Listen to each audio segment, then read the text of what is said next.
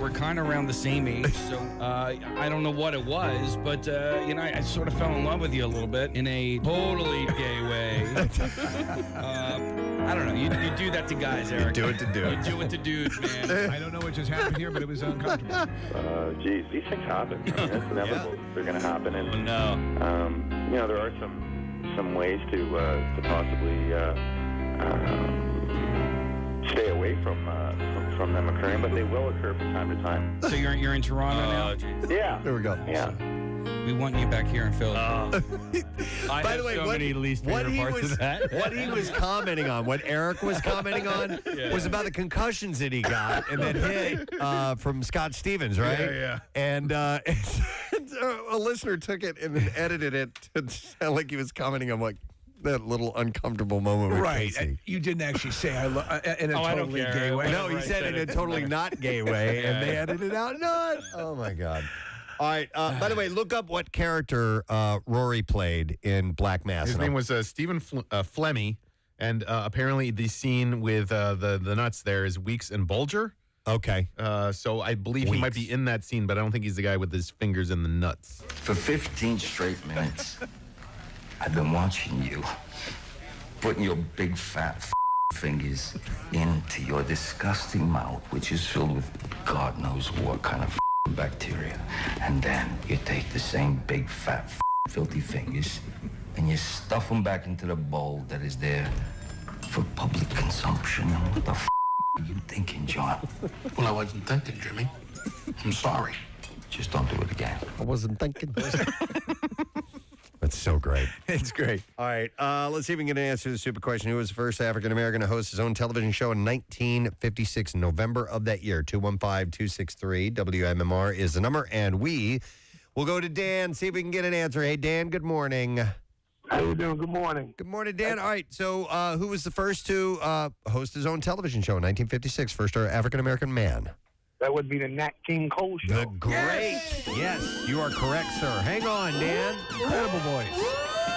We just got you a 4-pack of tickets for the Progressive Insurance Atlantic City Boat Show, Wednesday through Sunday at the Atlantic City Convention Center. You can get your tickets today at acboatshow.com. Preston, can I correct my stoner movies? I had a stoner movie mix-up. I said the Roy Crocker, or whatever his name is, said the dollar bill line. That was from Half Baked, and that was Jon Stewart.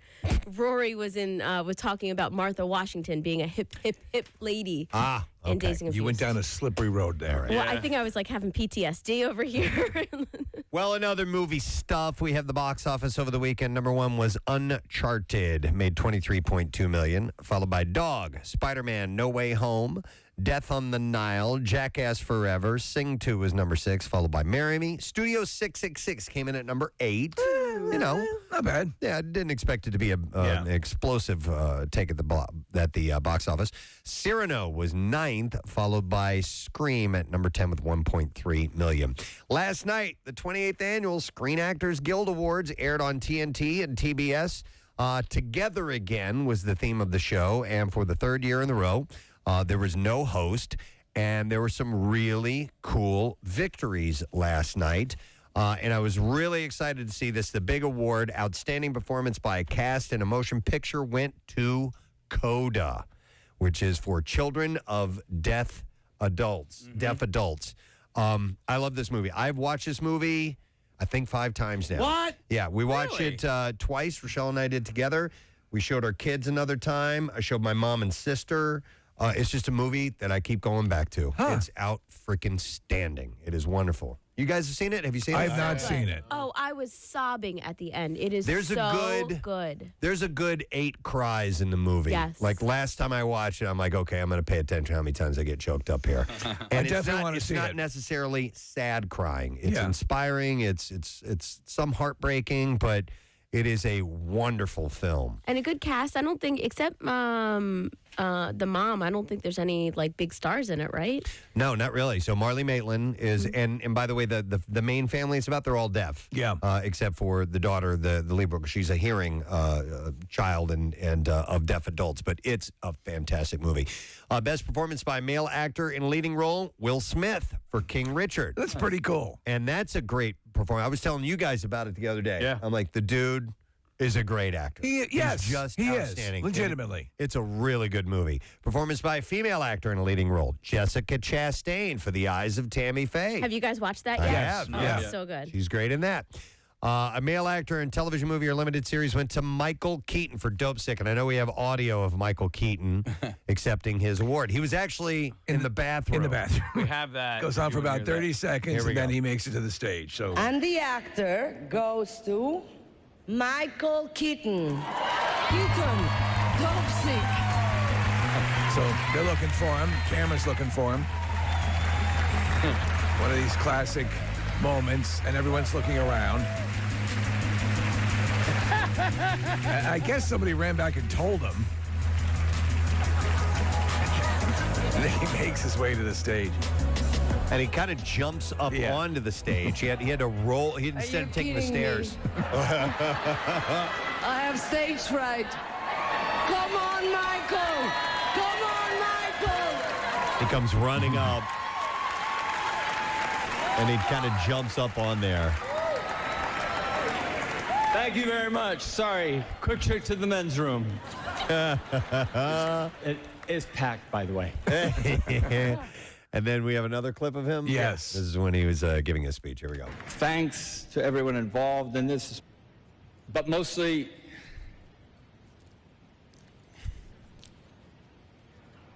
given the subject matter,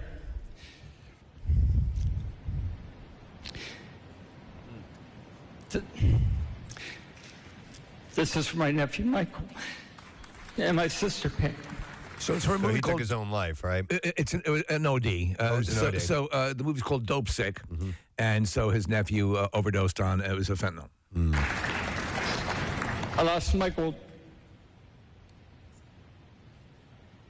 I lost my nephew Michael to drugs, and it hurts. This is for my sister Pam. Thanks. Oh my God! Wow. Yeah. That just wrecks you. So, well, he won the award. He was able to dedicate it. So that's a wonderful thing. Also winning for female actor in a television movie or limited series was Kate Winslet from Mare of Easttown. Hey! Listen, she's cleaning up with that role. She deserves it, man. It was phenomenal. Yeah. Ensemble in a drama series went to Succession. Dude. Have you watched any of those yet? No. Oh, man. You love it? It's totally worth it. Yeah, Okay. it's worth the journey. Female actor in a drama series went to Jung Hyo-yeon for Squid Game. There were two big ones. Male actor in a drama series went to Lee Jong-jae. It's pretty wild. For Squid Game as well. Like How I about thought that? Squid Game was solid. Yeah. I wasn't blown away by the performances, but good for them. Yeah, people loved it. Yeah. Ensemble in a comedy series went to Ted Lasso, so everybody on that cast won. Female actor in a comedy series went to Gene Smart for Hacks. Amazing. Yep.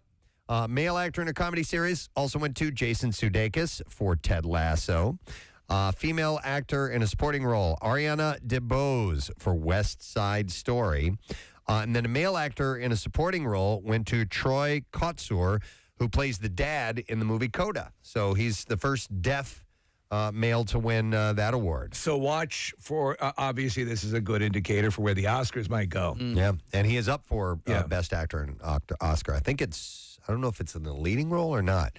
And then they do stunt awards, which is cool. Stunt ensemble in a motion picture went to No Time to Die, and stunt ensemble in a television series went to Squid Game. And then they did a Lifetime Achievement Award, and that went to Helen Mirren. So, Did you watch it when it aired? I just watched clips. I didn't even know it was on. And I've totally forgot. And we're in the union. It's our union. Man, we I suck. know. And but I tell you what, I did the clips that I did see of it. It looked pretty cool. Yeah. It looked like they were having a good time. And it was moving, apparently. Yeah, Like they so- didn't dawdle. So there's a guy that we know, and I don't know if you guys remember him. His name's Brian Cavalucci. He works for Subaru. Brian's a great guy, and whenever we do the live broadcast over at Subaru, he comes over and says hello. And he was there last night. I don't know how he got a ticket, but he posted a photo up on his Instagram of him and Will Smith. Wow. I was like, Nice. dude, this is pretty badass. So congrats, Brian, and it's a really cool thing. By the Yeah. way, eventually, I know. can we get him on the freaking show? Well, I almost messaged him last night. I was like, hey, put in a good word for Yeah. the Preston and Steve show, but I wanted him to live in his own moment. Let's say this to Will Smith. You ever want to work with Zack Snyder? Right. We know him. Well, he had another win this weekend as well. The 53rd NAACP Image Award winners were announced during the television portion televised portion of the event on Saturday. Entertainer of the Year went to Jennifer Hudson. Outstanding Motion Picture was The Harder They Fall. Outstanding Actor in a Motion Picture went to Will Smith for King Richard. Outstanding Actress in a Motion Picture went to Jennifer Hudson for Respect. Outstanding Comedy Series was Insecure. Outstanding Actor in a Comedy Series was Anthony Anderson for Blackish. Outstanding Actress in a Comedy Series was Issa Rae for Insecure. Actress in a Drama Series went to Angela Bassett for 911. And Outstanding Actor in a Drama Series went to Sterling K. Brown for This Is Us. The award season is underway, gang. Oh, yeah. Here we go. All right, last week, Amanda Bynes filed court documents to end her 9-year conservatorship, a move that Page Six reports is supported by her parents. Bynes was placed under a conservatorship by her mother, Lynn Bynes, in August 2013. At the time, the Amanda Show actress was placed on an involuntary psychiatric hold for allegedly starting a fire in an elderly woman's driveway. I remember that. In November 2014, Bynes tweeted that she had been diagnosed with bipolar disorder. She has maintained a positive relationship with her parents, and her lawyer said that she and her parents see the significant progress that she's made in managing her diagnosis. Her lawyer added that the conservatorship was only ever meant to be temporary. Isn't she getting married soon, too? You know what? I don't remember. Yeah, that was. I thought that was in the news that she had gotten engaged. And she has kind of like a quasi-rocker boyfriend and so on and so on. I think the more she stays away from entertainment, the better she's going to be. I agree, probably. So, during his 5th time hosting Saturday Night Live over the weekend, comedian John Mulaney dove straight into his personal life following a complicated year, as he called it. In December 2020, Mulaney said that he went to a friend's house for dinner. He said it was not a dinner. It was an intervention for me, my least favorite kind of intervention. He said, I knew right away it was an intervention. You know how bad a drug problem that you have to have if when you open a door and see people gathered, your first thought is, this is an intervention about my drug problem. There's no other reason that people would be behind a door. It was a great a monologue. When comedians host a show, like accomplished comedians, and they do a solid monologue. And they grab a microphone, they just do what they do. Because a lot of times what they'll do is they'll end up, someone who's not that accomplished, they'll do a song, they do some sort of quirky little number, but he just did what he does best, and it was hilarious. I thought the entire episode was great. I mean, John Mulaney episode's almost guaranteed, and I don't know if he takes a more active role in the writing. He's got to. But the skits are almost always on a higher level. The very first skit, Monkey Judge, when it comes out, I was like, this is going to be dumb, and I was like, oh my God, this is great. This is so good. Basically, Preston, the story in the skit is that a woman was attacked by a neighbor's monkey. She went over to visit. And so the lawyer says this the only way this could go bad is if we get this particular judge, and the judge is actually a monkey. Oh, God. And so it's hilarious. Mulaney was in rehab from December to February 2021, and he, quote, broke up with his drug dealers via text during this time. And he relayed that one of his drug dealers was a painter whom only got drugs from Mulaney because he was worried about him and wanted to prevent him from getting something worse off of the street. And he said, I like that story because there are many tales of drug dealers who have turned innocent people into drug addicts. I might be the first drug addict to turn an innocent man into a drug dealer. Of his 12-week-old son, Malcolm, whom he shares with Olivia Munn, Mulaney said, his legs are like little calzones. I want to eat them. He said life is a lot better and happier now. Speaking of SNL, they skipped the cold open this weekend, and they began the show with an emotional tribute to Ukraine instead. Kate McKinnon and Cicely Strong introduced the Ukrainian chorus Dumka of New York, who performed Prayer for Ukraine. We have a little audio if you want to hear. Sure, yeah. Hang on. There it is. Sorry. All right. Ladies and gentlemen, the Ukrainian chorus Dumka of New York.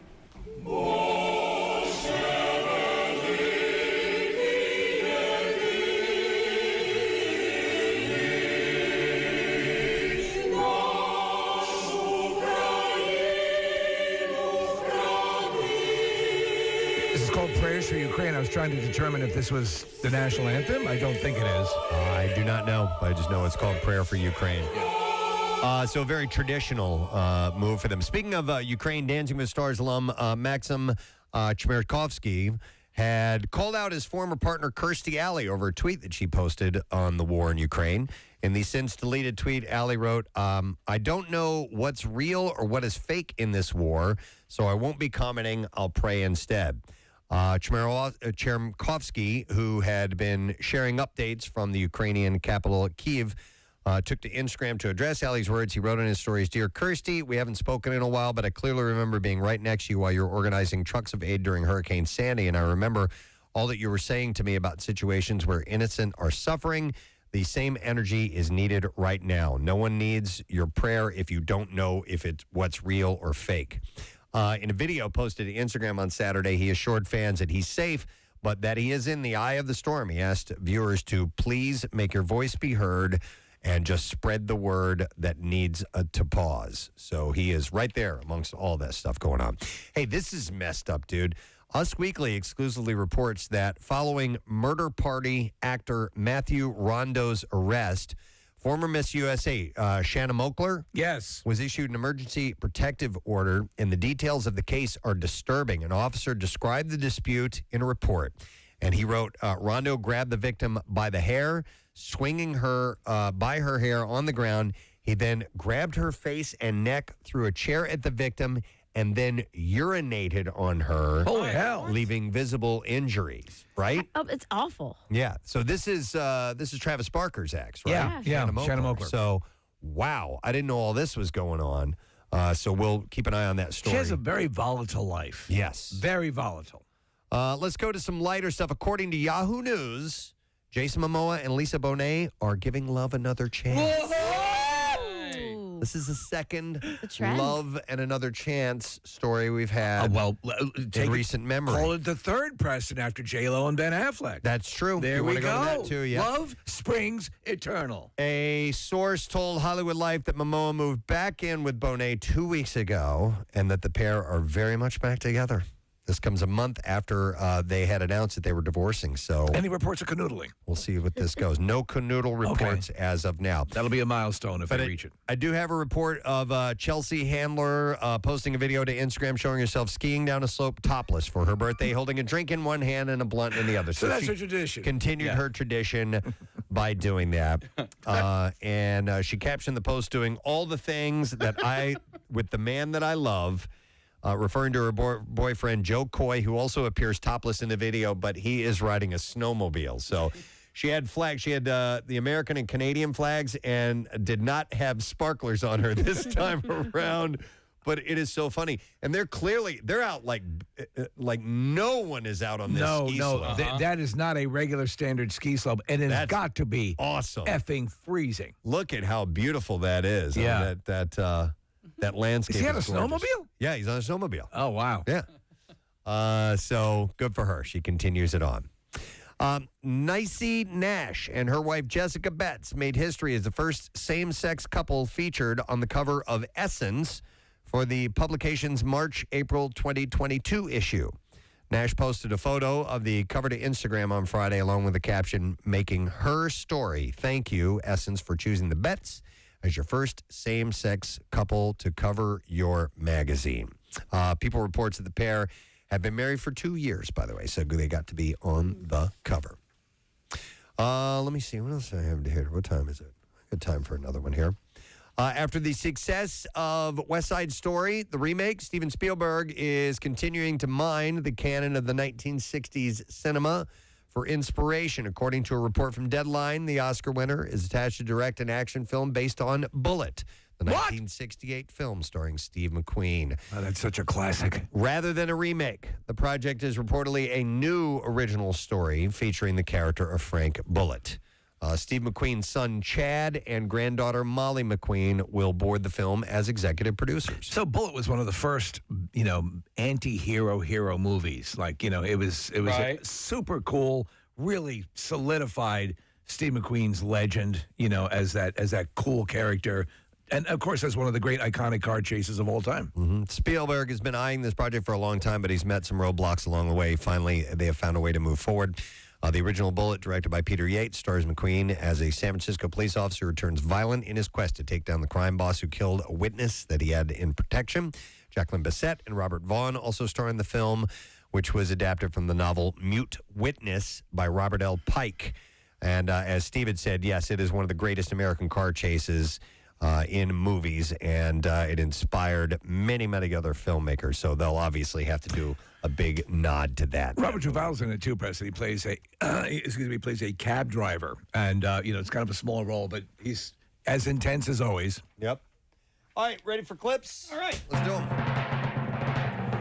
The drama series Viking Valhalla chronicles the beginning of the end of the Viking Age, marked by the Battle of Stamford Bridge in 1066. Here, actress Caroline Henderson defends her survival skills of the time. I think I would have survived as well because, that period in history, I would have been able to choose my own destiny, more or less, So I think I would survive as well. I mean, I would have, fought my way through. Shut the up! Viking Valhalla can be Oh, by the way, they had streamed on Netflix. Mark Summers was portrayed by one of the cast members on SNL over the weekend. No way. Yes, yeah. Really? They did a double dare thing? They talked about the history of slime and the different consistencies of slime. You can't do that on television. Right. And so they had a Mark Summers character. Well, that's awesome. Yeah. Next clip. In Studio 666, Foo Fighters move into a haunted mansion to record their 10th album. Once in the house, Dave finds himself fighting with supernatural forces that threaten both the completion of the album, and the lives of the band. In this clip, Dave Grohl talks about the fun that he had filming with his bandmates. I loved the idea that a singer would be so possessed that he would kill and eat his band over creative differences. It was fun to come up with all of these wonderful, creative, hilarious ways to kill the band. Studio 66 is in theaters now. I'm going to see it. I definitely want to see it. Yeah. I heard there's a good Pearl Jam gag in it. I haven't seen it yet, but apparently they do like the Pearl Jam high five quite a bit, from the cover of 10. Oh, no way. And so Eddie saw it and he thought it was hilarious, but I haven't seen it yet. I really want to check it out. That's great. Excellent. All right, there you go. Your entertainment report for today. Let's take a break. Come back in a second. Joining us on the program later on, Sam the Cooking Guy, YouTube star, and he was. Listen, yes, heading off to college, there are some warnings that definitely need to be given, and part of that is a huge part would be, obviously, if you're going to have sex, it's got to be safe sex, because that's where you can really have some serious problems. Have it on top of a safe. Yeah, on top of a safe sex. Make sure that you do that. It's the best. No, I know what you're saying. You're exactly right. I think that you don't want to put you want to put caution, not abject terror. Fear, yeah. I mean, because you're just going to... Do you want them going through life scared? No. You want them to find a mate to spend the rest of their lives with. Right. Let me go to... Hang on. Josh wants to comment. Hey, Josh, how you doing, man? Hey, Gadzooks, guys. Gadzooks, buddy. What's up? So, growing up, I'm only 25. I'm not old yet. But back in high school, I... wasn't a serial dater, but for some reason I always used to get those strict Italian dads. Okay. And the one thing that always softened them up, they're the guys that look you dead in the eye and goes, you're dating my oldest daughter, and all you have to do is look them back square in the eye and don't back down. And they soften up right away. So it's a test almost. I want you to know you're dating my oldest daughter. And I want you to know it's all finger stuff right now. I respect that. You have finally have the balls to tell me what I always know is happening. They appreciate the honesty, right? In fact, I call her the bowling ball. Dear God. No, that's you are a man's man who can admit to that. I want, if you can, to tell me the various things you achieve along the way. Yeah. Like a video game. Yeah. I bring this story up for one reason only. It involves Roger Ailes. Which is my favorite. I want to fart in your mouth. Oh, my God. If you have not seen the most recent Daily Rush videos with Roger Ailes' voice, I've watched it like 15 times. He's so jowly and so disgusting. CNN journalist and weekend co-anchor Allison Camerota said Sunday that former Fox News Channel chairman and CEO Roger Ailes, who resigned last summer from the network, he founded 2 decades ago because of sexual harassment allegations, sexually harassed her too. In an interview on CNN's Reliable Sources, Camerota, who worked at Fox for more than 10 years, described what happened when she first began there. She said, when I was first starting out at Fox, and my big gulp cup, and I was single. And I remember Roger being in his office, and I was saying that I wanted more opportunity. He said, well, I would have to work with you. I'm going to give you an opportunity to fart in my mouth. That's your first opportunity. Are you gassy? Yeah. She said, Smells like hickory.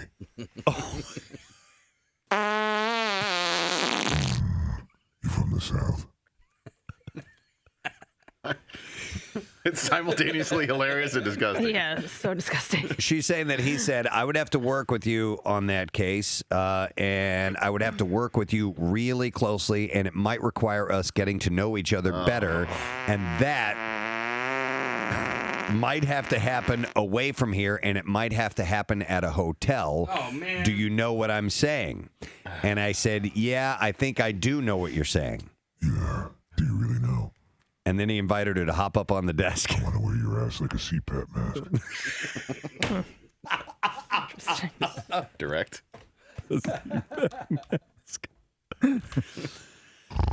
Camera. That's just how he breathes. Yeah, her cheeks are like caving in as he's inhaling. Is it too hard?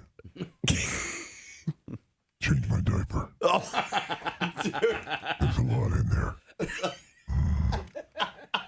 You know, the beginning of the season when you get that soil delivered to your home. It's like mulch. Is that what it smells like? It's like mulch. It's like a pile of mulch. There's a prize in there for you. Oh, God. A contract to do weekends here. I'm going to lead the introduction with our next guest with a quote from Rocky Balboa. Man, you look good for an older guy. Ladies and gentlemen, Carl Weathers. Oh, my God. Preston. Yes, sir. Thank you for that, I think, kind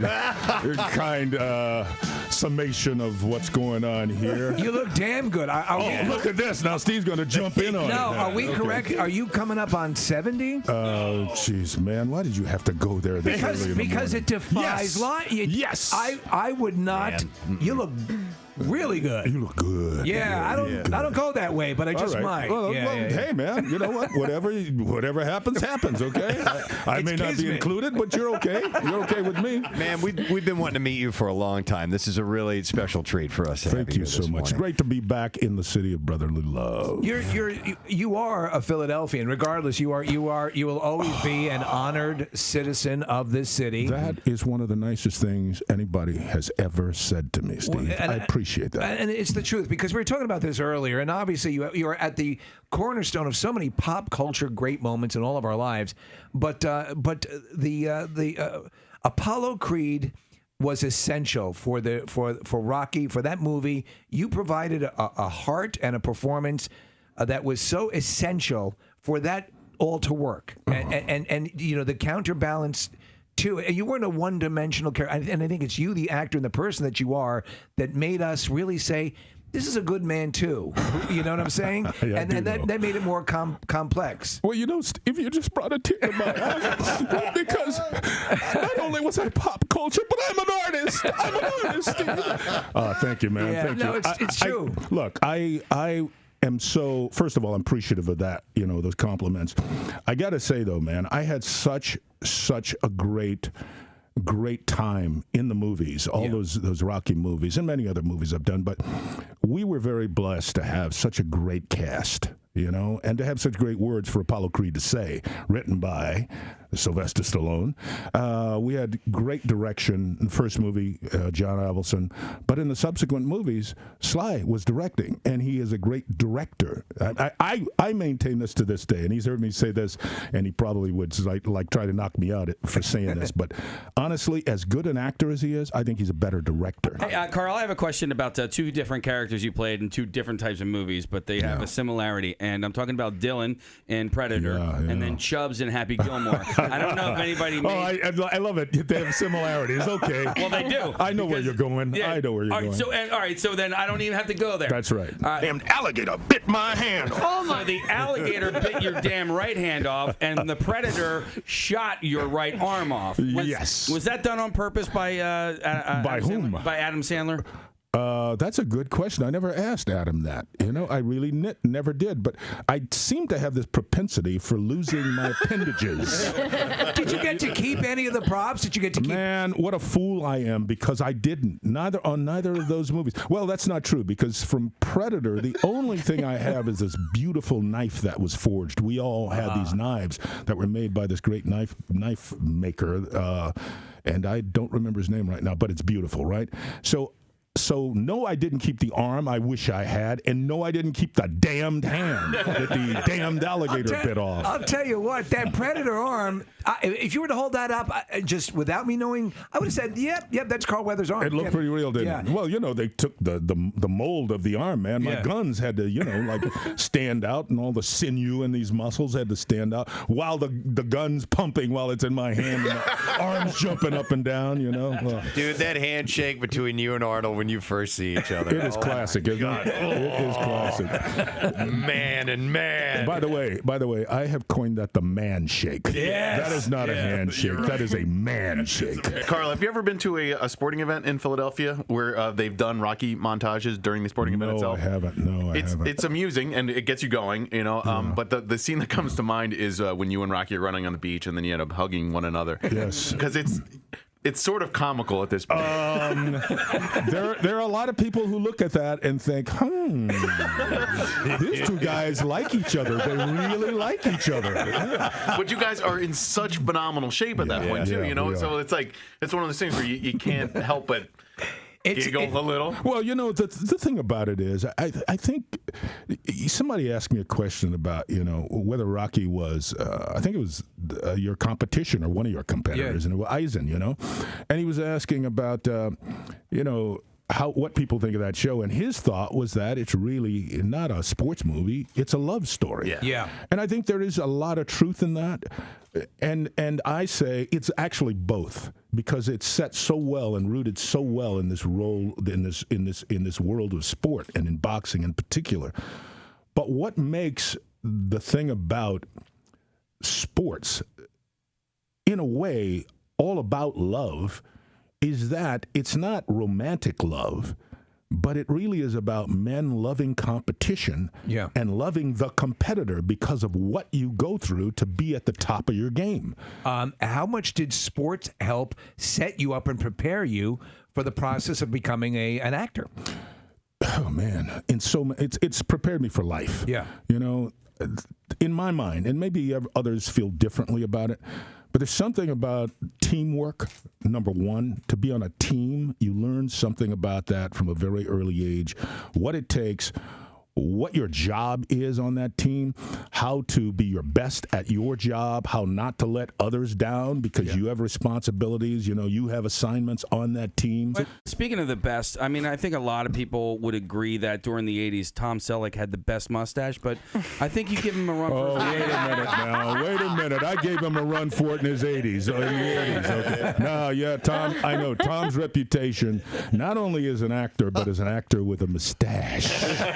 Yes, it sets him apart. I got to give him props for it because that's a bush, man. That's a bush. Okay? Yours is the most rocking.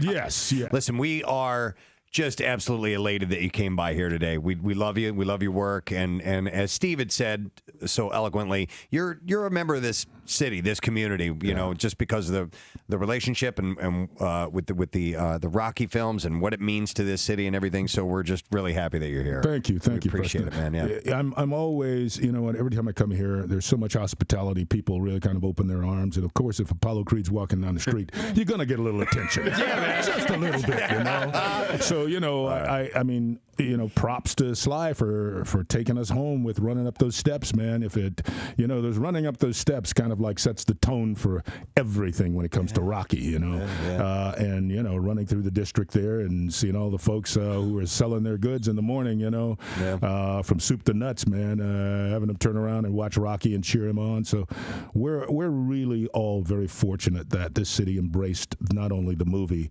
but embraced the concept of the winner, you know, and a guy from, kind of underdog who makes it, man. And for all of us, anybody who's ever been or felt like an underdog, Rocky is kind of our anthem. Yes, so absolutely. we thank you here in Philadelphia. Chicago Justice Sunday, NBC 10, 9 notice things, so you don't have to. That's right. The noticer spent an entire weekend noticing. Oh, the noticing he has done. I noticed so much it hurt. Across an empty field, down an empty alleyway, his head darting back and forth on a swivel. He is the noticer. All right. And we're not going to make him wear his mask. Not today, no. I'm going to start with this. A Britain-based, plant-based pet food company called Omni is offering to pay a dog owner more than $6,000 to switch their pet's diet for 2 months and then keep track of the smell of their dog's poop. Really? So, yes, you would have to. Part of the requirement is that you have to lean down, take a sniff or two, and then give your comments on what it smells like. So when your dogs go in the backyard and you go out and pick it up and squish it between your fingers, do you take a sniff while you're doing that? I do not. Okay, yeah. No. To me, that's disgusting. It is horribly disgusting, but they're going to give you more than $6,000. I'll tell you what, though. I think you'll notice this. Sometimes, depending on what they eat, you'll be surprised at how potent, even outside, a dog dump can be. Yes, most definitely. And I'm sure they want you to comment on the consistency of it as well. The taste. So they are. How does that? It's a little dude. One of the best in what was it? American Wedding. We know in one of the American Pie movies, and eventually they got that far. There's a scene, and by then you were like, "Look, I'm not even going to watch this movie." But there's a scene where Stifler is trying to. The dog eats the engagement ring, and he's got to follow it around and try and grab it because it was his fault that the dog ate the ring. And he uses this little piece of paper from like an appetizer or something like that, and he picks it up, and he doesn't want the mother-in-law to know that the dog, and he shoves it in his mouth, and it's hard to watch. While he's doing that, because you think he's eating dog crap. You remember Divine? Oh my God, Divine! Literally, the movie was Pink Flamingos. Yeah, Divine, the actress. There's a scene, and there's not a cut. There's not an edit. There's nothing. John Waters directed this movie. The dog takes a crap. Divine picks it up and eats it, and not only eats it, but has the look on her face of, oh, this is so delicious. And I mean, it's like, how can a human being don't know do that? Even just thinking of it, it makes me start to gag. Let me ask you guys a question. I mean, of edible food, is there an edible food out there that you absolutely, positively just are repulsed by the taste? Probably, but I can't think of one right now. None come to mind. Okay. Where I'm literally like, I'm going to throw up if I eat that. Nothing has come across my plate so far that does that. There's been some seafood that I've had before and gone, oh, that's gross. Because I'm wondering if with that, would you be able to, as far as acting is concerned, be able to take a bite and eat it and have a smile on your face and act like you love it? You got to realize Divine lived on the edge there. I know. Yeah. I don't know. Maybe not. If it was powerful enough, It depends on the role, I think. Yeah. If I'm playing Lincoln, perhaps. Is there something else we can talk about? Like the eating crap to start the work week? It is breakfast time for most people, so it is appropriate. The winning applicant of this will get $6,685 for reporting on their dog's frequency of bowel movements, poop odor, energy levels, behavior, sleep patterns, weight, and fur condition. You remember we had an intern years ago who had a dog and fed the dog a vegan diet, or what she perceived as a vegan diet. And and she was trying it as well, taking a dive into it. Her hair started to fall out. The dog was not. The dog's like, why am I alone? I have fangs. I have fangs. This is meant to kill other animals to eat, and you're feeding me vegetables. And the dog's like, hey, dude, my dogs love carrots. Yeah. Love That's them. fine, but they also like meat. Yeah, no, I'm just saying that they will eat, and a lot of dog food has vegetables in it. So I they will also eat sweet potatoes. They love sweet potatoes as well. It was wild to watch that. All right. So anyhow, if you're interested, they're offering over $6,000. You can get in touch with them. They are called Omni. I noticed this other thing, and apparently, I've heard this before, but this gives more details on why it is a medical myth that you should put hydrogen peroxide on a wound. That's always been a long-standing deal. You'd put it on, you'd see it start to bubble up. My understanding was it was helping kill an infection. Not necessarily. So emergency room physician, I mean, it does, but it may be causing damage too. So here's the deal. Would you be more correct applying dog poop to the wound? Let's give it a All try. right. Emergency room physician Dr. Michael Degnault, however you want to say his name, writes, unfortunately, this deeply held belief extends across multiple cultures and generations. The underlying inaccurate consensus seems to be that the level of fizz generated, that's what I always thought, equates to how well the wound is cleaned. I thought so too. Yeah. He notes that while hydrogen peroxide does not have it does have known antiseptic properties, it may do more harm than good when it comes to wound care. The issue is that while hydrogen peroxide can help clean, it doesn't know the difference between bacteria cells and your own cells that are helping to heal your wound. So instead of helping, you could actually be causing corrosive tissue damage by applying it to your wounds. Well, it needs to say that on the label. Impairing the healing process, and you could even be irreversibly worsening the scarring process.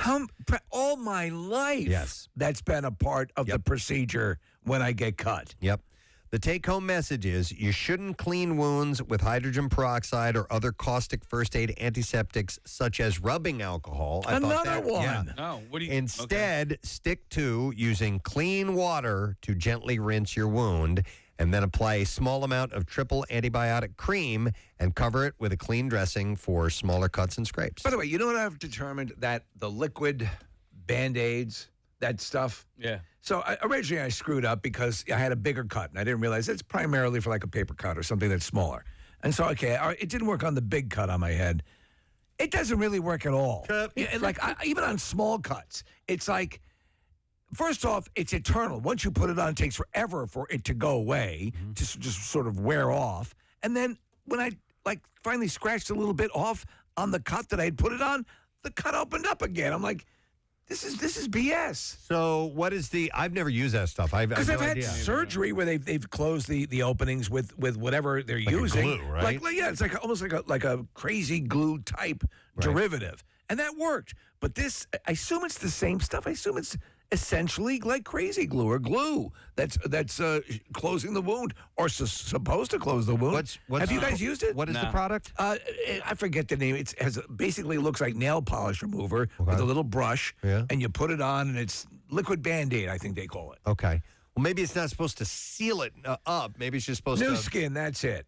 Liquid bandage, flexible seal for hard-to-cover places.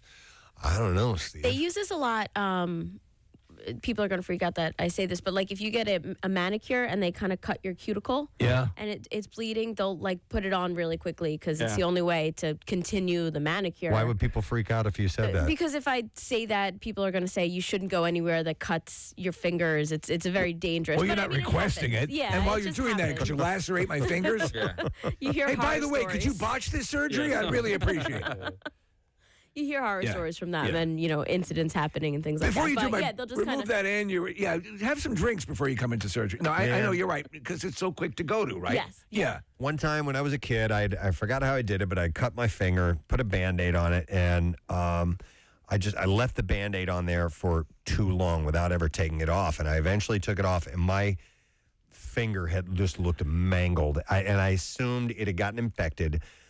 And I've talked about this before. My mom put some red stuff on there. What was it? Holy God, iodine? did that Iodine? hurt. It wasn't iodine. It was something else. It might have been mercurochrome. Mercurochrome, okay. Yes. Not Bactine.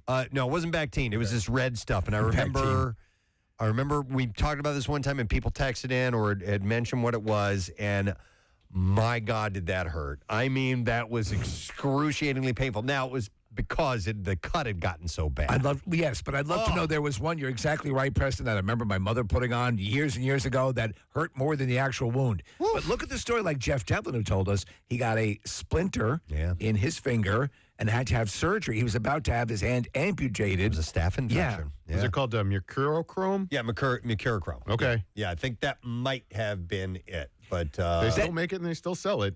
Yeah. It's a mind blower that hydrogen peroxide. I bet you people are reeling hearing this because that is a go-to. Well, I still do it. As a kid, if you cut yourself and your parents were trying to address the cut, if they brought out the alcohol, you'd bug out. But if they brought out the hydrogen peroxide, you're like, okay, that actually feels... It doesn't sting. Look, it's working. The fizz. Little did you know that you're actually shutting off your defense system. But you're right, man. Alcohol was instant pain. Yeah. Instant pain. And when we got splinters as a kid, I don't think we owned a pair of tweezers in my house. My mom would take out a pin. A needle. Same. Did she light it on fire?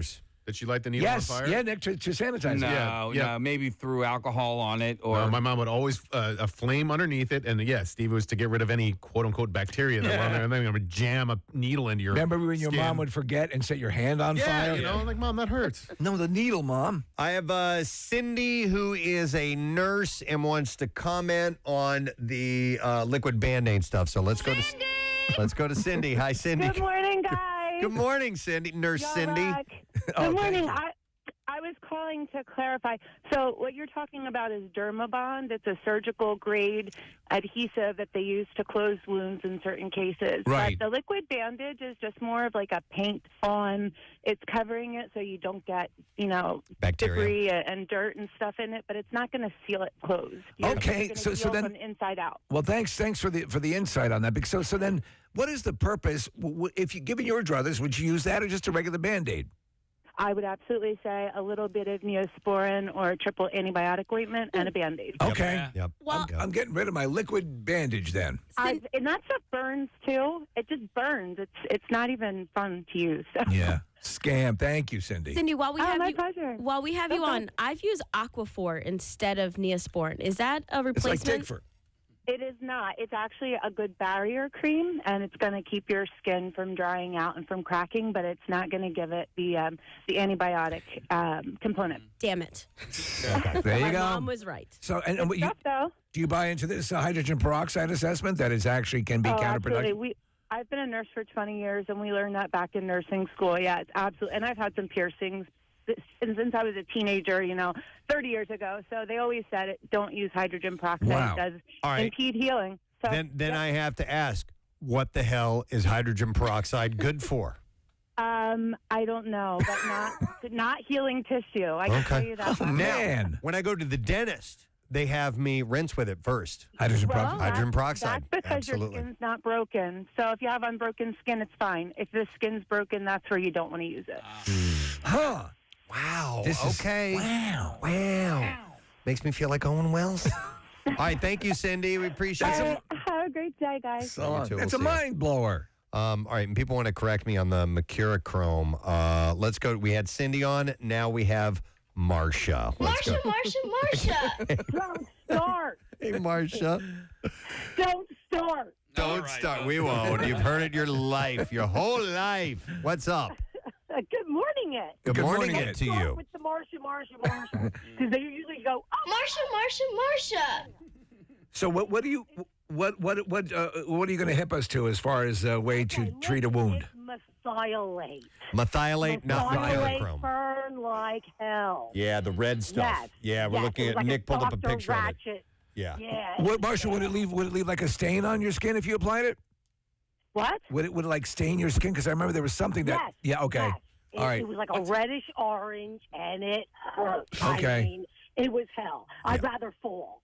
Yeah. It was Okay. bad. So you would rather fall. Yeah, it was bad. It was really bad. All right, Marcia, thank you. I love you guys. I love you too. Marsha. Hi, Mike. Marcia was feisty this morning. She's going to come looking for your case. By the way, due to its mercury content, mercurochrome and the one that she described are no longer sold in Switzerland, Brazil, U.S., and a few other countries. So Mercury? Yeah, there's mercury in that stuff. And drink mercury. That'll help you. That'll fix it. Yeah. Wow. Okay. Well, anyhow, listen, you have been told yet again, and it won't matter. This will go on forever. People are going to keep on putting hydrogen peroxide in their wounds. Don't use the liquid bandage because it's not a replacement for a Band-Aid, we found out, and hydrogen peroxide is a scam. All right, here's another story that I noticed over the week, and I had to share this. I think this is out of San Francisco because it mentions the Bay Area, but there are a few bays. So the Millennium Tower, is that in San Francisco? Can you look that up for me? Francisco, that's fun to say. Is that the pointed building in San Francisco? I don't think so. That was I forgot that. Is it the Arc de Triomphe? No, the pointed one. That was like the Allstate building or something like that? It was a different Transamerica. Transamerica. And this one is in San Francisco at the Millennium Tower, yeah. But this is different. So the Millennium Tower is not only sinking, but it's also tilting. Have you seen pictures of it? You can actually see a percentage of tilt to the building. So the sliding triggering, it's also sliding, triggering a problem with one of its key systems. And the engineer responsible for the ongoing retrofit of the troubled tower, Ron Hamburger, acknowledged last year what he called horizontal movement of the 10-foot thick foundation mat. It's just on the mat, huh? Yeah. In one analysis, engineers estimate that the building had moved as much as a half an inch, but Hamburger said in response to questions this week that the tower base has moved a full inch since construction. So they had a picture of it, and I don't know if they were effing with the picture to make it look like it was more, but in the photograph I saw, you could see an actual tilt to it. So maybe they were showing the eventual... What's happening? Sorry. Marissa's watching a movie. Sorry, I'm trying to clip up, and the computer wasn't muted. Okay. All right. My apologies. That's okay. So that movement, apparently, Ron Hamburger acknowledged to city officials in August, is creating a widening gap between the 58-story high-rise and the mid-rise building adjacent to it. Wow. Which houses a 5-floor underground parking garage that serves the tower. Now, Dave Hot Dog is the guy who created that one. And he says that they don't have anything to do with it. But Hamburger says that he doesn't think that the gap will get worse during the ongoing work to stop the building from sinking. Once the work is completed, he said settlement will stop at the northeast corner and the fix should offset some of the tilt. But imagine that, like a 50-plus story building it's almost 60 stories, starting to sag and tilt a little bit. Gee, so I always think of that scene in Cloverfield where the one building has fallen onto the other. Do you think structurally most buildings, if tipped over like that, you remember that? Would be able to hold, yeah. Would be able to they hold jump intact from one building to the other. next. Yeah. I mean, structurally, does that even seem feasible? I don't know, I don't know, man. There was a missile strike in one of the buildings in Ukraine over the weekend, and it took out a chunk of the building, and the rest of the building stayed standing. And I was like, how can a missile go through a chunk of a building and the rest of the building stay up? And it just, I don't know. So, Steve, sometimes you see them lean a little bit, you're like, that one's going down. And sometimes you're like, well, I guess they're constructed for this. Who knows? And then you had the World Trade Center when that went down. That just all the heat had heated up that core, down. all that jet fuel, and caused it to collapse directly straight down. It's crazy.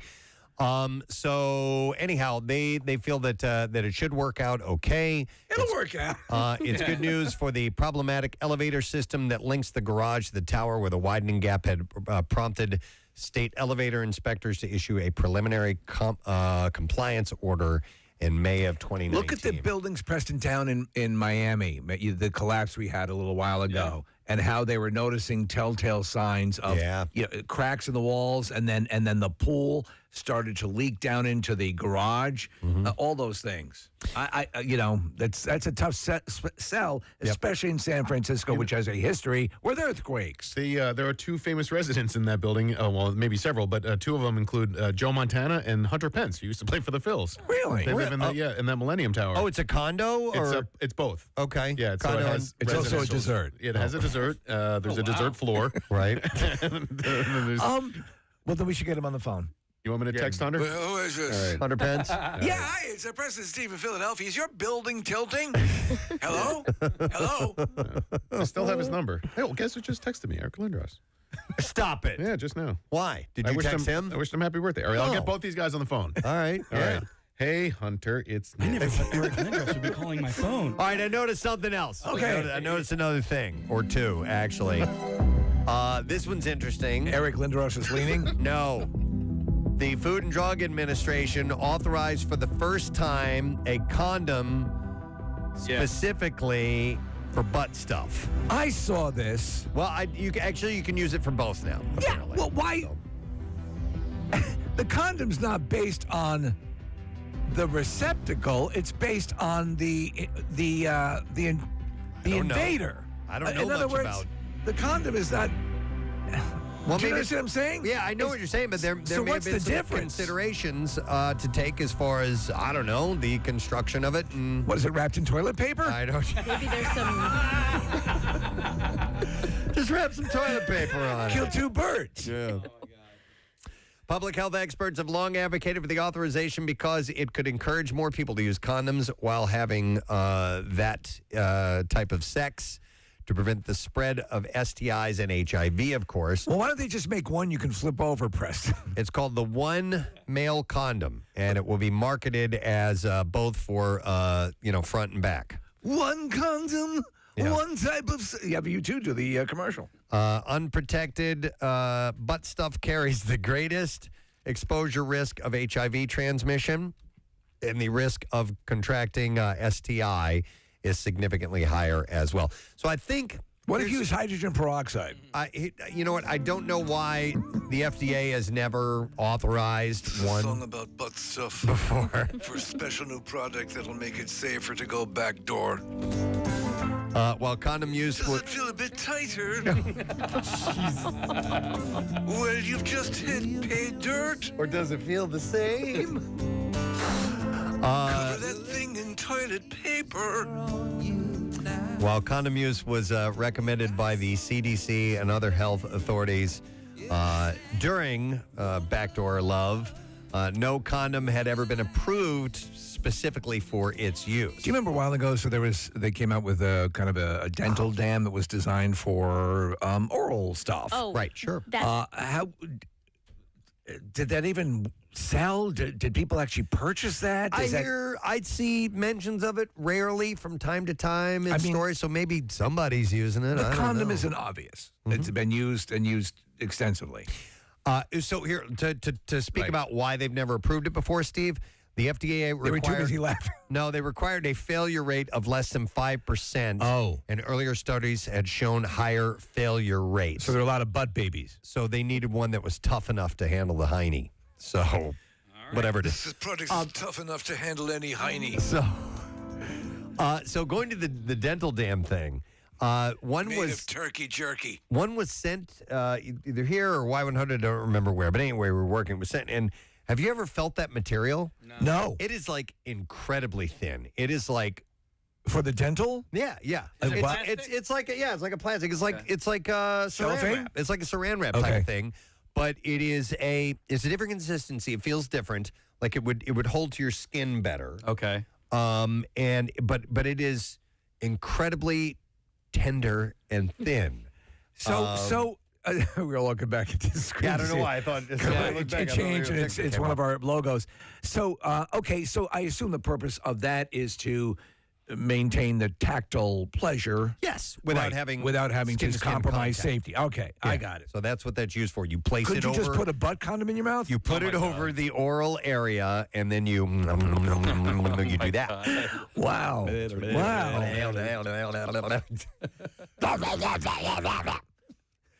That is not a dental dam. The picture that we're looking No, at right now. that is the most disgusting thing I've ever That's the thing seen. they use at the dentist. I when I got my root canal recently, they used one of those things. It's some giant mouth condom thing. What's a female condom? Like, do they work? I mean, I've seen them advertised. Yeah, I remember- Usually bend my face. Remember that a long time ago? They were marketing the female condom, and then it just kind of you stopped hearing about Was it it- they're because like- it was stupid. They're like the Shove length. some toilet paper in there. I don't know. I think a lot of this, to me, falls into the level now that we recently learned that if hydrogen peroxide is ineffective, I think a lot of these things are just grasping for butt plugs or grasping for straws, as they say. Because does that even occur to anybody? I don't know. What, a female condom or a dental dam? The butt. I don't where we know. started with. I remember learning about the dental dam in like health class in Right. grade school or middle school. Like you were supposed to use these, and maybe if somebody has an STD, this is a way to not spread it. No, So that if makes somebody sense. has It does make something down sense there. on that level. So whereas you can have like the IUD, is there an equivalent for the backside? IUD. That's to keep you from getting pregnant. Right. Yeah. So I'm saying, in other words, if you're trying to protect invasive fluid and Well, there's only so far I can go in this conversation without. No, you need full on. You got to wrap that rascal if you're going back there. That's all there is to it. You just don't even do that type of dirty sex. No contact. It's wrong unless you're wearing the new super duper butt condom. That's what it's called? It's a winner. The super duper butt condom. Super duper butt. The SDBC. That's what it is. Isn't that right, Edge? He can tell you all about it. The SDBC. Wholly endorsed by the band U2. And Terry Bradshaw. Of all people. All right, let me go to another story that I noticed to pass along to you before we have to take a break here in a moment.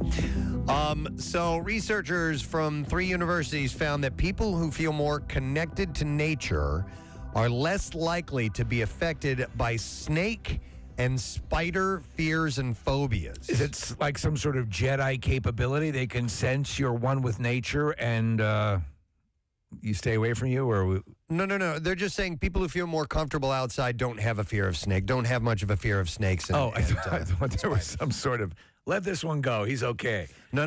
They found that people who feel more connected to nature are less likely to be affected by snake and spider fears or phobias. So if chances are you'll spend more time outside or you'll feel more comfortable outdoors if you don't have that big of a fear of snakes and spiders. So I hike all the time, and to me that I don't. However, in certain areas of the world, say if I was in the outback, I might be a little more terrified of what's out there. Okay. I hate spiders. I can't stand them.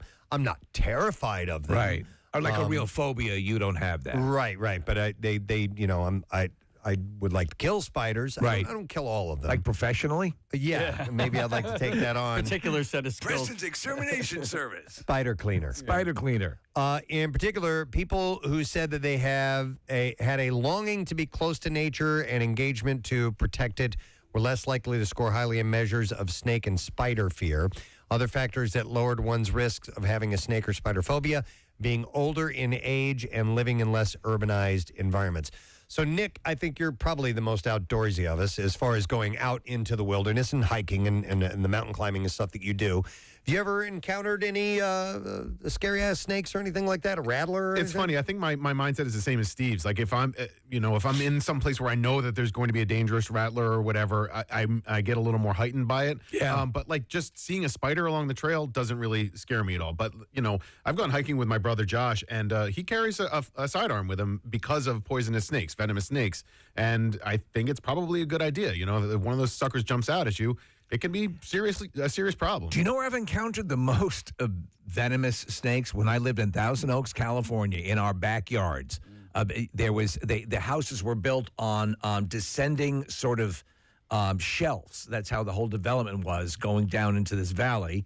And so the drainage systems and all, the snakes would go and lay on the concrete in the shade. Yeah. And you'd hear like there'd be a certain time of day where you'd hear the rattles. Yeah. I'm like, when I hiked in Hawk Mountain last, I think it was last August. There was when you get to like the Pinnacle area, there it's just beautiful overlooks and with giant boulders and stuff. But there were apparently rattlesnakes up there. Yeah. Did you hear them? Yeah. No. But the people that were up there, they told me that they were there earlier. They go sunning on those rocks, and so it's a warm spot for those cold-blooded animals, and they come out. So yeah, you have to be careful in places like that of rattler snakes. Lived in South Carolina for a few years when I was a kid, and we spent a lot of time in the woods, and that place was loaded with venomous snakes. You had water moccasins.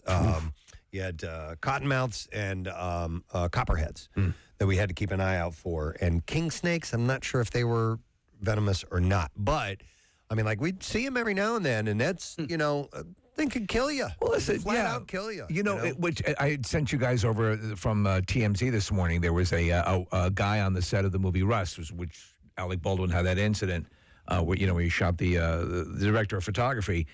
And this person, they later realized, had been bitten by a brown recluse. In Preston, we've always heard stories about how that can really get into a bad situation. This guy had, like, the muscle in his arm was exposed. The skin had rotted away so aggressively. Nasty. And they said it was a brown recluse that infected him. My buddy Charlie got really, really sick from one time. We both worked in radio together, and I remember we were working different stations but on the same day, and I walked by the studio, and he was behind the glass, and he just sit there. He was like Really? shivering and sweating. I'm like, dude, what is wrong with you? He ended up in the hospital for a week. He had got bitten in the leg, and it had started to necrotize. There was like a hole. So in that's his what leg. I mean, you can go on TMZ and see it. Nick, you almost vomited when I showed you. It's gross. It's unbelievable. But these are common. Like you can find these in a garage and in this area, right? I mean, they're fairly common. Yes. I don't know. You know what we've talked about this before. That what is it? The coral snake, and I can never remember which one is safe and which one's not. And there's a rhyme that goes. It's like if red touches yellow, kills a fellow, and Red yellow on touches black. red. I'm all right, Jack. Right said Fred. I have no idea. Right, and you're trying to remember that rhyme as it's biting like, you. oh, and you're yes! Yeah. Either way, if I see a red and yellow snake, I'm not going to go near it. Don't go near it. Yeah. Red snake butt condom. Stay away from it if you would, please. Red touch yellow, kill a fellow. Red touch black, good for Jack. There you go. Okay. So if you and just in general, if you want to sound like an imbecile, repeat that. That's all he could say. Red purple fart glass people. Clearly, this man has been bitten.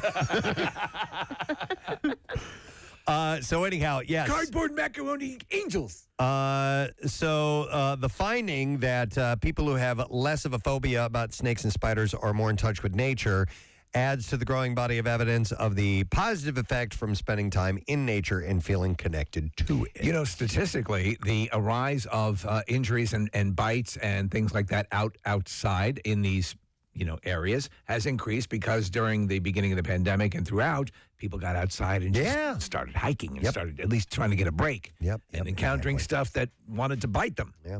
All right. That's all I have time to notice. I actually have a nature follow-up story that we'll probably get to in the bizarre file in a little bit. But I'm done noticing. There we go. You can't make me notice. Completed noticing. Anymore. No more. So stop using hydrogen peroxide and start using butt condoms. That's what you need to do. Nick, you wanted to add something? We're going to chat with Eric Lindros in a little bit. Shut up. It's his birthday today. Call our phone. He's going to call our phone. When are we going to talk to him? After the B file. All right. There we go. Excellent. All right. Well, we will do that. All right. We're going to take a break. We'll come back in a second. Surprise guest. Along with Eric Lindros, we're going to have Sam the cooking guy. He's coming on around 9. Stay with us. We'll be back in a little bit. After Netflix reportedly failed to meet the criminal's financial demands. What? It is unclear how much the hacker demanded. The first 10 episodes of the season were shared shortly before 6 a.m. on Saturday, leaked in 10 different files. They totaled about 11.46 gigabytes. The hacker, who goes by the handle of the Dark Overlord... Ma! I'm trying to do something! Kicked off the leak when you're done, Dark Overlord, take the garbage out. By publishing the premiere episode for the forthcoming Orange is the New Black season Friday to the Pirate Bay. This is my son, the Dark Overlord. The streaming giant has set June 9th as release for Orange is the New Black. No word on whether Netflix will move that date up. In a statement, Netflix said, "We are aware of the situation. A production vendor used by several major TV studios has had its security compromised, and the appropriate law enforcement authorities are involved." You know, I was trying to think about this, and Netflix didn't buckle to the demand. I don't know how much impact this has because Zero because it's $9 a month. You for already Netflix. You already have it. More than likely. So, and you're not going to watch it any quicker or any sooner than you would normally. So I wonder where the damage is really. Maybe in some people who aren't already subscribing, getting it, but it is what it is. I guess piracy still remains to be a really big problem. For me, it holds no fascination. I'd rather just fork over the however many dollars it is to watch the actual official version of something, and I can wait until Friday. Yeah. I don't need to see it on Monday before it comes out. What are you going to do? Watch 9 episodes? Yeah. Well, the hacker isn't stopping with that show. The cybercriminal claimed via Twitter to have unreleased shows from ABC, Fox, National Geographic, and IFC as well. Okay, Wow, again, yeah. tell me of Game of Thrones and maybe I'll listen. Right. This is the Dark Overlord. I have your Capuchin Monkey special, and I will upload it if my demands are met. That's from National Geographic. Your special concerning the Watusi women of Puka Buka will be released to the world. If you do not yield to my demands, I'm the Dark Overlord. Capuchin Monkey. I mean, what are you? I know. There's the extortion there. In a message posted Saturday, the Dark Overlord wrote, This is the Dark Overlord, your 1 hour special concerning FIFO, the zebra who can tap dance. Will be released to the world. The Dark Overlord wrote on Saturday, it didn't have to be this way, Netflix. You could have avoided it. You're going to lose a lot more money in all of this than what our modest offer was. We're quite ashamed to breathe the same air as you.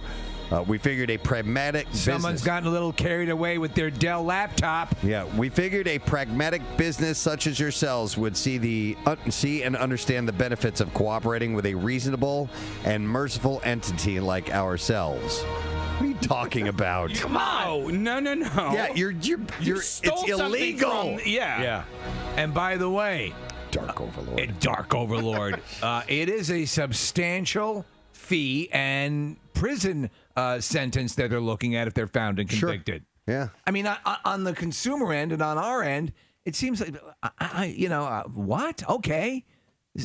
I agree with you, Nick. I mean, you already have Netflix. Chances are you already have it anyway. Netflix encourages you to share your passwords, for Christ's sake. Hey, and also, if you don't have Netflix, then you haven't seen the previous seasons of Orange is the New Black. So if you're going to release the 4th season, can you release the first 3 seasons as well? Damn good point. I got to get caught up on this. Dear Netflix, we are committed to releasing the 3rd episode of Lemony Snicket. If our demands are not met, and this is a good one, too. Oh, man, I hope the Dark Overlord lives here and is listening to us right now. That would be awesome. Dark Overlord. All right, anyway. You're such a dork. You dork. Try to extort Netflix! She's just in for a visit to say hello, and you know her from The Office and her many visits to Philadelphia. She's a Philly gal. Please welcome Kate Flannery. Hi, you act like I was back by the dumpster and somebody noticed me and dragged me in. Hey, what's up, everybody? Is that Kate Flannery out by the dumpster? Have her come in. So what are you up to now? Because I see you on a lot of, obviously you have the live performances. Yeah, Jane and I are still performing regular. I'm still doing the lampshades. Okay. You know, I don't know.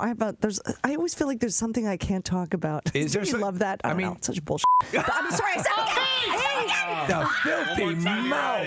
Guys. Kate Flannery. How much Rolling Rock have you had this morning? If you went to O'Hara, you wouldn't have. Oh my God. Well, at Archbishop Carroll, we didn't drink. No. Exceptionally good human beings. I also do another show called Talk Show, the Game Show. Yes. That's I saw that coming listed. up soon. Yeah. So what is that? I think it starts this month. No, but what is it? It's a talk show and a game show, but so they make the celebrities compete against each other with questions after their interview segment. Huh. And no more stand-up in stilettos? That's done. Yeah, that's done. Yeah. But Wanda Sykes is the producer of Talk Show, the Game Show. That's very cool. Yeah. She was actually there on site. I was like, "What are you doing here?" She's local. I know we talked about media. Yeah, and she's never been on the show. She's never been on our show. Yeah, she lives in media. Let her know. Watch your mouth, you. That fucking. No, I'm sorry. You're getting so worse. I know. I'm so sorry, you guys. I will tell you Are this. there children It's listening? gotten worse. She just dropped the F-bomb. What's wrong with you today? You tell me not to do something. The more my unconscious is just like, oh my God. Let's put it this way: we had Andrew Dice Clay in here and never had to do the dumb button once. I need some straps on my chair, like on the pyramid. Kate Flannery, crap. 3 times. Nick is like, you're never coming back. He's shaking his head. It's like, this is it. Oh, we need a taser. Because that'll calm me down. We have to keep you here for a little while because there's some curses you haven't said yet. What are the 7 that you can't say I'm here? You know what? That list, by the way, that classic list, Yes. as legend has it, we've said it before, did not exist before Carlin created Are you kidding that me? list. There was the FCC had no set list of words, but once Carlin created that list, the FCC said, "Yeah, that sounds good. Yeah. Let's go with that." That's amazing. All right, so when you're not on the air, Yes. you curse like a sailor? And how Well, does that go I didn't think so over? until I got here. Okay. No one blinks an eye in Los Angeles, where everyone is drug-induced and on painkillers. I mean, once in a while, I don't know. No, I don't know. I'm so sorry. I think I have not had enough sleep this No, week. we have many dump buttons for just such. Now we're going to call it the Flannery switch. No. Mark it on the board right here. Oh my gosh! Hit the Flannery switch. Hit the Flannery switch. Oh no! I'm sorry, we had to Flannery out on that. Well, the owner of a sperm bank has been accused of secretly switching donor semen with his own in order to father 60 children. This has happened before. It has. Jan Karbat, who died at the age of 89 last month, has been accused by 23 families of using his own semen instead of the donors at a fertility clinic in Rotterdam. So what does he do? He puts the samples under cups and moves them around quickly on a table? He is also accused of tampering with the clinic's data and donor descriptions and allowing couples more than the allocated 6 children per donor. Bajorp Medical Center. Yes, Bajorp. Which closes in 2000. For all your family needs, think Bajorp. It closed in 2009 following reports of irregularities. I just love the word Bajorp. I do too. It's why. In fact, the dude put his own Bajorp in the cup. It's one of the reasons I put this early in the D file. Is Bajorp by any chance slang for semen? I don't know. It was one of Dude, that's too much Bajorp. One of Rotterdam's largest sperm banks in the 80s and 90s, Bajorp. Let me get a second cup.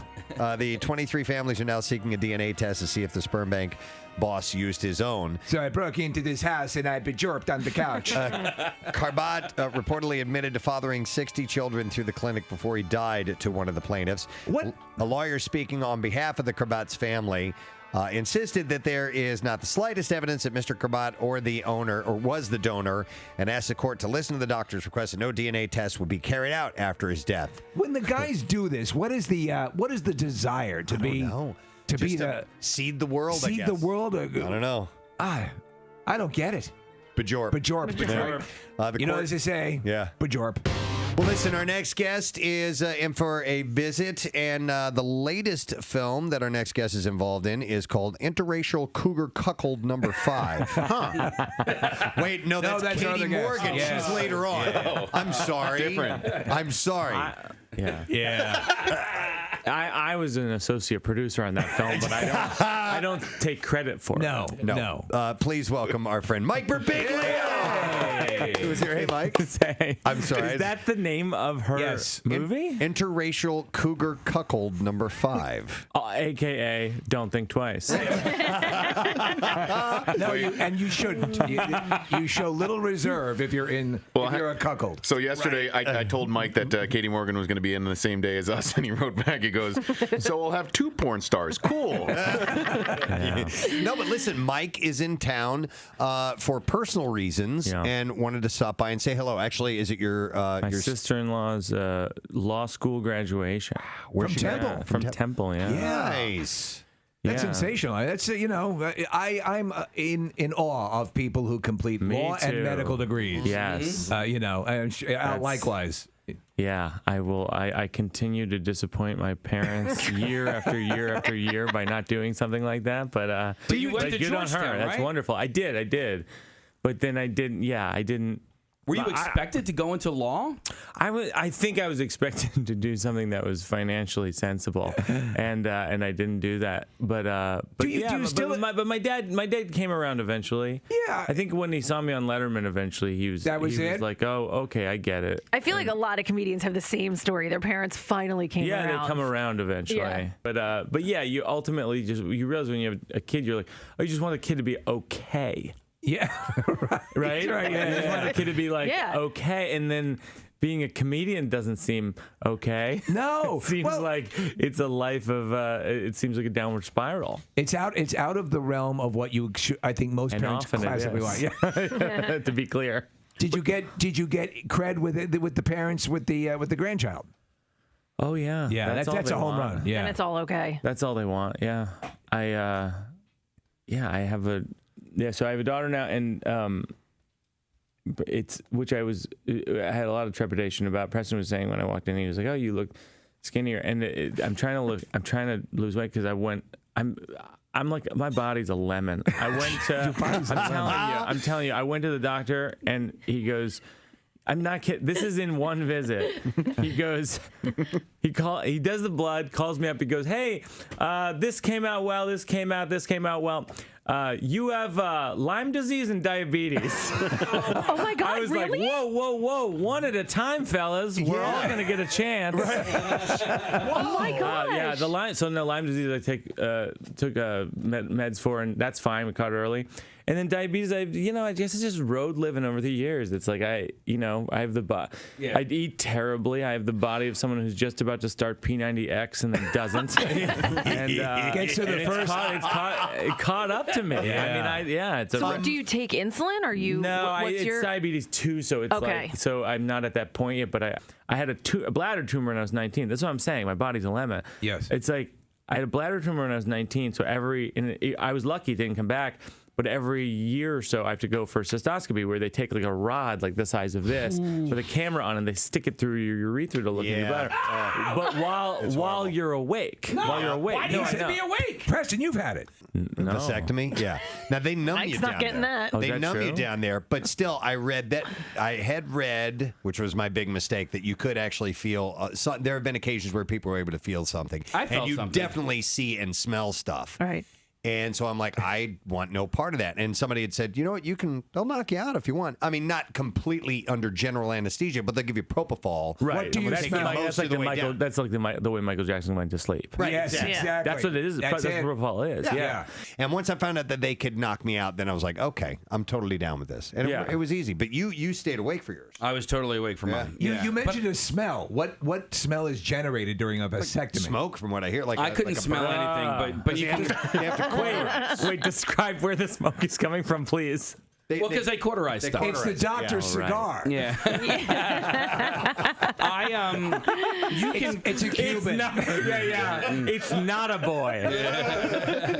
Yeah, they hand out anti-cigars. They hand out cigars and say no more babies. I wanted to ask you about non-medical stuff. Sure. And basically, like, this sort of this career path that you're on now is fascinating to me because we've known you for a long time, and now I see you just popping up everywhere. And you're a producer on Crashing. You show up on late night talk shows all the time, and I follow you on Twitter, and it's like, hey, Burbiggs is doing Kimmel, Burbiggs is doing Fallon again. Are you surprised at that at all? Not that since you're 11. Are you like you are? Yeah. Are you as incredulous as we are? I was going somewhere with this about that development. And then Nick pulls off a mask, and it's Todd Glass. Brought to you this morning by me, Preston Elliott. Yes. That's so kind. Bring it all to you, my friends. We're going to start with this story. I got some intense stories here. Let's begin with a man in Houston, Texas. Is accused of shooting a restaurant employees, over an argument about barbecue sauce. Oh, God. Andre Thomas is facing 2 charges of aggravated assault with a deadly weapon after he grew angry that there wasn't enough barbecue sauce in his to-go order. The incident occurred at Dickey's Barbecue Pit. Thomas picked up his to-go order, left the restaurant. He then called the restaurant, angry and upset because they didn't give him enough barbecue sauce. Employees tried to appease Thomas and fix the situation, but he angrily went back to the restaurant. Now he's verbally threatening them, saying, I'll come back and shoot the place up.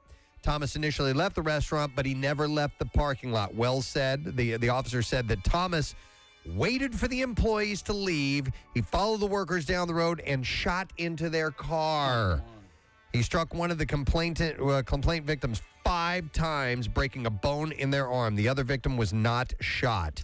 Something tells me he was really more interested in shooting people than the barbecue He's sauce. got a criminal history dating back to 2009. He was already out on bond at the time of the incident, facing 5 other felony bonds, including retaliation, harassment, felon in possession of a weapon, assault on a police officer, and assault on a family member. So he's just a lovely guy. I got to tell you, these days, I'd be trembling putting together a takeout order. All the people that are freaked out about not having something in an order that they made. Yeah. Steve, you mentioned Australia earlier. This is horrible. A North Queensland beach community is in shock after a teenage boy died from a box jellyfish sting on Saturday afternoon.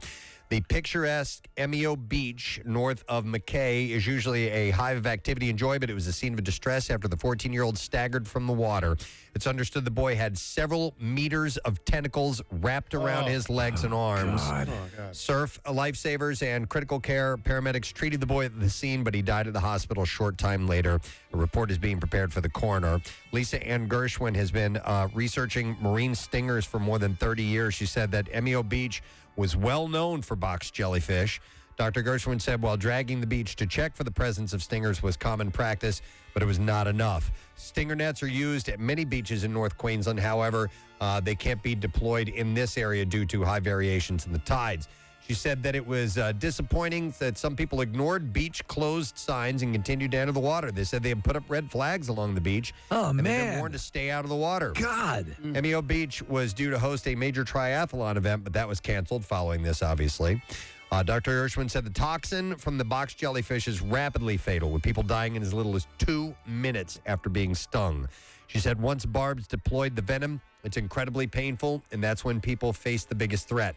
You instinctively jerk away from it, and that spooks the animal, so they reel in their tentacles. And when you start struggling, the jellyfish gets caught up in your legs, and it starts panicking and accidentally wraps around your legs. Millions of barbs can carry tiny payloads of very lethal toxin, which goes into the skin and rapidly travels to the heart. Health authorities advise people to treat any box jellyfish sting with vinegar to prevent more venom from being injected into the skin, and then call for help immediately. So this kid didn't make it. I watched a special on toxins in nature and venomous animals and so on and so forth, and they had somebody who had survived a box jellyfish stinging, said it was categorically the most painful thing he'd ever experienced in his life. I believe it. All right, here's a follow-up story out of Lake Tahoe. Hank the Tank, the big bear being blamed for breaking into dozens of homes across Tahoe Keys area, may be innocent after all. Well, how about that? The 500-pound brown bear You'll be hearing from my lawyer. was blamed for another break-in last Friday morning. However, California Department of Fish and Wildlife officials said that they collected DNA evidence from the scene and found that a female bear was actually the culprit. The discovery... Oh, it's the fat bear. Get the fat bear. The discovery prompted officials to back through DNA evidence over the last 7 months. What they found was that there were 3 other bears, 2 males and 1 female, responsible for damaging more than 30 properties that were originally linked solely to Hank. Fish and Wildlife have concluded that Hank may not even be responsible for any of the break-ins over the last 7 months. Well, how's about that? The Bear League, who have been advocating for leaving Hank alone, lauded the work done to make sure that Hank was indeed the bear wanted for the break-ins.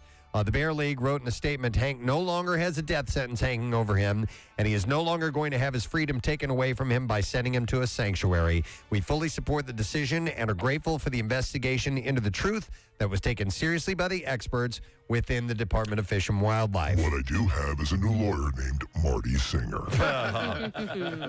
So they're not gonna try and take Hank out. The big guy. Yeah, come on, man. An Iranian man was left unable to urinate and in need of skin graft surgery after getting a AA battery lodged in his penis. So I assume he was just walking with some AA batteries, tripped, and before he knew it, one was lodged in his penis. The 49-year-old patient who has not been named went to the hospital in Tehran, where he told doctors the object had been stuck for 24 hours. Medics were able to prise the battery out without surgery and discharge the man on the same day, but he was forced to return months later in pain. Did he put some hydrogen peroxide on it? During his second hospital stint, he revealed that he had been suffering a burning sensation when urinating. Probably from the battery in your dong. Well, this was after it was out, and he was unable to achieve a full stream of urine. Scans revealed severe and progressive scarring to his urethra, partially blocking the tube. Doctors were unsure what exactly caused the damage, but it may have been due to toxic materials in the battery that I guess had leaked out and caused more corrosion. AA battery. They also, not a triple. You should have gone with a triple A. Come on, man. John Holmes used to do a car battery. They also, I was going to say like a D or something like that, but that's okay. They also did not reveal how the device came to be inside his penis, but they suggest a number of possible reasons, including sexual pleasure, contraception, or a drunken accident. Imagine using a battery as an internal condom. The man has no history of mental illness. And we'll wrap it up there. I got other really great stories, so make sure you stay with us. Those are good. For our second run of the B-File. They're coming up a little bit later on. We'll take a break. We'll come back in a second. Like we said, it's Eric Lindros's birthday today, so last second chit-chat with him is coming up when we return. So stay there. Preston and Steve on 93.3 WMMR. New on Rock Breakdown, Elton John's Close Call in Flight. Wow. Some people, they shoot to the top and then they're selling out stadiums. But your success is I love your success. I love seeing it. But it's been slow and steady and consistent. Thanks. Yeah. No, I feel extremely lucky that that's been the case because I've been able to make, and I think the people who follow me notice this, I've been able to make the stuff I want to make as opposed to being able to try dancing around and trying to make people in the business happy or make Hollywood happy. It's funny when the people say stuff like to me on Twitter sometimes, like, you Hollywood liberals. I'm like, I don't live in Hollywood. I'm not part of any cabal of Hollywood. I live in Brooklyn with my wife and daughter. I'd make everything outside the system. I directed 2 independent films and I've made 4 comedy specials, and they're totally separate from the business in so many ways. But so thanks, yeah. When you tour from city to city and you come into Philadelphia, you have to pay because you're getting paid. You have to pay a city wage tax, right? So how does that work when you're working in several different cities throughout? This is the most technical question. Yes. He just started part-time for H&R Block. So These are questions that Wesley Snipes and Willie Nelson should have asked years ago. I file in 27 states. No kidding. My accountant is a close friend. Oh my God! No, I mean we spend so much. My brother Joe runs my company, and America's Guest. Yeah, America's Guest, Joey Bag of Donuts, and my and our accountant Elliot does our taxes, and we do quarterlies.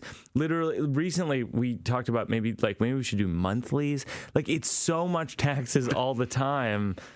But yeah, I think I file in 27 states. That's just crazy. So. Yeah. You'll be back in town in November, so we'll see you when you're going to be playing the Merriam Theater, and we'll make sure everybody is aware of that fact ahead of time. But listen, it's great to see you. You too. Thanks for coming by, man. Thanks Mike a lot. Birbiglia.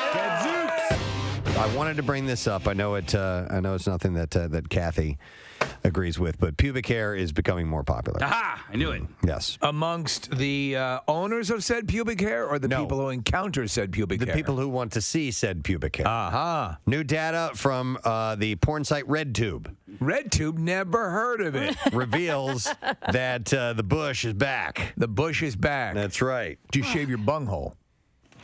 Come on. I have to ask. I don't do that. I mean, because some people have hairy. No. How would if we're talking pubes, there's a whole other side to that cookie. How would I even do that? I mean, you lay on my back and put my legs behind my head. Well, I mean, the question is, do you have a profoundly hairy ass? No. Okay. No. Then it's not an issue for you. No, my ass is not hairy. Okay. I'm good. But is your... Kathy, go ahead, say it, man. Kathy has some information she wants to get. Do you have a hairy butthole? Is your actual butthole hairy? See, I think you... Does it look like that thing that almost swallows up Luke Skywalker on the desert planet? Does it look like that? Yeah, that was my question. What's that thing called? Sarlacc? Sarlacc. Does it look like the Sarlacc? Does it try to pull Lando Calrissian in? Yeah! Can Manthe ask that, please? Can I ask you something? Do you have a hairy butthole? Just asking. Is it like tendrils that stick out and grab you by your feet until, I don't know, later somebody throws you a lightsaber? I don't recall the Sarlacc having any hair, and we need to pull up a picture. Oh, they look like tentacles. Yeah, but it's just the tentacles coming out and the teeth and everything. Don't ruin this, Casey. Anyhow. Don't disturb our groove. Anyway. Yes. So, no, I don't. I don't have a hairy butthole, and I don't. I mean, if we're being clinical, we have to ask. To the senator from Arkansas, no, I do not have a hairy butthole.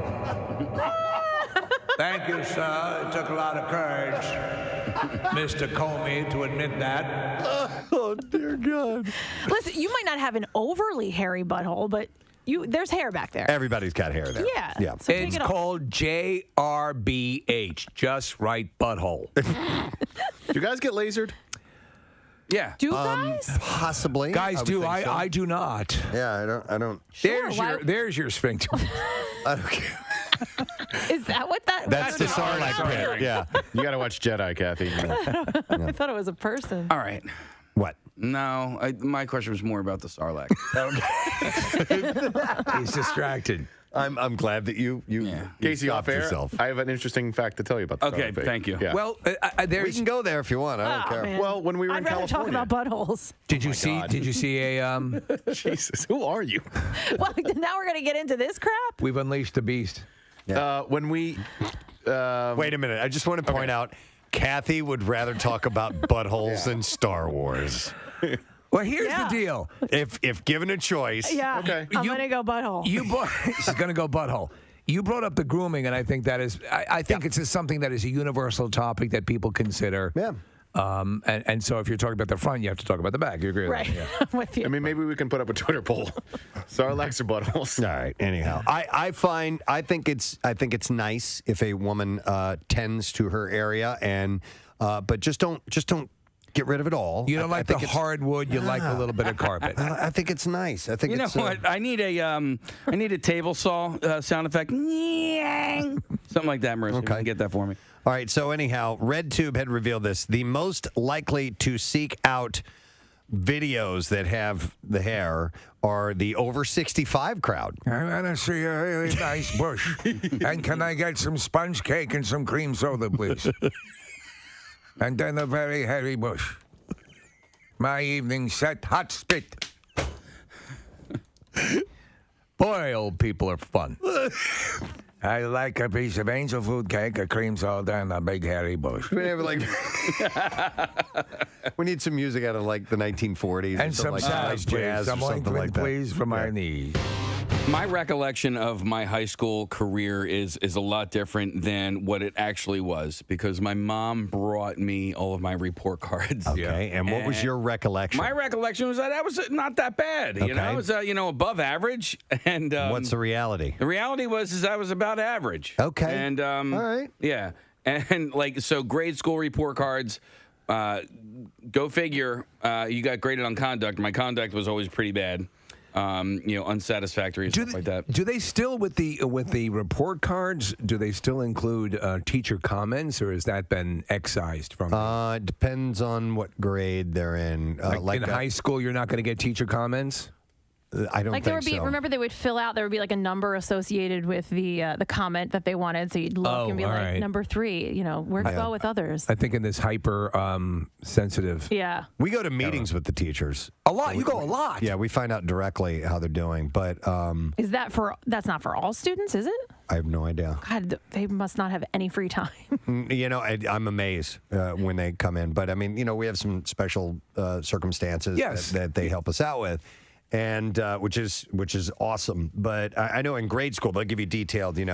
Caroline is a delight to be in this. Blah, blah, blah. I always used to get the delight. Yeah. I was a delight. Were you a delight? I was a complete delight. In case you weren't a delight.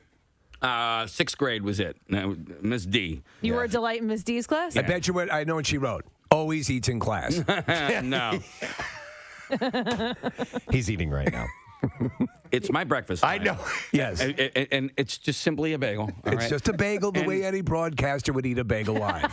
I don't have time to get it any other time, and I take my medication at a certain point. Oh, my God. Okay. Getting back to that war situation, excuse me, at an everything bagel. I wasn't going to talk, but you brought me into the conversation. Well, it's presumed that you're going to participate. I participate in between bites. In between bites. There's just a general assumption that when we're on air, you might talk. I am writing that down. Yeah. That is a T-shirt. I participate in between bites. Thank you. Now, if you don't mind, I'm going to get back to eating my bagel, and you guys can talk amongst yourselves. Today, December 7th, 1940. Excuse me, I have to take another bite. Hey, what's going on? It's Preston, and actually Nick is here with me as well. We're in California, and we're at the 20th Century Fox Studios, and we are here with Mr. Michael Giacchino. who has become a friend of the Preston and Steve show now. That's my favorite thing. Friend of the show. That's my favorite thing to hear. Yeah? I've never heard that before. Like, and then the last time I was on, I was like, friend of the show. I was like, yes. Yeah. I think friend of the show. You have to be on like yes. 3 times, and then you Then you become an become a friend of the show. It should be a pin or something that you get. We can get that. You get a pin or Ribbon, something like that. Something that says friend of the show. Can't just be like, here's a WMMR pin. No. It's got to be legit. We can come up with something. Yeah. Next time he comes in studio, we got to present him with something. Yeah, there should be some sort of coronation. So Michael invited us out to be here while he is recording the score of the film Spider-Man, and we're at this legendary studio. Actually, he was giving us some of the details about this room that we're in right now. Yeah, this room that we're in right here has been around for a long time, so long that it used to be Shirley Temple's shooting stage where she would make her movies. And, let's see, the original Planet of the Apes was recorded here. We had Jaws was recorded here. The Day the Earth Stood Still was recorded here. There's these amazing, the iconic, Yep. That whole thing. And the 20th Century Fox theme. Yep. That was done here. I mean, just oodles and oodles and oodles of things that you would know. Just incredible history here on this stage. And they barely touched the stage in all these years because once it sounds great, you don't want to mess with it. I can imagine. And what you're not seeing right now, we're on a lunch break right now, but the amount of people that are involved when you're putting together music for a film. And today was a light day, even as far as the amount of musicians. Today we did a smaller orchestra, maybe about, 50 people. But usually we would have like 100 people out here, 100-piece orchestra. But the cues we were covering today were just for smaller moments in the film, so there's no need to bring everyone in. And this room, the studio as well, filled with people. Yes. I mean, friends and family and. You got engineers. You got you got the people that are actually working. Yes, in we there have as well. we have music editors, we have recordists, we have Joel, the recording engineer, is in charge of everything. Jeff, my orchestrator, is over there. We have some people from Marvel who are here, just one of their lead music editor. And, we have everyone. The whole gang is here. And then plus all of this.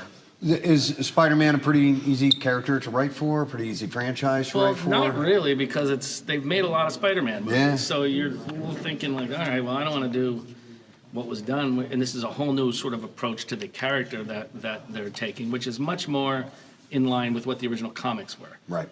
High school kid, bitten by a spider, the whole thing. And the nice thing is it's not a full-on origin story. Right. So, well, we all know who Spider-Man We've is. seen it. And we've had it a couple of times, So they're able to just kind of get into the movie and have some fun with it. And the kid, Tom, I call him a kid, but Tom Holland, he's incredible. He is just such a good Spider-Man. I think everyone's going to love him so much. Another Brit playing an American character. Yeah, well, they they got amazing actors over there, right? It's true. Come on. Where are Penny we? Hill show. Right, I mean, yes. it's all. The list starts there. Yeah. So where are we in the movie making process with Spider-Man: Homecoming? They are still. They're still editing slightly. Now from now on, I think maybe the picture will change slightly with trims and different things like that. But what they're really working on now is finishing all the visual effects. Okay. Getting all of that stuff, as you saw today, a lot of the shots in there. Yeah. You could still see wires hooked up to him. Yeah. You could still see or like a sort of a previs of Spidey. Which I think is crazy to us because we think of by the time the ads start running, the movie's in the can, it's done, it's ready to go. And it's not. No. Yeah, I mean, the music hasn't even been added to it yet. There's all these visual things that need to be There's fixed. so much still going on in the film at this point. And it comes out in July, so it's just, there's not much time left. Wow. But it's the way it always is Yeah. nowadays with films, It also depends on the filmmaker, depends on the director. Certain directors are much more, no, this is my film, that's it, it's done. Other ones are like, they want to keep changing it and keep trying different things, see if they can improve it. Everyone is different in the creative process, so you sort of have to be adaptable to whatever that process is. And every time you're on a film, it's a whole different story. Yeah, I'll bet. Another one of the amazing things that you don't realize until you see what goes on behind the scenes is the musicians that you have here. What Michael was telling us earlier is that basically they came in, they sat down, they're given the music, they start recording it. They haven't rehearsed it. They haven't rehearsed it on their own, much less with each other. No, they haven't seen any of this music at all. I mean, they come in, they sit, that's how good they are. Yeah. You have to be as good a player to be able to come down, sit down, and whatever is put in front of you, you have to be able to play. And to no matter listen what to is. it we would never be able to tell. 'Cause we were sitting here watching the process, which is incredible. But to listen to it, you would think they've been rehearsing for days or weeks on end. No. Could you do it? Could I? I think Marissa, earlier this morning when we were doing our stupid question, we asked the question and we wait for callers to call in with the answer, and I'll go through who's celebrating birthdays today, celebrity birthdays, just to kill a little bit of time. And Nick pointed out that former local was celebrating a birthday today and sent him a text real quick just to wish him happy birthday, and he texted back and Nick said, "Do you want to come on the show?" So he is joining us now. Ladies and gentlemen, the birthday boy, Eric Lindros is on the phone. Hey, Eric, how you doing, man? I'm good. How are you guys doing? Good. Happy birthday to you, sir. Dare I ask what number this is for you today? 49. 49. Man, okay. Yeah. How long will you stay 49? I went to a friend's. I didn't catch that last bit there. Your last bit, yeah. I went to a friend's 50th birthday party over this weekend, and it's a milestone, so you got to definitely celebrate that in fine fashion. And people were having quite a bit of fun throwing the old man jokes at him, and you still got a little ways before you hit that, Eric. But are people quick to throw the "How you doing, old man" thing at you? Yeah. Yeah, there's not a huge distinction between 48 and 50 or 49 and 50, right? Yeah, you're exactly right. Yeah. But you know what? And let me ask you if this is the case. I know when I was, younger, my perception of how I'd feel at certain ages was way off. I'm like, that dude is in his late 30s. It's like, it's totally weird. Once you start to go through the ages, you realize as long as you stay healthy, you're in good shape, everything's fine. Yeah. Yeah, no, life is good. Life is good, and it's all available to us, right? Yes. Things are back in business, and week opened up here in Canada a little while ago, and it seems like we still, the kids are still en masse at school, and there's limitations on a few things, but overall it's gotten a lot better, and hopefully this is behind us. Yeah, I mean, it really feels lately like things are trending in the right direction, and it's very encouraging. Just getting back to the age thing real quick, Eric, I think you were 18 when you entered the NHL, and my son is 15 now, and I just think about the, clearly you were a good enough hockey player, a great hockey player to be in the NHL at that age, but looking back on it, do you think you were mentally prepared for what it brought, the money, the fame, everything, or, is there anything that your 49-year-old self would tell your 18-year-old self and say, hey, man, I wish I'd known this, Oh, for sure. Absolutely. Oh, there'd be a bunch of things, for sure. But that's all part of it. I mean, I was lucky enough to be around a lot of really good veterans, too, right? So had I not been around them, I would have really been behind the 8 ball. But it is what it is. It's kind of, I guess you just kind of call it life, and organizations that have that nice balance of leadership and some veteran guys to help out and kind of guide the young ones that are just starting out. They seem to get off to a better start and get their players going quicker than others. How old are your kids now, Eric? The twins are 6, and Carl's 7, going to be, as he says, 7 3/4. So, yeah. Wow, you still have little ones, man. That's pretty. Yeah. I mean, they're just school is just getting started for them. Right. No, we're at 3 different schools, and they're on their hockey teams, and they had tournaments this weekend, and it's been fun. All right, so tournaments this weekend, so that means you didn't really get to celebrate your birthday this weekend. Does that mean you celebrate with the family and everybody tonight, or are you going to hold off until the other weekend, or are you not going to do anything? Well, there was 10 games over the weekend, and Jesus! And then tonight there's another one tonight. So we'll try. We'll do something on Tuesday. All right. Well, where does that? But now, being a hockey dad now, where does that? I mean, because everybody's got to be in like, oh my God. But I mean, again, it is in Canada, so maybe NHL guys are just all over the freaking place for all I know. But I mean, it's got to be interesting being around the other families. You being the NHL star that you were, now being I don't know. Are you coaching, or are you just a parent going to the games? I help out with both teams and try and I'm learning too, right? I mean, these are how to speak to 6-year-olds and 7-year-olds and try and get them to to be engaged and to have some fun. And, it's there's a learning process to this, but we got this one guy, Sil Alps, who coaches the Twins, and he's been excellent. I've learned a lot from him, and the Twins team is doing really good. All right, so around here, there aren't many hockey arenas, right? So, ice time is at a premium. So the younger the players, the earlier the practice times and the earlier the game times. Yeah, they get right. So are you guys doing 5 a.m. practices? No, it's not that bad. We have more rinks around here. Okay. No, it's not too bad. So proximity is an issue, but overall it's not an early morning situation. What about pond hockey? It's being on the ice.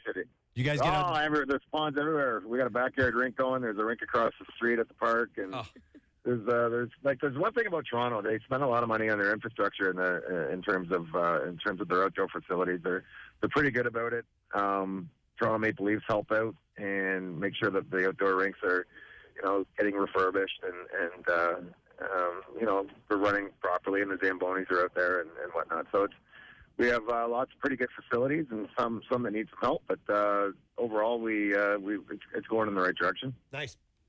That's pretty wild. Do you have a greater appreciation for, because I've heard that no parent works as hard as a hockey parent, because just in the amount of, first off, in the expenditure and all of that stuff. Do you have a new appreciation for the people who guided you early on? Oh, for sure. Absolutely. I think that kicks in the second that, you retire, you're really, and hopefully even before, the people that have helped out and so many people volunteer their time and do their best. And, they're helping out, they're pulling things, they're organizing, whether it's a team manager or someone that's in charge of the health situation right now was a big one and time consuming. And then you got your coaches and whatnot. So no, there's a lot of people that pull on the rope, and you certainly appreciate it. I don't know how much you've been paying attention. It hasn't been the greatest season for the Flyers this year, and they've had a couple of losing streaks of over 10 games. They just had another 6-game losing streak, although they beat Ovechkin and the Capitals over the weekend.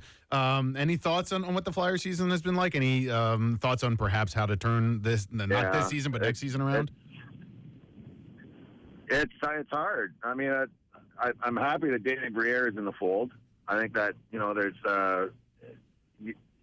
when things aren't going well and those losing streaks are occurring to the extent that they are, that there needs to be a bit of a some new thought. And Danny knows what he's doing. Danny's he's not only a great guy, but he's in terms of his idea of hockey, he's been through it.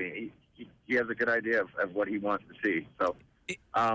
We'll see what goes on if Danny stays in that same position or if he goes to something else. We'll wait and see, and who knows? We'll get down there in a few weeks and chat with the group and hear what's going on. It's hard from afar, right? You just don't dip your toe into something. So I don't want to overstep my bounds or whatever. But I just to say that Danny's part of it and is a good thing. It really is. Let me ask in general, do you believe that if a team is having streaks like this, losing streaks, and obviously we know so much talent, if you're in charge of everything, and I'm not saying the Flyers, I'm saying just in general, would your methodology, would your mindset be to try to finesse your way out of it, or just do a major shift? What works better for a team's mentality and effectiveness? Oh, I mean, I think it depends on the team. Yeah. Toronto blew theirs up, but they also had, it was the year that Austin Matthews was getting drafted. I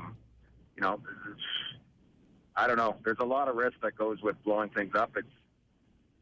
I don't know. It's tricky. I think you got to look at the individual team. It's not just saying one way is better than the other. Right. But getting the right people in before the trade deadline, or that. Having the right amount of picks and the level of picks is so important. When you want to build, it's so much of it goes down to scouting, and I think scouting gets overlooked. Just the sheer importance of knowing pro guys and then knowing what's coming up in the amateur ranks, and that doesn't affect salary cap, right? You can spend money on that. You can have real good people in that. Not saying that they don't. I'm just saying that that's one area that you can really focus on that doesn't affect your product on the ice in terms of dollars and cents on a day-to-day basis when you're right at the cap line. On another note, because it's your birthday, do you get a free dozen donuts at Tim Hortons? Or? Which I'm telling you, it's freezing cold out here. It was minus 16 this morning. It is freezing. The guy who invented the car seat, the little heater thing, I am just, I give him a high five today. It was a wonderful invention. The steering wheel heater, that's another good one. That's brutal. It's a chilly day. It's a good day for flooding the rink back up in business. All right. Well, yeah, it's cool. How's everything down there? Oh, it's fine, man. I mean, no complaints. We're our basketball team's doing great. We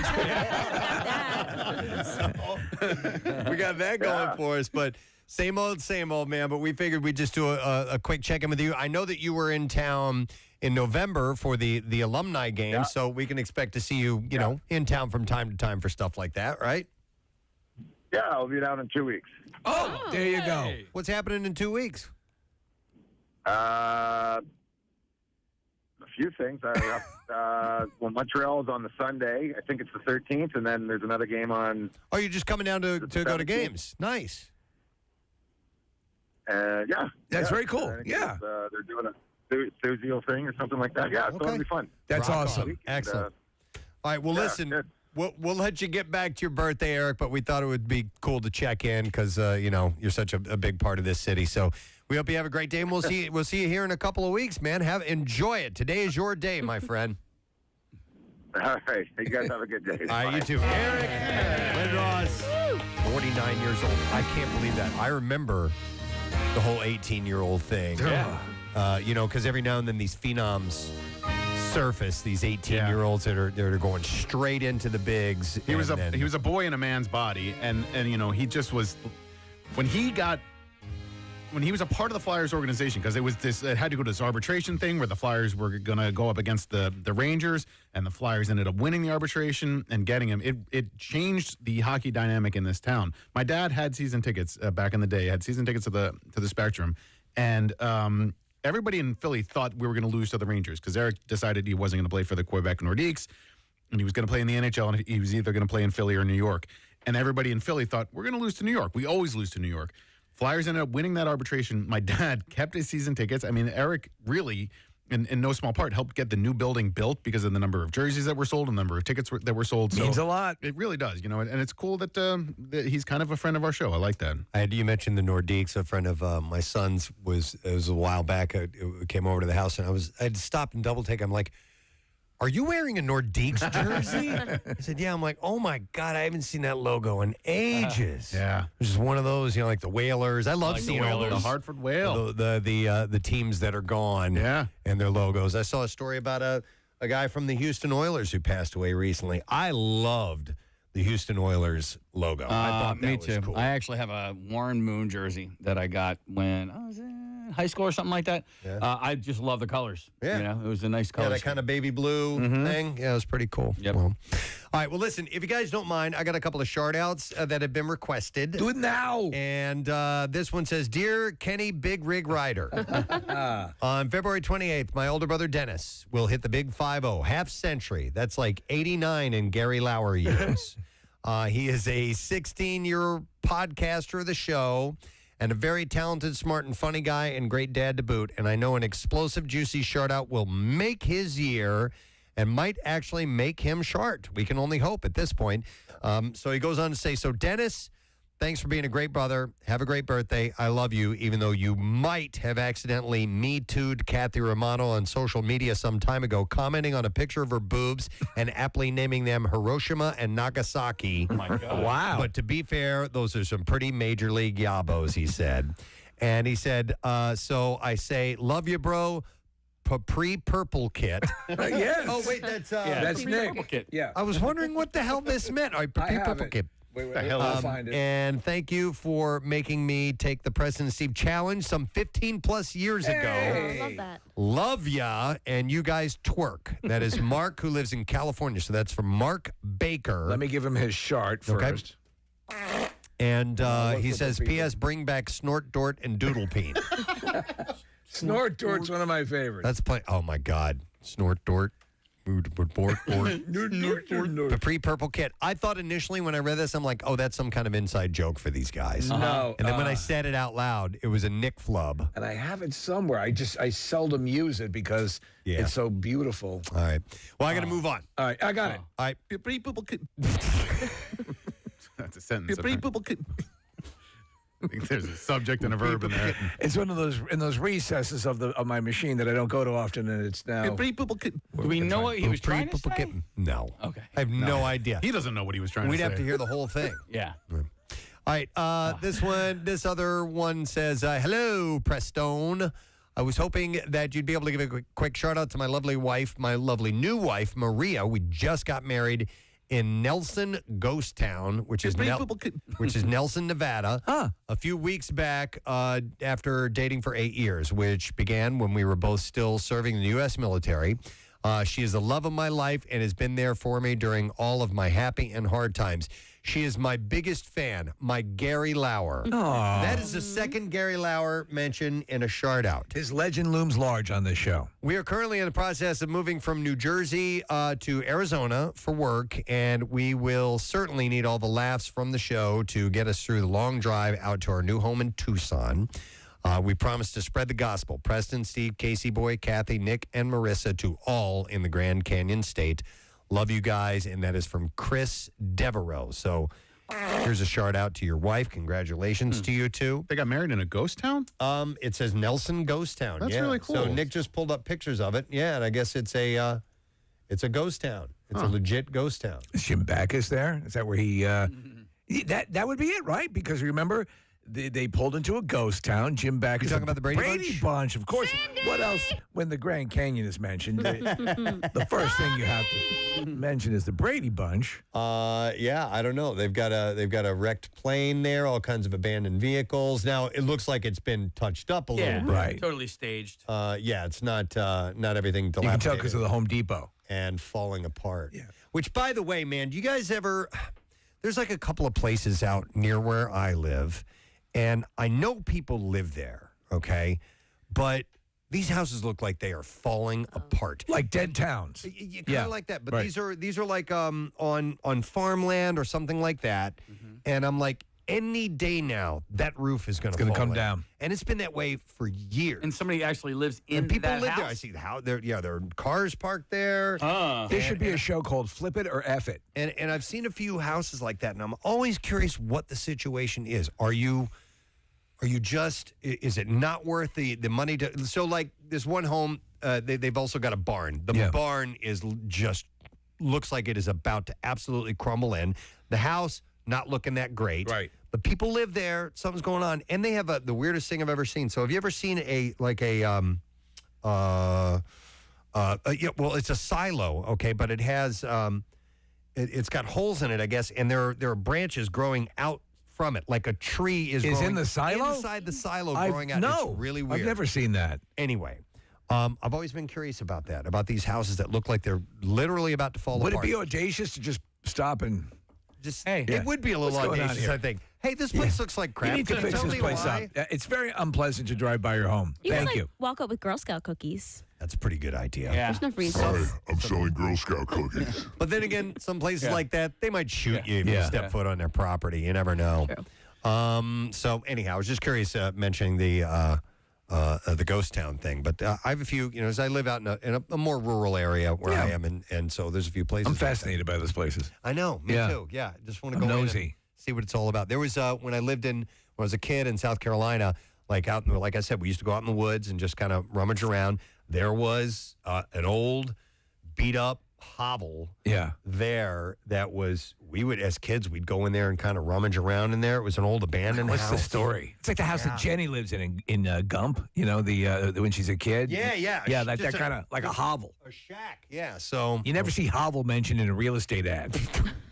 A lovely house. It's on Zillow. Yeah. Lovely hollow, great school district. Lovely hovel, great school district. Yeah. It's quaint. Yeah. Here's another shout out, and it says, Preston, yoo-hoo!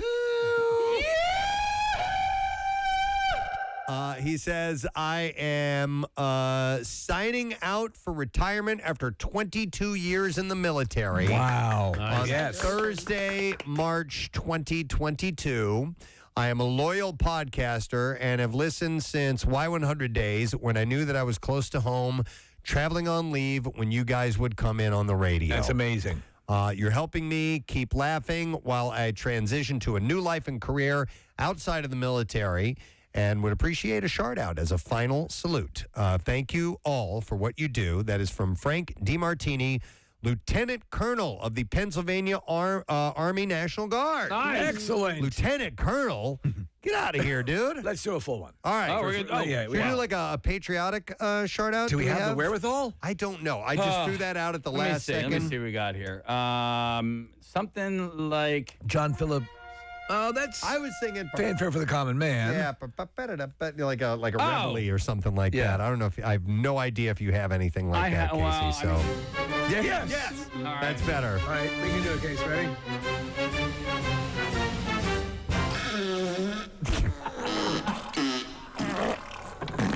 There you go.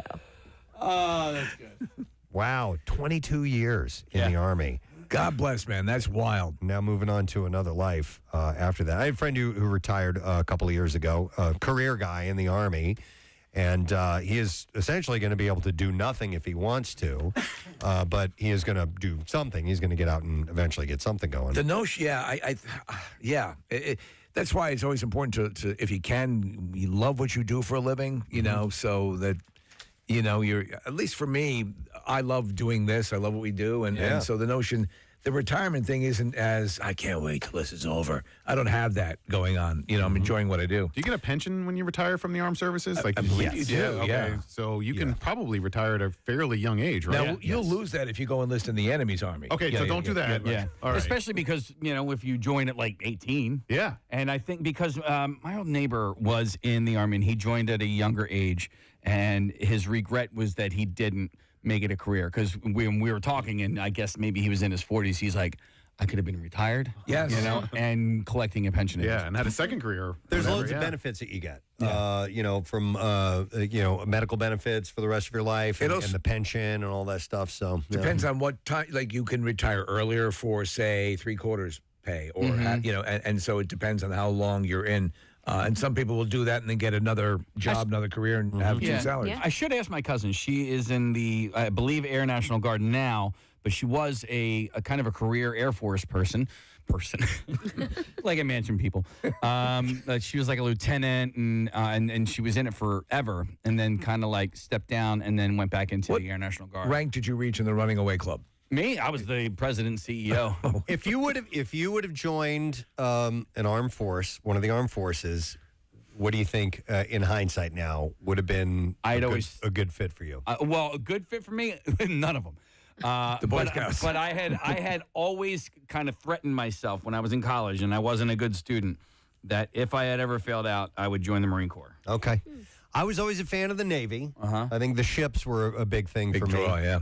But you know what? If looking back now, you know what actually I think would be pretty cool would be the Coast Guard. Yeah, Coast Guard's great too. I think I would dig the Coast Guard. There's something really cool. I got to go on one of the boats here years ago down at Penn's Landing, and they do a lot of cool stuff. I mean, it's not international big time. Well, although they do help out in that. But there are a lot of jobs in the Coast Guard, and I thought that would be pretty cool. And plus, you see them flying around Cape May County all the time.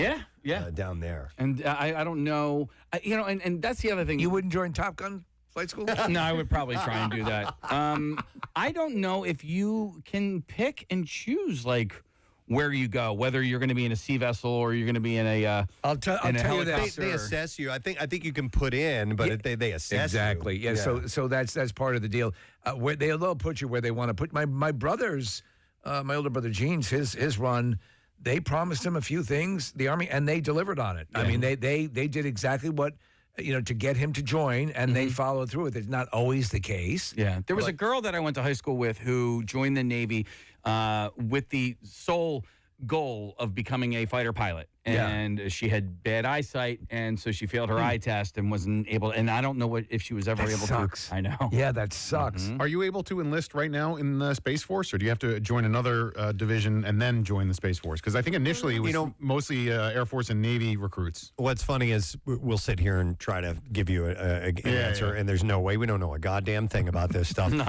So I would assume you could go right to it, but I don't know. Dear you know what? Let's go to somebody who was in the Air Force. I have Daryl who's on the line. Hey, Daryl. Good morning. Hey, you guys rock. Thank you, buddy. All right, so you wanted to school us on some of this stuff, right? Well, I went into the Air Force at 19 years old, and back in the 70-somethings, I'm not going to say for sure. I retired at 39 years old. Wow. And, you do get a pension for doing 20 years, but as the time goes by, they've slowly whittled down how much you actually get. So, I still need my drinking and gambling money, so I have to work full time. So, Daryl, when you retired at 39, did you retire at a percentage that it would have been coming to you less than if you stayed in longer? Yes, your maximum retirement at that time was 30 years. Okay. And you maxed out, but I retired at 20 years. I got 50% of my base pay. All right. Okay. So, and it's a living. I can live on that. And so you say you got another career, another job that you're doing, and that's a lot of people do that. So they'll take an early retirement on one, move into another, and basically have a supplemental income with the main income. That's pretty cool. It's a good life. It allows me to rock and roll with you guys occasionally at a few events. I'm not saying I was the guy sitting in the corner with the martini, but no. That's awesome, man. All right, Daryl, thanks, man. We appreciate it. All right, you guys rock. Have a great day. All right, there's a lot of people that want to chime in, but we actually have to take a break. So, unfortunately, we're not going to be able to get to them. So, if you're curious about actual answers to the questions or quote-unquote facts that we've raised here, do a little digging on your own and find out what is really true, and you'll be able to do that. Our conversation should always be an incitement to actually seek out the truth. Yes, please go look for the real information after you've heard it from us. All right, we're going to take a break. We'll come back because when we return, Sam the Cooking Guy, he's got this really popular YouTube page, and he was the guy responsible for potato chip mashed potatoes, which rocked, that we made last week. So we're going to talk to him when we get back, amongst other things. Stay put. We'll be back in a second. It was an easy cue, so I got in there and I did that, and that was fine. But most of the stuff these guys do, it's such a specialized thing. I kind of went in. I didn't do the performance route. I went into the composing and orchestrating and all of that instrumentation, that route. So all my time is spent there. Right. So I used to be able to play a lot better, but the more I write, the less I play, and so my fingers are rusty. But I get around it. It's fine. Now, while you have this going on, you're in the thick of that. Are you able to juggle other projects at the same time? Work on completely diametrically opposed, You mean like maybe films with apes in it? Yeah, or something like that? Yeah. For example, one that comes to mind. Yeah, I just literally a week ago finished Planet of the Apes. We actually have one more day of recording on the 25th for Planet of the Apes. Wow. But that's just we're going to catch the end credits and all of that stuff. Yeah. But the bulk of the film was done, and that was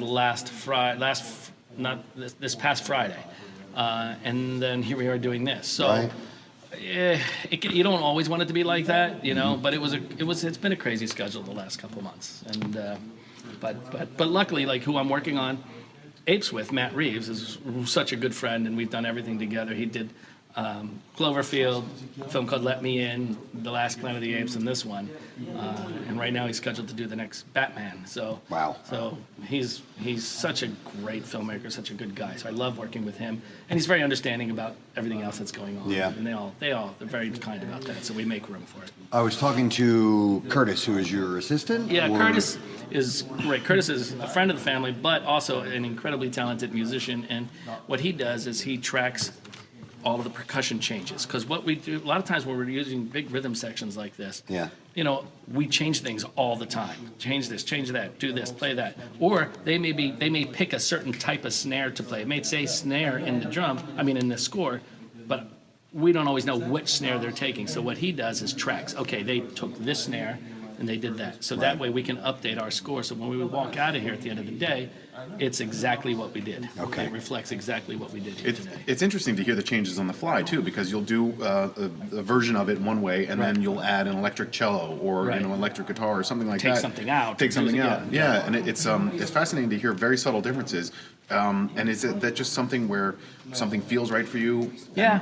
You I'm go just with that? listening to it, and I'm like, nah, that's not going to be right for this scene. Yeah. Because it's always about you want to track what's emotionally happening in the scene and make sure whatever the music's doing is reflecting that. So sometimes if, the first time you play it through, the percussion guys, they pick something, they do it, you go, okay, that's not exactly right. Or sometimes it's spot on what you want. Right. But it's always keeping an eye out for that to make sure it can't ever be about like, oh, I like this music I wrote, and we're just going to do whatever I want. It's got to be what is right for the film, what's right for the picture. Well, as a composer, you have to be able to hear it without ever hearing it as you're writing it, because these guys haven't seen it, they haven't played it, meaning you haven't heard it. I'm sure you have a keyboard that you work on, you get an idea. Mock-ups, we get, I can do orchestral mock-ups with fake French horns and all of that stuff. Yeah. So in that way, it's more so that the filmmakers can see it and hear it with an idea of what is going to be happening behind it. Right. But on a score like this, it's very tough because so much of what's going on, as you saw in that room over there, how are you ever going to mock that up to let anyone hear it? And part of my job is being a salesman, saying, trust me,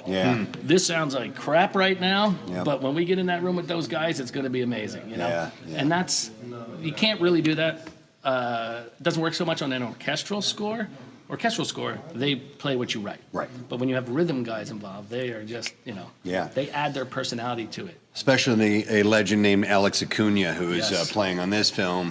He almost lost his mind. Yeah, he's a legend. I'm a drummer. I've been reading about him and listening and stuff since I was a teenager. So it was pretty cool to meet him and to watch him work in there. Thanks for letting me go in that room. I know. While they were... They're so nice. Him and Walter. They're amazing, and they're always a pair. Like they've been working on my films for ever. And so you use them regularly? Oh yeah, okay, cool. Well, he's played on everything. He's worked with Elvis. He's worked with McCartney. He's worked with legends over the years, and now he's doing this. And now he's with me. Sadly, he's like, He's getting a check though, right? Yeah, he's getting a check. It's all good. How long do you guys anticipate working on the Spider-Man?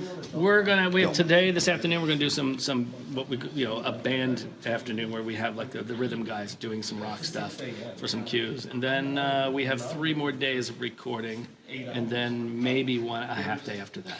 See, in the scheme of it all, that doesn't seem like a whole lot of time to me, as opposed to, filming is a different story, and they shoot a lot and then cut it down to what they want. But I was surprised to hear it was only like 3-4 days, maybe 5, something like that, and then you're done. Yeah, that's it. There's a lot of work leading up to it. Maybe on both of these I did fairly quickly, so I might spend 3, you want 8 weeks to write a score. Sometimes you don't have 8 weeks. But anywhere between 4 to 8 weeks. Wow. Star Wars, I had 4.5 weeks. That was a nightmare because of the schedule, the way the schedule was. 4.5 weeks to write? To write the whole thing. It's not like it's an iconic movie. Yeah, it's not. You can mess that one up and throw it on the pile. No one will ever notice. God, that's crazy. So that was probably the craziest it's ever been. This was a little more flexible, which was nice, even though they were on top of each other. Yeah. And that Star Wars happened literally finishing Doctor Strange and then the next day going right on the Star Wars. So it was pretty brutal, but it was a lot of fun. Come on, every morning I look up, there's stormtroopers on I was like, this is awesome. So, it's really cool to be a part of this. But, for us in the Marvel Universe and all of these we were huge fans of Lost, and we did a weekly recap, and you've been working with J.J. Abrams forever. And so just to be a small part of the viewing audience of this kind of thing it's not lost on us how cool this is. It's cool because no one gets to see this side of it. Right. No one ever gets to visit this stuff. That's why I was always telling you, come on, you got to come out. You got to see what happens here. You got to do this. So and here we are. Yeah, we made it. You did it. Speaking of Doctor Strange, I was at the movie. Credits come up and it says music, and I didn't know you'd done the music. Music by Michael Giacchino. I'm like, friend of the show, friend of the show. You were sitting right next to me. You're like, Giacchino, friend of the show. We know that guy. So you did that. You did Rogue One last year. You have Spider-Man and Apes this year, and then we were talking a little bit earlier about some of the other ones that are coming up. I don't know if you're allowed to say or not. Yeah, some no, but I have Incredibles 2 actually is coming up. I'll start writing that probably in the fall. And then also after that is Jurassic World 2. Wow. Right after that. So we'll be doing that around this time next year. Yeah. Yeah, so it's a little busy. Yeah. It's all good. But the biggest of the bigs out there. I mean, these are tentpole movies. Small little movies. Right, Very indies. small. I only work on independent films that, that's small stuff. Who would have knew a kid from South Jersey, right? Right? Yeah. Look at this guy. Look at that See, guy. I know how to sneak into places. Sneaking into the vet. Yeah, and, exactly. Spectrum. all that. Learn how to do it. Sneak That's into awesome. Hollywood. I know how to do it. Do you think you'll ever do any more live scoring with the Philadelphia Orchestra at the Man or anything We like want that? to, Oh, yeah, that'd be absolutely. great. We'd love to do the third Star Trek film with them. Absolutely, because we did the other ones. We'd love to do that one. They're so much fun, and the Man is a great place to Yes. to see anything, to witness anything. But when you get the live scoring, last year I went and saw Back to the Future. That was fun, and right? It was a blast. It's you know. so much fun to do. We're trying to get Rogue One figured out where we're going to do that because we're preparing that. But yeah, we're always looking to do that kind of stuff. We want to do Up. We want to do. There's so many. And that's what's so nice about the films I get to work on. They're the kind of things where you can take them to an audience like that, and people will come and see them because the Pixar films are amazing, and these other they're all just fun movies that you want to go and hang out and have fun watching. So. Yeah. Cool, man. Well, thanks for having us here. Absolutely. Appreciate it. We're excited. Glad you came. Taking a lunch break, then going back to work. So, Michael Giacchino. Nice job. Yes. What caused a herd of cows to jump to its death from a cliff in Switzerland last week? That is the question pondered by farming experts in the area. You know what they're labeling this, Preston? No. Oh. An utter catastrophe. Oh, my God! It's been a while, but the return of the utter catastrophe joke.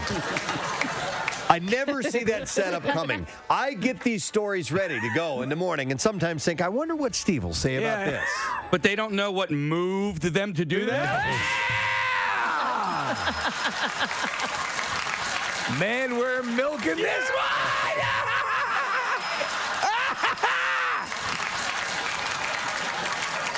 No one knows what may have steered them off of the cliff. It just doesn't stop! Yeah. Still going. Before they had to hoof it out of there. All right. Okay. What else you got? Teats.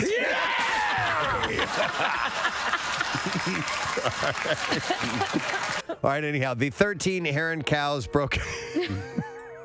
The crowd loved it. I did. They did. You can hear the applause. Broke out of their pen, ran towards a cliff, and either fell or threw themselves off the 50-meter drop last Wednesday night. Wow.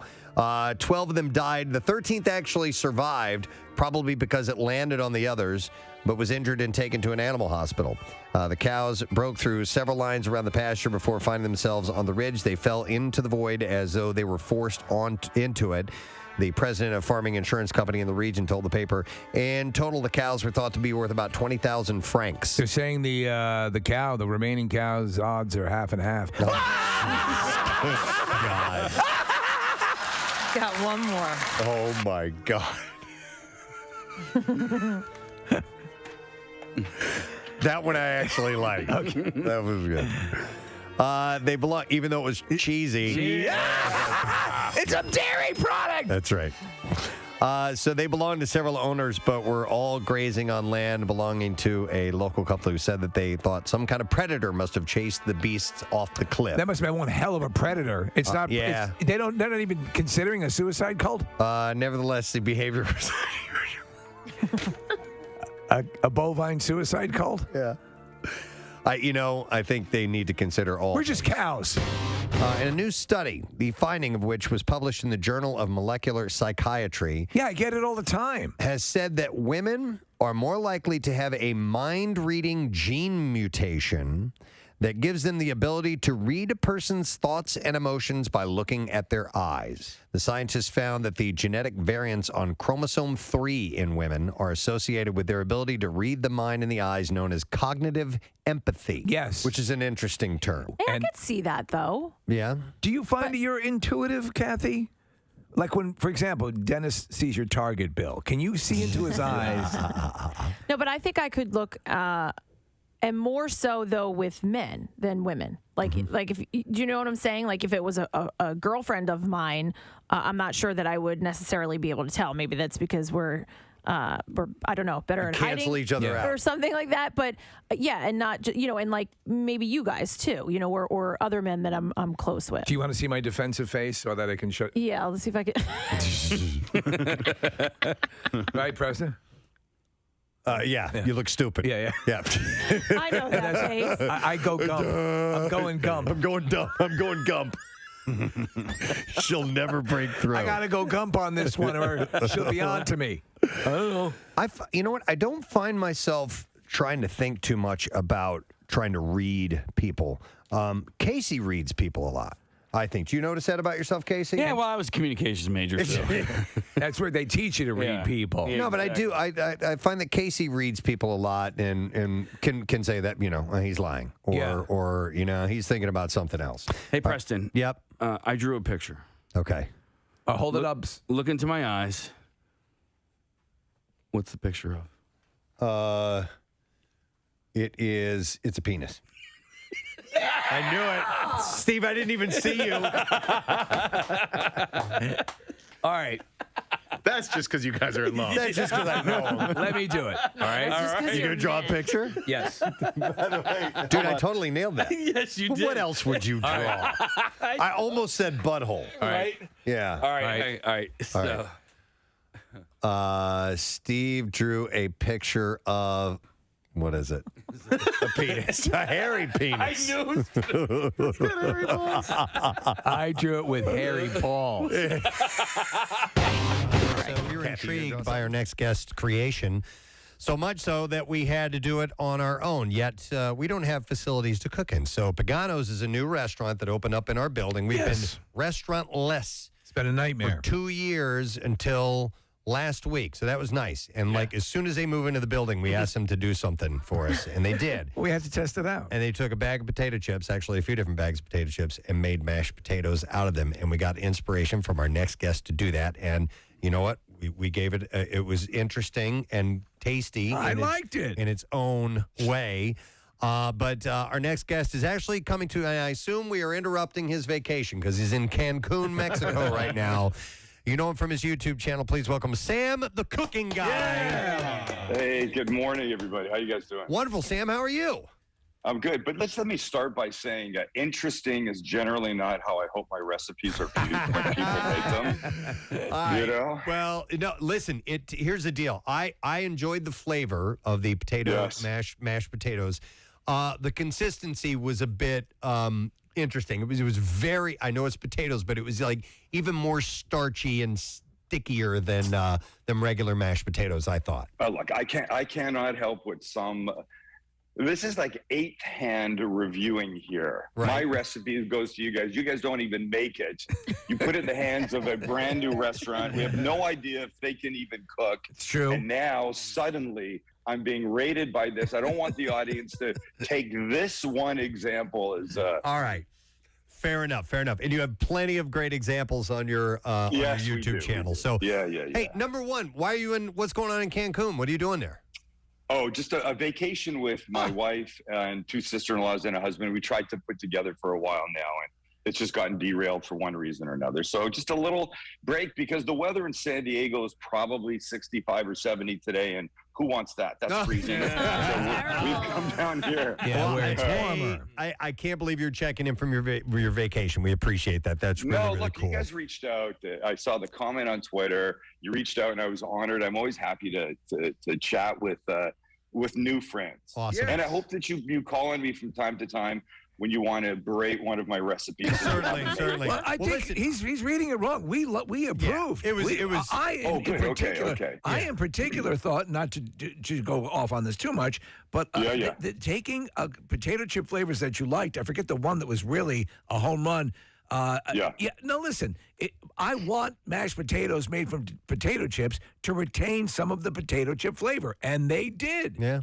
Well, that's good. Look, years ago, before YouTube, I had a TV show in San Diego for a whole bunch of years, and we shot a show once that was based around mashed potatoes, and then we did certain things to them in one of the segments.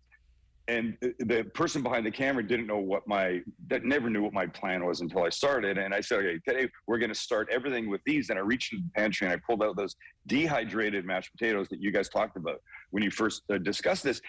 And she stopped the shooting and she went, you're effing kidding me. And I went, no, I'm not. I go, they're potatoes, just in a slightly different form. Look, dried porcini mushrooms are one of the great finds in the world. You rehydrate those and they're glorious. Yeah. A potato dehydrate. Come on, it's not the most sophisticated thing to start with. So what's the big effing deal? Right. No, you're right. Yes. Hey, listen, real quick, Sam, you'd mentioned meeting new friends, and I'm new to your YouTube channel, and I can't wait to delve in and find out more about it. Thank you, not knowing much about you, I pick up a little bit of a Canadian pronunciation. Where are you from originally? I'm from Vancouver, Canada, West Coast, prettiest part of the country, we think. Stunning. Both Steve and I have been there. It's just amazingly beautiful. Absolutely. It's not just beautiful, but it's a really cool city. It's got an amazing vibe. It's got a huge Asian population. It's got British influence from the old days. There's a touch of French. They all go together. They make great food, interesting people. And you guys got ahead on the marijuana thing way in advance of everybody else. That was pretty awesome. Way in advance. Look, I was pushing for that as a 16-year-old boy living in that city, and they just they didn't listen to me then. It took them a while. I'd like to think I was the forerunner in that whole process. So learning more about what you do. You know, I was watching a recipe this morning. It was from one of your newer videos, which was Italian fried rice. I make fried rice at least once a week, maybe a couple times a week. Yeah. It's a family recipe. It's really simple. It's nothing special, but it's something that I just love to do. And you've taken it in another direction. Is that, in a sense, what you like to do with most of your videos, is taking food into a new direction? It is. I mean, sometimes we make fairly straight ahead things. We made mushroom risotto a couple weeks ago. Nothing amazing about the recipe. I mean, it's really delicious, but sometimes the goal is really show people that they can make things often that they don't think that they can make, that they're complicated. So I think we found a really interesting niche. When cooking channels are on YouTube, they're generally one of two types: all kitchen-based, sandwiches and salads and breads and blah, blah, blah, that kind of stuff. Or they're sort of all outdoor barbecue based, like smoking and grilling and sort of typically like caveman. Right. You're right. And we've mixed the two really nicely. We do almost all of our cooking outside. I'd say 97% is outside, but things outside that then maybe need to go into the oven. We'll make a lasagna that you wouldn't normally make outside. But we like our outside. It's my home. We like the outside set. It looks better. The lighting's better. And you don't need to see me really put something in the oven. If I make a lasagna and I go, this needs to bake for 10 minutes, why do I have to turn around and put it in a stupid oven? Right. I really don't. So we do the grilling where we're part live fire show, smoking, grilling, charcoal, Santa Maria style grills, that. And then we're also the side that does make the lasagna, the risottos, that kind of thing. We like to do across the board, so there's a little bit for everybody. Well, you've got millions of subscribers, and there are loads of people doing different types of cooking on YouTube and other channels and here and there, and they always try to go after some kind of a hook, something that grabs you. And I was surprised, and I appreciated the fact that your presentation, or at least in the production, is very simple. It's very straight ahead. There's there's no magic editing, no little music, graphics and stuff. You keep it pretty simple and straight ahead, which is why I was kind of surprised you have the amount of people that subscribe, because I thought maybe there'd be more of a hook. But no, I'm assuming what it comes down to is you're just making good food. It's an interesting sort of half compliment and half negative compliment. You know, your show is really basic. It's like a third grader can do it. And now I'm surprised that you have almost 3.5 million subscribers. I had a feeling you might take it like that. So look, we've been on YouTube since 2011. And in 2018, we had 30,000 subscribers, middle of 2018. From the middle of 2018 to the middle of 2019, we went from 30,000 to 1 million. And then the next year, another million. The next year, another million. Wow. And I think what we do, you're right, there is nothing fancy. I do think, though, the technical work, the editing is beautiful. The work for our channel is as beautiful as any TV I've ever done, for a start. It is simple, but I think my goal is that people walk away with a good understanding. So there's more talking in hours, I think, than many of them. Many of them just, it's like 1 cup, 2 cups, stir, mix, pour, bake, that kind of thing. I'll say, do this. And if you don't have this, let me tell you a workaround for it, or here's why I like to do this. I feel like I'm a teacher. It seems silly at times, but I do feel like I'm a bit of a teacher, and I really want people to walk away saying, well, I almost swore. It's all good. I really want people to know that this is how they can do this. I had an idea in 2001 to start a travel show on TV. And the basis of it was show people that they could go to places they thought were complicated. And it wasn't, they could do it. Don't go to North Dakota again this summer. Try someplace you've never been or you've been scared of. Maybe go to Hong Kong or Tokyo or something like that.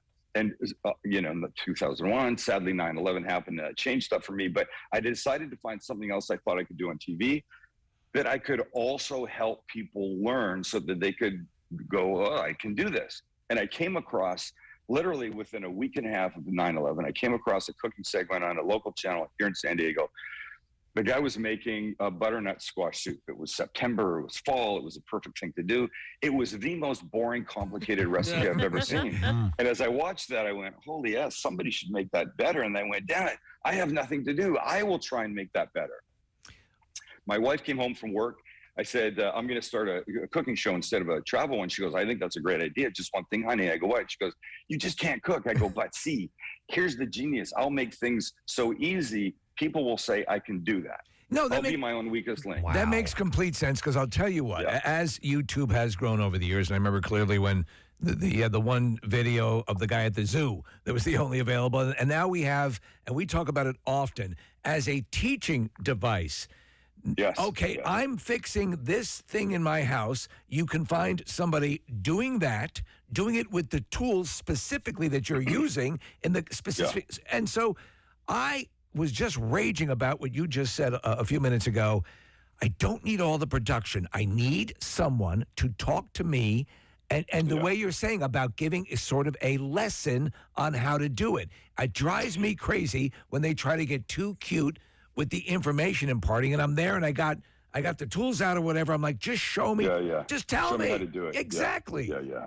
I think, a lot of people that cook in the culinary space on YouTube, a lot of them are credentialed in the sense they've been to culinary school, that kind of stuff.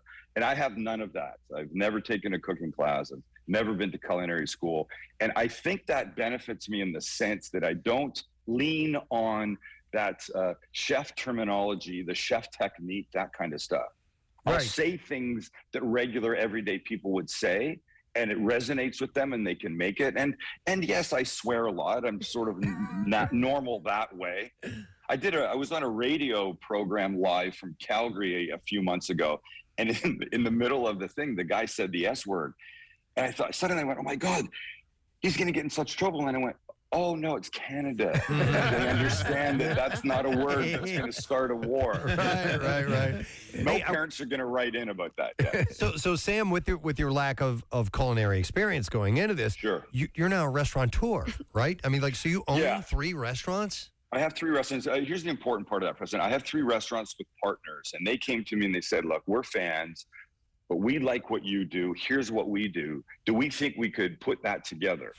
And I said, yes, but I'm not going to be the guy that's going to be on the line in the back every day. I can't do that. I don't want to do that. Right. When we run out of tomatoes, I'm not the guy to get them. Right. When Susie calls in sick, I'm not the guy that has to stand up, jump in on the line again that day. I say I have the best restaurant job in the business. I get to be the inspiration, the face, the brand, the food, the recipes. And they do their part and I do mine. And it's been a good relationship so far. There are so many business ventures that I wanted to get into where I'm like, can I not be the person that has to do all the stuff and just kind of give you guys some ideas or something like that? I've never found any takers on that. Well, it's a little bit more complicated than that, Preston, but it's a great relationship. And I know you're kidding, but it's a business that I said forever I would not go into on my own, because here's what I know. I know I don't know the restaurant business. And even though I have a successful YouTube following and, of course, a great following in San Diego, because this is where I started, I knew that I didn't know how to do that, which unfortunately, a lot of people think it's about a dish or just a couple of recipes. Honey, your lasagna is so good, and that restaurant down the street is packed. If we had a restaurant, your lasagna is better, we'd be packed all the time. Right. Yeah, there's a little bit more to it than that. Speaking of joking, and a listener had emailed me to ask you about this, to find out about this. They wanted to know, what's your beef with Guy Fieri, and is it a joke? I've never met Guy Fieri. I am only jealous of his success, and he's such a public figure. Let him. His shoulders are strong enough that he can handle the jabs from a little 3.5 million YouTuber like me. Look, I think Guy Fieri on his show Diners, Drive-Ins, and Dives, though it's not my particular style, his style. Yeah. It's a bit too over the top for me, but I think he's really good at what he does. Right. I think he brings that whole show alive. He does. He had a cooking show when he first won the Food Network star thing. He had a cooking show, and he was in a kitchen, and the refrigerator had a racing stripe on it. There was a pool table. They were trying to play up this whole bad boy thing. I didn't think he was very good at that because he's so over the top. That being said, no, I don't. Of course I'm jealous of that success he's got. Come on. Well, who would you consider your muse in the culinary world? Who inspires you the most? Oh, I do like Jamie Oliver quite a lot. He doesn't use that the Naked Chef title anymore, but he has a very natural style. There's nothing forced about it. I like the way that he just feels like you feel like he's just putting stuff together. Right. And people will say that about me, and I don't think it's that I modeled myself after him. I think this is just the style that came out, once I started cooking on TV. I like him, and I'm old, so I remember, Julia Child, not really, but certainly enough of her, and a guy named then he was called the Galloping Gourmet. We talk about him all the time, Sam. And he was the master of that sort of approach. Yeah, what I liked about both of them, Graham Kerr, his name, and Julia Child, if something effed up, they went with it. Yeah. They didn't, I read once that Rachel Ray in one of her shows in the very beginning cut herself quite badly.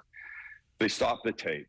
They crazy glued it, which you can do. It's 100% safe. Put makeup on it, then rolled the tape back a little bit, and then carried on like it never happened. If that happens to me, I swear, if I drop something, we leave it in. If I burn myself, we leave it in. If I can't get something out of a pan, we leave it in.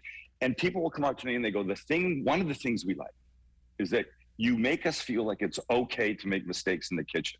It's almost more encouraging than anything else. Yeah, I can see that. So those two people had that style, and for that, I Sam, I remember one time seeing Julia Child. She was cutting a chicken, and she cut her hand open, so the blood was spurting all over the place. Really? The crowd was going crazy. It was. That was Saturday Night Live. You sure that wasn't Dan? You sure that wasn't Dan Aykroyd? No, hindsight. Listen, speaking of the Food Network stars, Sam, does anybody, because of your look, does anybody think that you're Ted Allen from Chopped? Have you ever gotten mistaken? So there was a big food event in San Diego a few years ago, and there was this big party the night before, and I'm there, and Ted Allen's there, and somebody says, "Oh, let me introduce you to Ted Allen." So I walk up, they introduce me, and he goes, "I have a funny story about you." I go, "What?" He goes, "We were in a restaurant last night. We finished our dinner. We come outside. We're waiting for the car. We're on the street, and a woman comes up and she says, 'Oh my God, I'm the hugest fan. Would you sign a T-shirt for me?' And he goes, 'Of course.' And he goes, 'I'm feeling good inside.' And she walks to her car. She comes back. Somehow she had like a plain T-shirt in her car. And he goes, I sign it for her. I hand it to her. And she's so thankful. And she's walking down the street. And she gets about 2 doors down. And she turns around and she goes, 'This doesn't say Sam the cooking guy.' And he goes, 'I didn't know who you were. And then I asked somebody, and now I see you.' And he goes, 'Yeah, I do think we kind of look alike.' So it's valid. That's fantastic. It's valid, 100%. Yeah, it's these dumb dopey glasses that I will now have to own for the rest of my life, or I won't look like me. It's your look. Don't screw with what's working.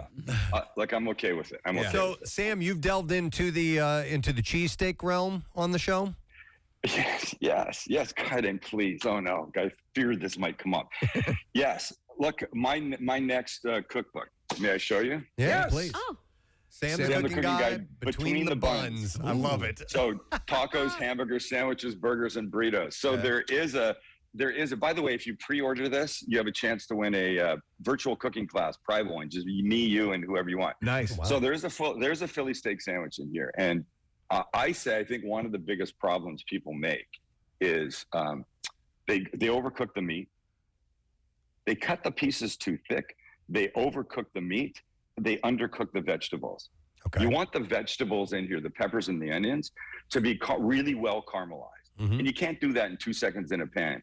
And if you cut the meat too thick, when you take a bite, you get a big hunk of meat hanging off your lip that's no longer in the bread. Yep. And it's tough. You can't do that. It's funny you should bring that up. It's funny you bring that up because now you can use that as a Rorschach test here in Philadelphia because whatever place you align with will say a lot. It's sort of like a personality profile. I tend to agree. To me, the classic cheesesteak is thinly sliced meat, but there are people who love it the other way, and it's for the exact reason you mentioned. You pull out half the sandwich with every bite you take. But it probably exists in the pantheon of those, as with pizza. Whatever way works for you is the right way to make it. Do you know what I'm saying? Yeah. So before our YouTube channel Style Now, which are episodes that are 15-ish minutes long, sometimes much less. We had a version of it. It was called the Sam Livecast, and it was part talk show. Like me at a desk talking like this. We did it live, and then I'd go in the kitchen and cook something. Back in those days, Tony Luke came to San Diego, and a friend of mine said, "Hey, do you want to do something with him?" And I said, "Of course." So he came to my house, and we had a dueling Philly cheesesteak competition. He did his version, which was damn good. I did my version that had a slight Asian, little Asian inspiration to us. I think mine was better. I'm just going to brag. Go there and say that. Yeah. I don't think I could ever get Tony to say that, though. And though we've only met once, I think he was a really, really, really nice guy. He's a great guy. And, he's a friend of the show. It's great. So yes, I'll also say this for people listening. This is back to the teaching part. Thinly sliced meat, cooked very quickly on a hot surface, is much more forgiving in the end than big, fat, thick pieces. Yep. So if a first-timer is out there trying to make a great Philly cheesesteak, or any kind of cheesesteak, slice it thin. You'll find you won't F it up nearly as much as those thicker thumb-sized pieces of meat. Sage advice. Yeah. There you go. Yeah. From a guy that never went to culinary school. Wow. It's impressive stuff. So what are some of the newer things coming up that we can look forward to that you're tackling on the YouTube channel? Well, let's see. So, we just shot the other day. I think it was really fun. We bought 5 Instapots, lined them all up on the kitchen counter, and we started at one end. It put one thing in, one thing, and then went back and showed how they turned out. And Instapots are great. Oh, I mean, any type multi-cooker. So this will come out today, I think. It's Monday. I think it's today's episode. I wanted to get a handle on what you thought about the Instapot because my wife, I got her one. It was all the rage, I think, 2 years ago. The Instapot. Yeah. And so I contend there's a lot more we can do with it, but it doesn't seem to be lighting her fire. But you believe in the Instapot? Look, in my personal life, I don't use one very often. Yeah. But then here's what we learned about the channel. It's not what I want. It's what the audience wants, right? In any business, it should be that. Here's what we made. In one, we made a short rib ragu in about, an hour, start to finish. Unbelievably delicious. Put it on pasta. We made shrimp, chicken, and sausage jambalaya. Dump everything in, stir, close the lid, turn it on the rice cooker setting, which the Instapots do. Amazing. We made macaroni and cheese, a little truffle mac and cheese in one in about 10 minutes. Huh. We made pork ribs in half an hour in the Instapot, and then took them out and put them under the broiler for 5 minutes. I mean, you can't do that any other way. You really can't. Yeah. And that's using the pressure cooker setting. Okay. So it's impressive what you can do with these things. It depends on how you like to cook. My wife and I eat pretty simply. Dinner, all our kids are grown. So dinner for us is always a big ass salad with some protein on it. Chicken, shrimp, steak, that kind of thing. We like burgers. So I use a grill. I use my stovetop. I use, whatever.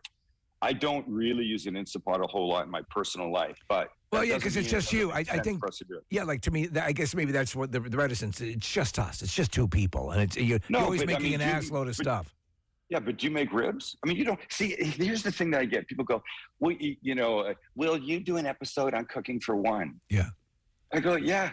Go to the store and buy one stinking steak. You don't have to go to Costco. Yeah. 140 pounds of ribeye. You don't. You can buy one freaking potato and make mashed potatoes for just you. Yeah. Or F the potato and buy a bag of chips. Use that for your mashed potatoes. Make your mashed potatoes. You just brought up something that has bugged me about my wife for years. When we would make mashed potatoes, just the two of us before kids, she would buy 5 pounds of potatoes, make up mashed potatoes. I'm like, how many potatoes can you sit down and eat?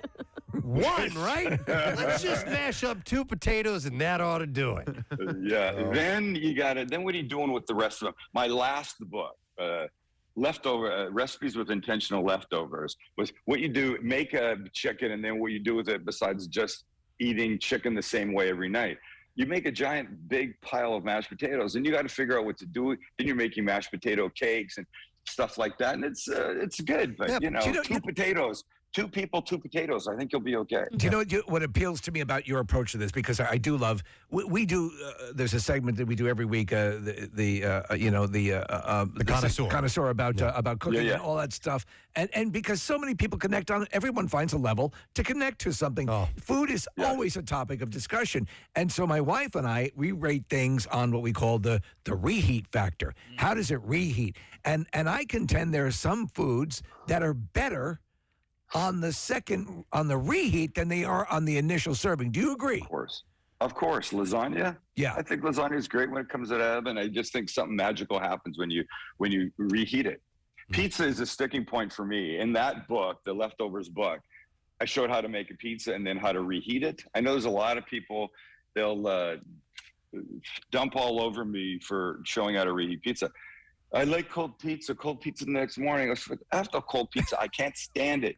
So I say you do this. You take a nonstick pan, you put it on the heat, like medium-high heat. Then you take a slice of pizza, you put it on a plate, you put it in the microwave for about 45 seconds to a minute.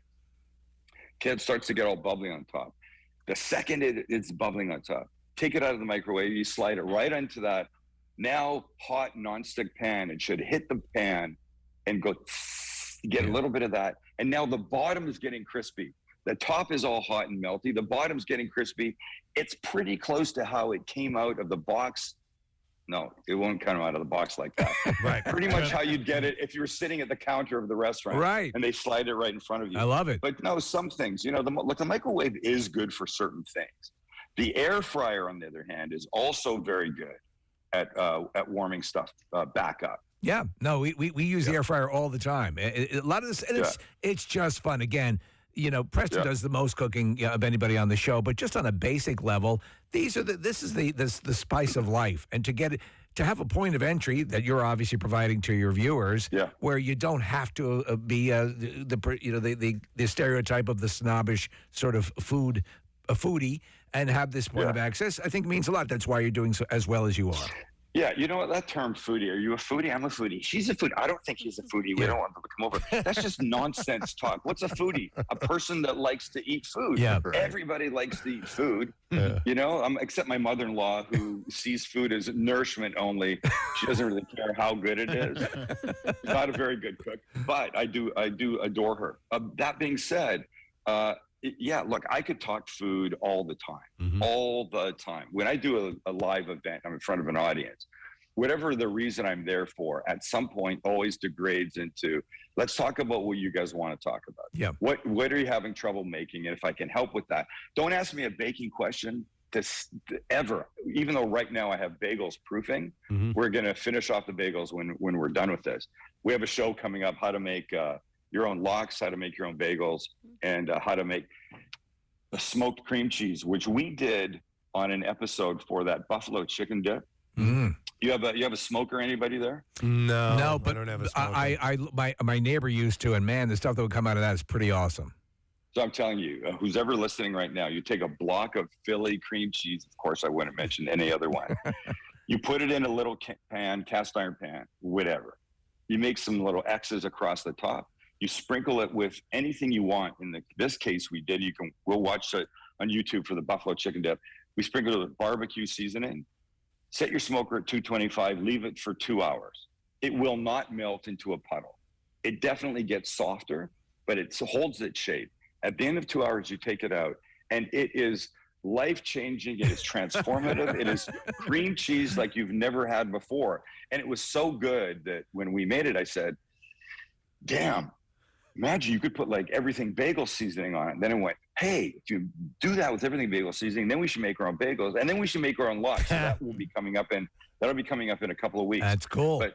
But yeah, so the point is, I forgot the question. No. Oh, the point is, I like to talk food all the time. Nice. Yeah. Hey, by the way, Sam, before we wrap, if people find themselves in the San Diego area, what are your restaurants that we should visit? So they're all in Little Italy. They're all about 25 yards away from each other. Mm-hmm. 2 are in the Little Italy Food Hall. One is called Samburgers, which you can guess probably what that is. And we love doing burgers on our channel. We have a great one coming up this week. The other one's called Not Tacos, and Not Tacos because they're not Mexican tacos. Not that I don't love Mexican tacos. I love Mexican food. I'm in Mexico. Yeah. Everything I've had here has been Mexican.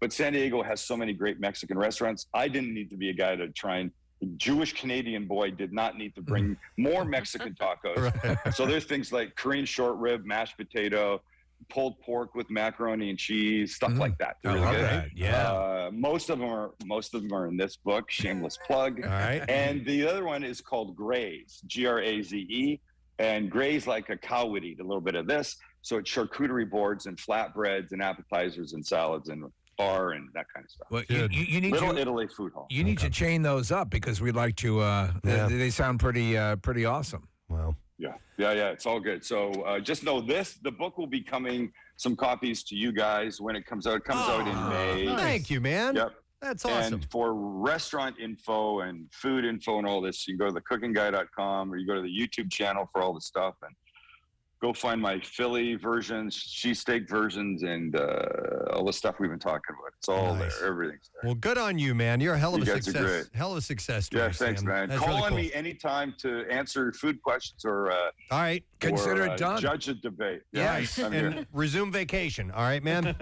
I'll go back. Thank Please you. bring the margaritas now. All right, Sam, the cooking guy. Thanks, Sam. Take care, man. We'll see you later. Oh my God, that's awesome, dude. Very conversive, very cool. No idea. Zero culinary experience at all, and just followed his passion. I guess he just liked doing it, and one thing led to another, and look at him, huge success. That's really cool. Yeah, God bless that. You have to stick. He stuck with it, you know. And again, you said finding the hook, finding the high concept. I'm not a chef. This is how I'm going to prepare it. I don't know about you guys, but when he was talking about the smoker, my mouth started to water. The way that he was describing it, and then the buffalo chicken dip and whatever the hell else, I was like, yeah, I'm in. I A want to lot try. of things made my mouth water in that conversation. All right, so you can go to thecookingguy.com to get all information. Just do a search on Sam the Cooking Guy on YouTube and subscribe and check it out and get some good ideas. We're going to take a break. Be back in a second. Some bizarre file stories are what we have planned next, so stay with us. All of you are going to draw a penis. Any guy here in this entire place is going to draw a penis. So I won't draw a penis. You're lying. I promise. All right. Kathy? All right. I drew a picture. Okay. Kathy, really look into Casey's eyes. Okay. Okay. It's a dog's penis. No. Am I close? Preston. All right. What did I draw? This time you drew a butthole. No, I drew boobs. Okay. Nick drew boobs too. All right, Kathy. Can you see it? No. Can't. I'm guessing what you drew? Yes. Now look, you got to look into Preston's eyes. Preston, you have to let her see your eyes. Yeah, don't cover your eyes up. And don't go gump. A butthole. She's terrible at Close. It's a vagina. Oh. No, wait, that's a penis. I'm sorry. That's a penis. Veiny. Veiny, too. Yeah. All right, anyway. Okay. You want? Have we proved anything here? All right, do you want to see what I drew? Yeah. Oh, wait, no, look at Kathy's eyes. Steve, do it to Steve. He's better. All right. I can't see through the paper. Something you drew. Look at her eyes. The eyes should give it away. Yeah, the eyes are the window of the soul. Yeah. Soul is in Korea. It's also a fish. It's also a shoe part. Yeah. And it's also a type of music. Mm-hmm. Listen, when you guys like doodle, that you draw penises. I know. What do you think? Like for real though, what do you think? Big sweaty vagina. No, that's not what I would do. All right, hang on, not what I would. All right, so I think you're going to draw. Vaginas are hard to draw. Penises They are easy to draw. Draw a taco and add extra lettuce. Yeah. Is it a penis? It's not. Okay. Preston, you guess. It's a car. We were just talking about cars. Oh my God! What is it? I did that just for you guys. What is that? That's somebody taking a dump. Is it something dripping? It's a butt. You have I'm brothers. a terrible artist. A butt into a target, I thought it was dripping gonna be- into No, a that's the target. toilet. That's the toilet. Okay. I thought that was a puddle. Yeah. All right. Anyway. I thought that was sweaty balls in a puddle underneath of it. So a study in this regard. We just conducted. We need to share this data. So we're getting ready to play a game, and so here's the deal. Let me set this up. I said it just a moment ago. Yes. U2 is doing the Joshua Tree 30th anniversary tour. They made an announcement they were going to be in Philadelphia, which is this Sunday. So a few months back when the announcement happened, I called up two friends of mine because the three of us together went to see that show. It was at the Arena in St. Louis, and it was a big deal because the Cardinals were at the seventh game of the World Series that night. You had to make a call. We had to. Are we going to watch the game or are we going to go to the concert? We had already bought the tickets. How old are you at this time? We were fresh out of high school, first year, so 19 years old, Okay. something like that, because it was 1987. And we went to the concert, and I just was so blown away by the show that night. And I was like a mid-level U2 fan. I thought they were a really good band. I knew enough of the material to go to the concert. The new album sounded great. I hadn't listened to the whole thing. I had heard, some of the songs that were on the radio. I'm like, all right, let's go. And left that night just amazed. The lights came up. The crowd was still singing. They ended with 40. Which is awesome. And the crowd is still singing and singing. The band was long gone, and we were still singing, and the lights stayed on. And I was just like, this was amazing. This is the best concert I've ever seen. And I was just dumbfounded for a while after this. So it was a significant show. Yes, yeah. And when they made the announcement that the 30th anniversary was coming around, I'm like, I got to get these guys. We got to get together. We got to go see it together. Everyone had the same experience of your friends here? I think so. Okay. Yeah, definitely. So they're back in town. They got in yesterday and the day before, and we're going to the show on Sunday, and we're going to play some golf and stuff while we're here and just having a buddies thing, which is pretty cool. So I told you guys this, and you decided, well, why don't we have them come in?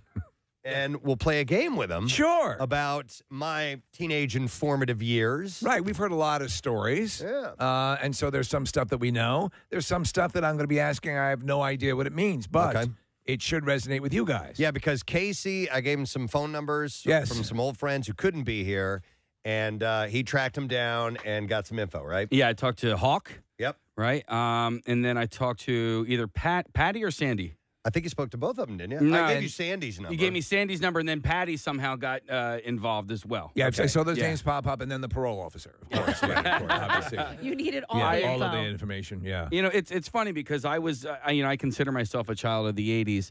And I definitely had yearbooks and all those things that I can look back at because I was in school at the same time as Preston, but I was slightly younger. And to see what you guys were doing, and I think you're like 7 years older than me, but like what you guys were doing and what you guys were up to in 7th and 8th grade, and then high school, it's just It's freaky, isn't it? Completely different world. I mean, I look back at my old pictures, and there I am at the Continental Congress. Yeah. And I'm saying, well, it's just so wild. Because I've told you guys in the past what DBH meant. Yeah, Dubong hits. Dubong hits. And so Casey's looking through my 7th and 8th grade, yearbook and all the signatures and people sign it, and it's like, dude, DBH till you can't stand it anymore. And this is in 7th and 8th And that's grade. from teachers. Right, Yeah, exactly. yeah. So But he then- was just looking at it and being But blown it's away. also funny because I think, a lot of times we have this attitude of like, oh, these kids today, they're crazier and they're doing things that I never did. With and their then, mold shops and their leather jackets. But the reality is I think the kids of the 80s were probably way worse than anybody right now. I guarantee you every generation has that perception. And Yeah. but there's something that is the same across the charts. Yeah. And I think as I'm looking through this and we were looking at some of the things and we were all laughing at the back saying, what the F does that mean? Mm-hmm. Everyone's got their things. And that's why it always amazes me when anybody runs for political office because any of these things taken and put on, there are a number of things here that we're going to ask that if we're put on a front page of a paper, you'd say, what the hell? Yeah.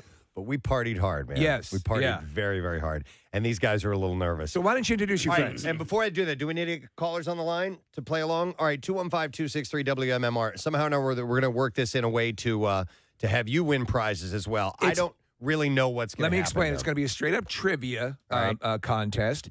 And so we're going to have people playing. You're going to play for callers online. We're not going to go to them. Okay. They're just going to win prizes as we cycle through so we can move some product, and that'll be happening in the background. So All right. everyone will get assigned. If someone gets a question right, that person wins, and then we put another person in that All spot, right. and that's how we'll proceed. Before we introduce our contestant, Steve, what's the name of the game? The name of the game is Preston, Cheston, and Steve Blast from the Ass Trivia Challenge.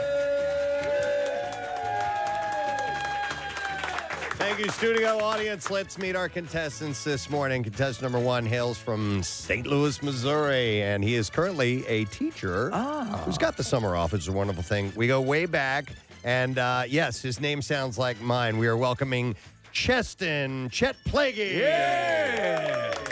Chet, good morning. Thank you. Good to have you here, sir. Good to see you. Great to be here. Excellent. All right, next, the guy I consider to be my best friend. Yeah. We go way, way back, and we've been through some times together. We are aware of some of I them. won't mention any of them now because it may be ones that are coming up in the particular contest. I just think it's great that I have a story with Steve. I with that time that we spent down in St. Martin, and we enjoyed ourselves, and you lost your wedding ring. Oh, yeah. Yeah. That was fun. He's He got has it a back nice now. new one on now. All right, please welcome Steve Leasick.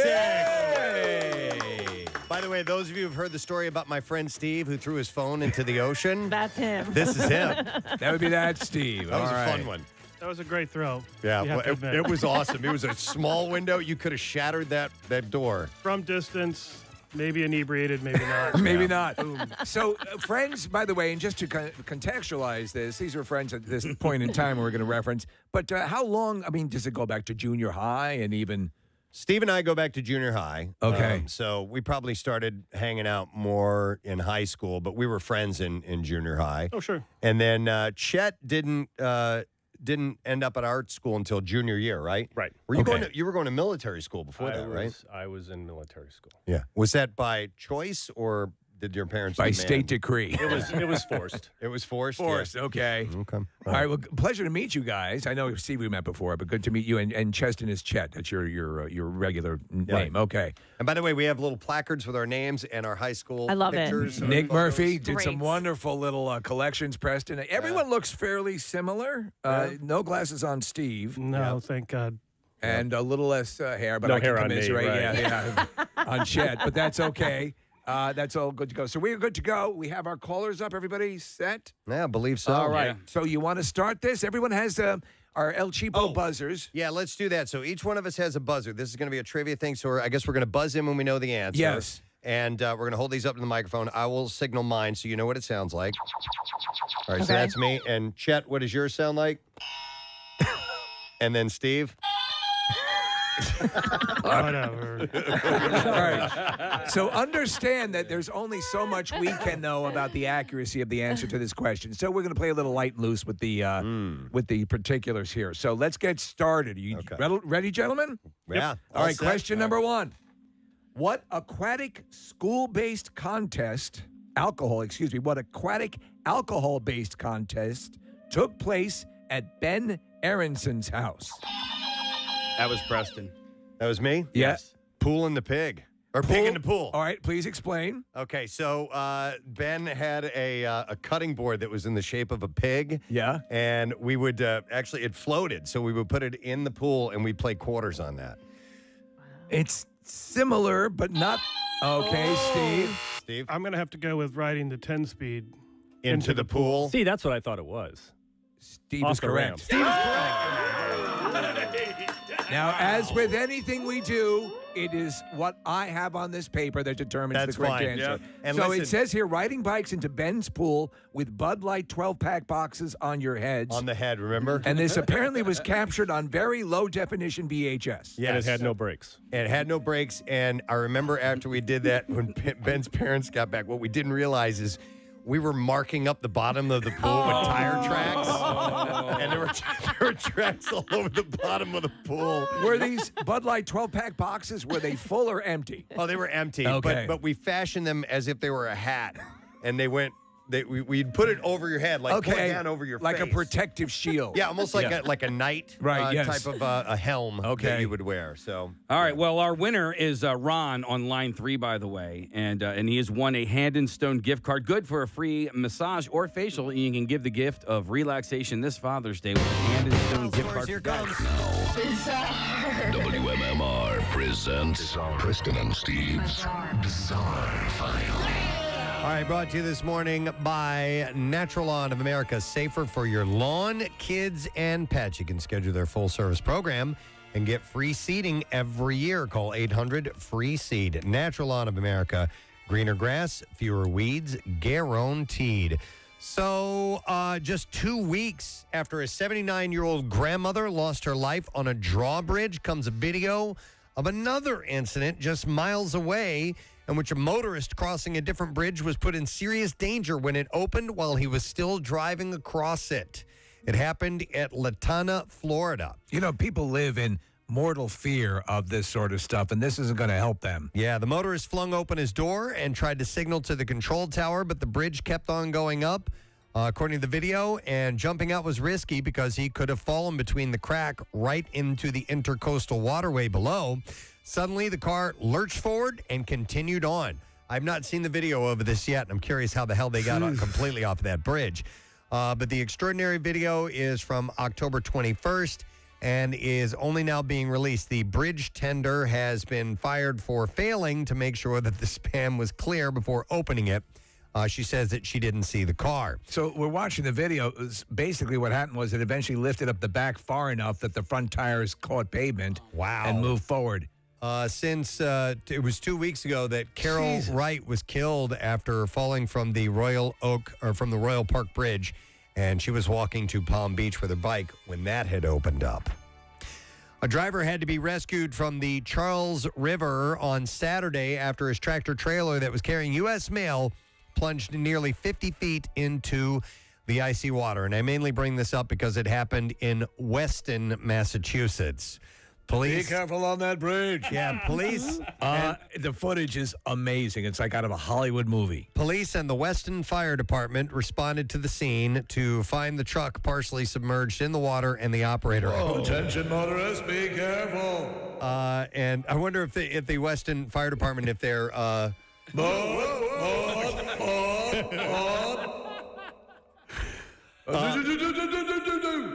And by the way, so by the time they got there, they found the truck partially submerged in the water and the operator, who does not know how to swim, standing on top of the truck. Do you know what I just found out recently? Most trucks like that on the back, the roof of the truck is like vinyl. It's very light material. Yeah.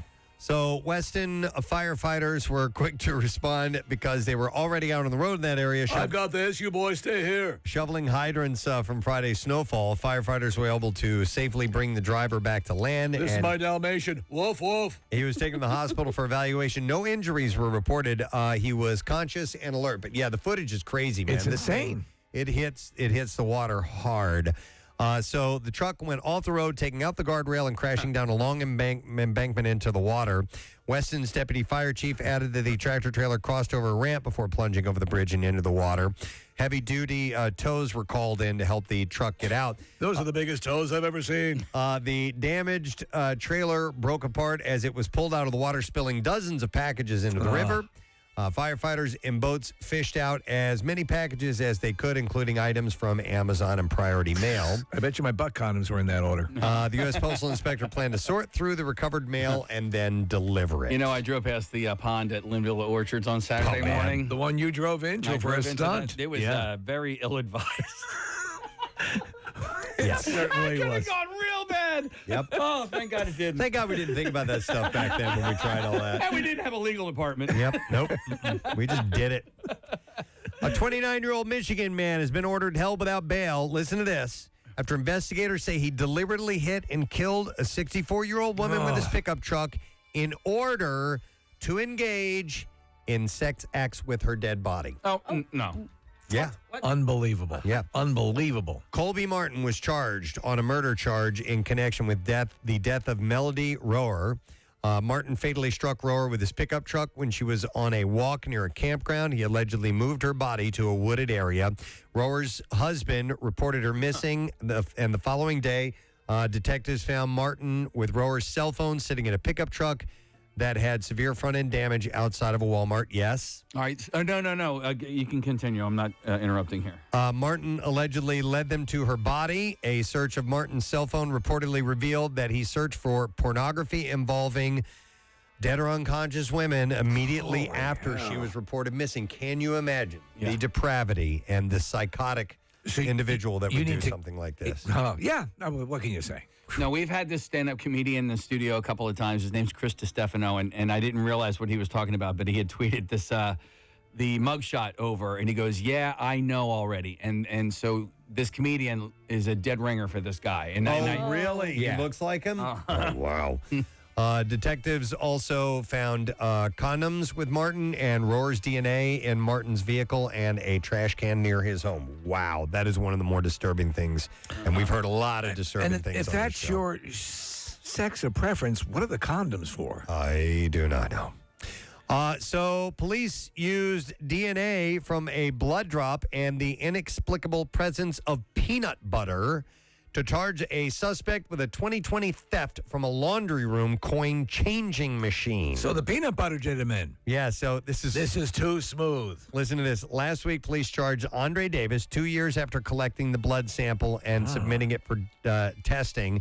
Records show the DNA match came back last month. So on January 14, 2020, a resident called police to report a man carrying a jar of peanut butter was attempting to break into a third-floor washing machine's coin changer. The man said he needed money to get home. When officers arrived, the panel of the machine seemed to have been pried open with a tool, and the lock appeared broken. And when the officer arrived to process the scene, he noticed the extensive amount of peanut butter inside the broken part of the washing machine and on the floor in front of it. In a second report, an officer wrote that it was likely that whoever broken into the machine had peanut butter all over their hands for some reason. Wash your hands. More peanut butter was found in the hallway and on the doorknob of an apartment. So this is like a trail of peanut butter. So what are you, just like eating a peanut butter and jelly sandwich and just have a desire to go steal something? Dude, he just had the whole jar. He was probably sticking his fingers in there and eating it that way. Police spoke to the resident whom they reported as less than cooperative. The peanut butter on her door was pointed out to her, and she shrugged it off, acting as if it was not unusual. I like peanut butter. Police continued their investigation and returned to the same apartment later. They found out that Davis was staying there as a guest and interviewed him. He allegedly said that he has a peanut allergy that makes it dangerous for him to touch peanut butter. Davis was polite and cooperative, according to police. And they said, I noted that his hands were clean and laceration-free. Based on the DNA match, though, Davis is charged with breaking into a depository and malicious destruction of property valued at less than $1,200. Just like the Jelly Bandit. He had peanut butter all over him. And that is all I have in the bizarre file for you. Hey, do I need a break? Can I congratulate? Yes, absolutely. Quick congratulations to Preston and Steve friend and calendar girl, Brittany Taylor. She and her boyfriend, PJ.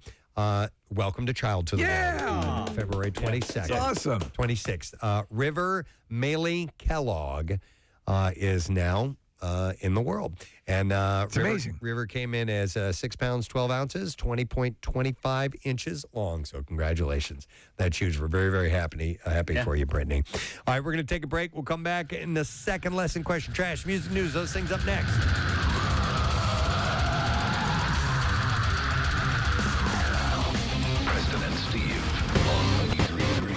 hot stone massage. Visit handandstone.com. All right, gentlemen, question number 2.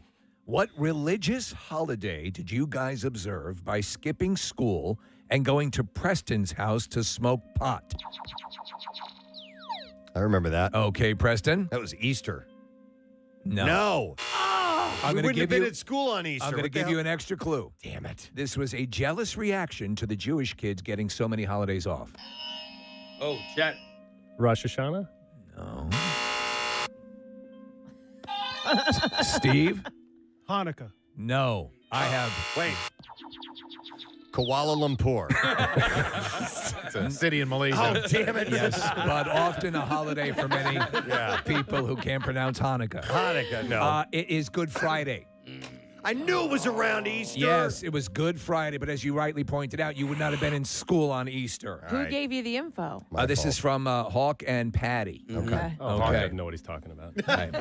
All right, question number 3, gentlemen. And remember, our answers are correct despite what is accurate. Right. Whose father made sure Hawk didn't go to jail for the senior sleep out scavenger hunt? Who's? All right, Steve. It would be Doc Plaguey. Incorrect. Chet's dad? No. No? Okay. Whose father made sure Hawk didn't go to jail for the senior sleep out scavenger hunt? Let's talk this out, guys. What was the senior? Okay, scavenger so hunt? so somebody made a list. Might have been Skippy Marino, I think, that made a list of items that we were supposed to bring back to the school, and they included like a police officer's license plate. Nice. And the entire, you know how you go to a neighborhood, and there's a sign that says "Welcome to Old Farm Estates" or whatever. A Stealing that huge thing. That huge thing. I mean, these big. Did you guys items. get them? Of course we did. So Flag this is from Belle Reef Country Club. Yeah. This is the father. Okay, the father who made sure that Hawk didn't go to jail. I know it wasn't my dad. There's no way. No. All right, Preston. I'm just trying to think of who was buddies with Hawk besides our family. I would say Mr. Janvrin. Mr. Janvrin, you are all incorrect, unless I'll give one final round if you want to go for it, Chet. I have no idea. The name I have here, and of course the correct, despite what is accurate, Mike Freeburger. Oh, I didn't know that. You Thanks, did not John. know. All right. Yeah. This next question, I have a feeling you'll get this. All right. By the way, the scavenger hunt, what would have been? Obviously, you're stealing things that are felonies. Yeah. Stealing is right. What was the most hard to get item in the scavenger list? I think it was probably the neighborhood sign. neighborhood sign. And somebody did. And where'd you get the neighborhood sign from? I didn't get it. I don't know. I don't. But somebody did. And by the way, I assume that was the crime. You had to bring all of these items to the high school and leave them there. All right. And then there was a huge list. And I really didn't get anything. So that you were night, I don't bringing think. stolen items onto school property. Yeah. All right. Senior sleep out was awesome, man. Slept in my car. Me and Howard Rosen. I remember that. I don't know if you guys were out all night for You that or guys not. lived in you're predominantly Jewish neighborhood, right? Well, I mean, there were a lot of Jewish students. Yeah. Yeah, absolutely. All right. Question number 4. You've got 1 correct, 2 not so much. All right. We suck at this. Mike Kirby. Kirby. Drove this rather muscular mullet Preston. Javelin. That is correct. Kirby, that thing was loud. And I had a Mustang. I had a 73 Mustang. It was really loud too. And we just go burnouts all the time. And Did he get in trouble for doing spinouts in the parking lot of the school as you did? I don't think Kirby ever got in trouble No. for that. No. Interesting fact about Mike Kirby: he bought the Playboy Club in St. Louis. Are you What? serious? Yeah, I didn't know that. It'd been Drove a shut, javelin, bought the Playboy Club? had been shut down, and I guess he bought it like back early 2000s. Okay, so it was closed at the point he bought it? It was closed. All and right. He bought it and turned into a teen club. A teen. There you go. Well, of course. All right. So who is Preston playing for? He was playing for Brooke, so Brooke won a Hand and Stone gift card, good for a free massage or facial. You can give the gift of relaxation this Father's Day with a Hand and Stone gift card for Dad. Get $10 off 1-hour spa gift cards through June 19th, including their signature hot stone massage. Very nice. Handandstone.com. All right, question number 6. As the story goes, and listen carefully to this, a sign was put up across a door about Nan's, quote, good couch. Paraphrase what that sign forbade and to whom it was directed. Steve. Steve. You have to paraphrase.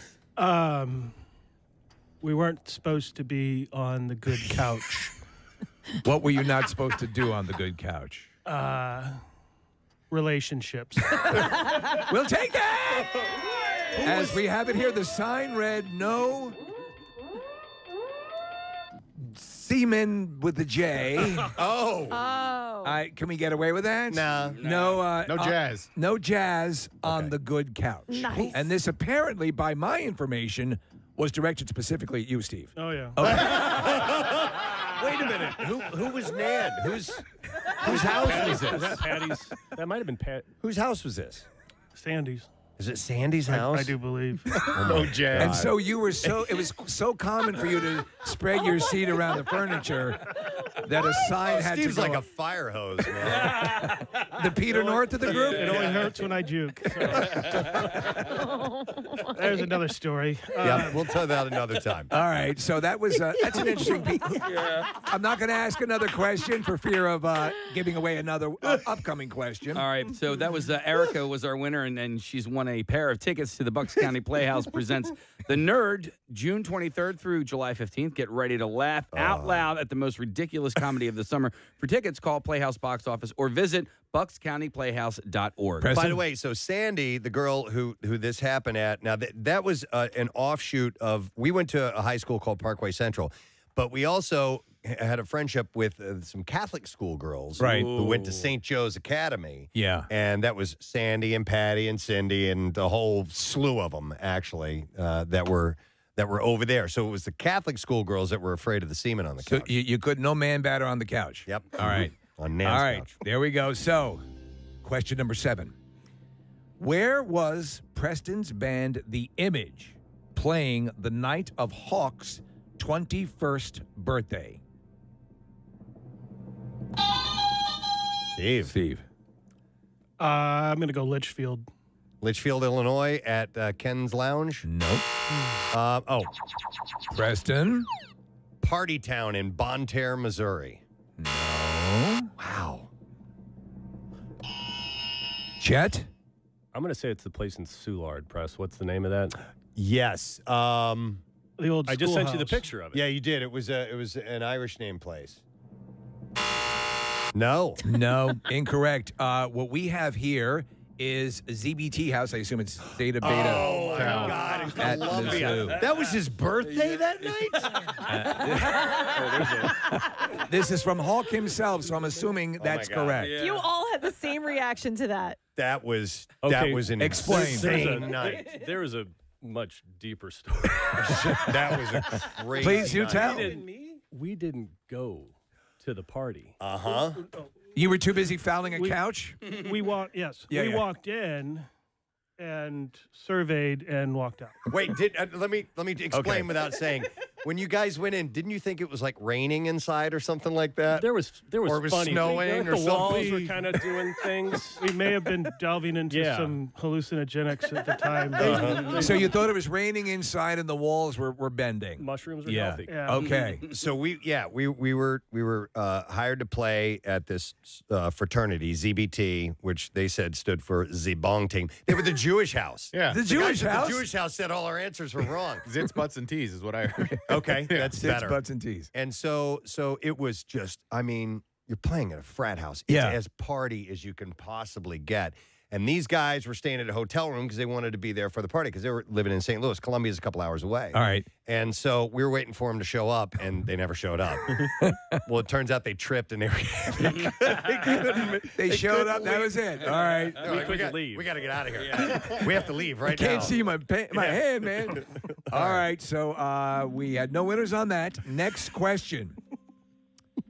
And this was just referenced, actually. What was the nickname given to the, quote, crappy Litchfield Motel? Okay, now this is Preston. going to sound terrible. All right? All right. But it was the Haji Inn. Am I right? That is correct. And this is It was called the Motel 66 Court. okay. And there should have been a sign for Steve there about the jazz on the beds because a lot happened there. Really? Not Yeah. mine. So if you were to still Not bring you. one of those infrared lights or those blue lights, Yeah. You could ring it out. It looked like a Jackson Pollock. Yeah. All right, so the Haji Inn. Yeah, so I got that one right. All right, All yes. right. Well, congratulations to Rick. Rick, you've won tickets to see JB Smoove Friday, November 17th at 9 p.m. at the venue at Valley Forge Casino Resort. Tickets on sale. That would be today at 10 a.m. at Ticketmaster.com. Pre-sale began yesterday. You don't even worry about that because it's over. All right, gentlemen. Yes. This one, when we actually reviewed this question, we laughed out loud at this. How did Steve earn the nickname Sterno? Preston. You're not going to answer that? I know it. You didn't buzz in. No, you got it. All right. Steve used to light his farts all the time. And it was a little blue flame that would come out. And it reminded me. 93.3 WMMR with Preston and Steve's Hollywood Trash. All right, let's get some stories while we wait for those calls. Steve, what's happening this morning? Well, Helen Mirren says she's ecstatic after achieving dual citizenship in Great Britain and in America. Mirren tells People that at age 76, she has finally realized her lifelong dream of paying double income tax. Hey! Amanda Bynes. Her parents have eagerly agreed to release her from a conservatorship implemented in 2013. In return, Amanda promised to cut their zip ties and shut off the table saw. Oh, my God. And finally, TMZ asking Sharon Osbourne if she would ever consider returning to and working for CBS. Sharon reportedly responded with her version of When Hell Freezes Over, saying, when Ozzy no longer needs diapers. And that's your Hollywood Trash. All right, we shall see if anyone knows who endorses the Super Duper Butt Condom. 215-263-WMMR. I'm going to go to Chris. Hey, Chris, good morning. Good morning, Ed. All right, good morning, Chris. Who endorses the Super Duper Butt Condom? It'll be Bono and you too. And Terry Bradshaw, yes. You got it, Chris. Hang on. Going to give you a pair of tickets to see Waitress on March 29th at the Kimmel Cultural Campus, and you can get tickets for all the show dates March 29th through April 3rd at kimmelculturalcampus.org. Now, Preston and Steve's Music News on 93.3 WMMR. All right, I'd mentioned a little while ago that Dirty Honey had released a new music video, and they have. It's for Another Last Time, described as a real-time escapade that immerses the viewer into the action from the first frame to the last, unfolding as one continuous 5-minute take. The clip features sound insane. 4 separate but intertwining storylines, with the band's previous music videos. While the band's previous music videos have been primarily performance-based, Dirty Honey's Mark LaBelle explains that the band wanted to do something completely different for this particular video. He said the song's lyrics tell the story of a toxic relationship you can't seem to get out of, and you keep going back for more. But it's as much a song about any addiction or compulsion, anything you just can't kick, drugs, money, danger, whatever it may be. Shooting the video the way we did presented a real challenge, but I think that when you take on doing something special like this and you succeed, you come out with something really great, and I think we did. Let me ask this question. Do theme story videos matter anymore? Are they consumed on Instagram, on YouTube? Yeah, I mean, it's a way to get the music out there. Still, okay. I think that, I think that people go, now, I couldn't tell you the view numbers on YouTube versus what they would get on, say, MTV back in the day. I'm not sure that's how that what I'm compares. curious about, yeah. But, I mean, listen, I'll go and see videos that have millions of views on them, so, they're doing something. People are seeking them out. Yeah, that's how people are consuming music. Yeah. Besides listening to MMR. So Another Last Time video features Derek Phillips, Billy Riggins from the NBC series Friday Night Lights, TikTok influencers Elizabeth Marachuk and Emma Jade, and actress Christina Lucas from Arnold Schwarzenegger's Last Stand. Dirty Honey just launched their Young Guns tour along with Mammoth Wolfgang Van Halen. Corey Taylor's released his new EP called CMFB Sides, which is available now on all streaming platforms, with physical copies and merch bundles available at the store, CoreyTaylor.com. And he's also shared, I want to hear this, a lyric video for his stripped-back take on Lunatic Fringe from Red Rider. Always dug that song. I love that song. CMF B-Sides features 9 unreleased B-Sides, covers of songs that inspired the band, acoustic renditions, and live versions. He takes on songs recorded by Metallica, John Cafferty and the Beaver Brown Band. We were just talking about that. Kiss. On the dark side. And Eddie Money, to name a few. That's an interesting collection of songs. I agree. Absolutely. Let's see. Artists are starting to cancel Russian tour dates in protest of the invasion of Ukraine.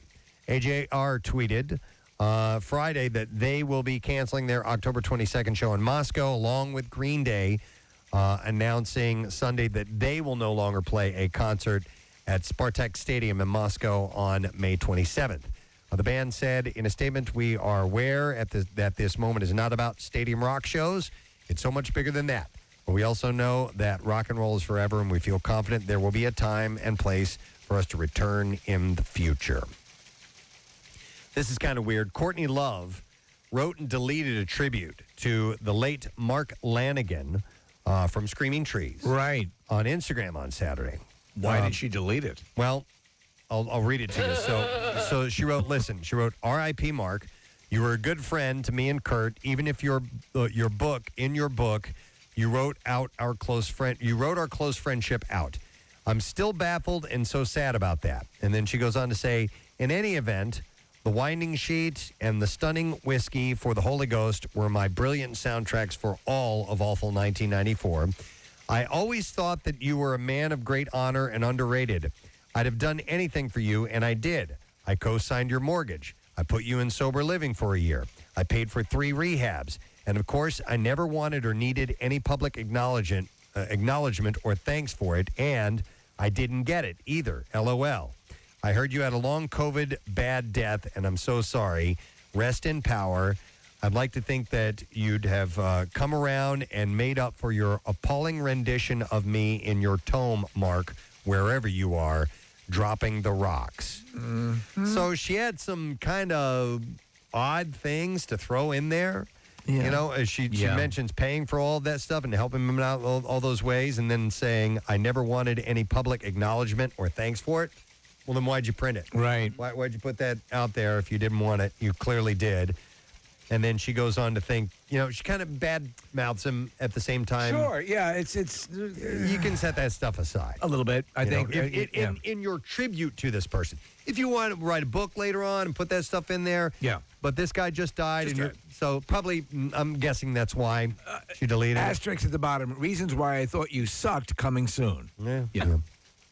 Paul McCartney has added a second Fenway Park show to his upcoming tour itinerary. The pre-sale for the new show, set for June 8th, goes on sale today for American Express card members at noon local time. And general on sale begins Friday, March 4th at 10 a.m. local time. And looking at the schedule, so he's in Syracuse on the 4th, Boston on the 7th. Then he added a second day on the 8th. His next date isn't until Baltimore on the 12th. He's got to be coming. So he could still squeeze something in here in Philadelphia. Whether or not that happens, I do not know, but I thought it might be worth pointing out. And we have a little clip, I think, of Steve, you sent a video of Stuart Copeland joining Eddie Vedder up on stage, for a rendition of Message in a Bottle. Yeah, it's pretty cool. So let's play a little clip. They were playing a show. I forgot where it was. L.A. It was in Los Angeles, and Stewart, I guess, was there for the show. Yeah. He got up and they pulled off a version of it. So here's a little bit of that audio.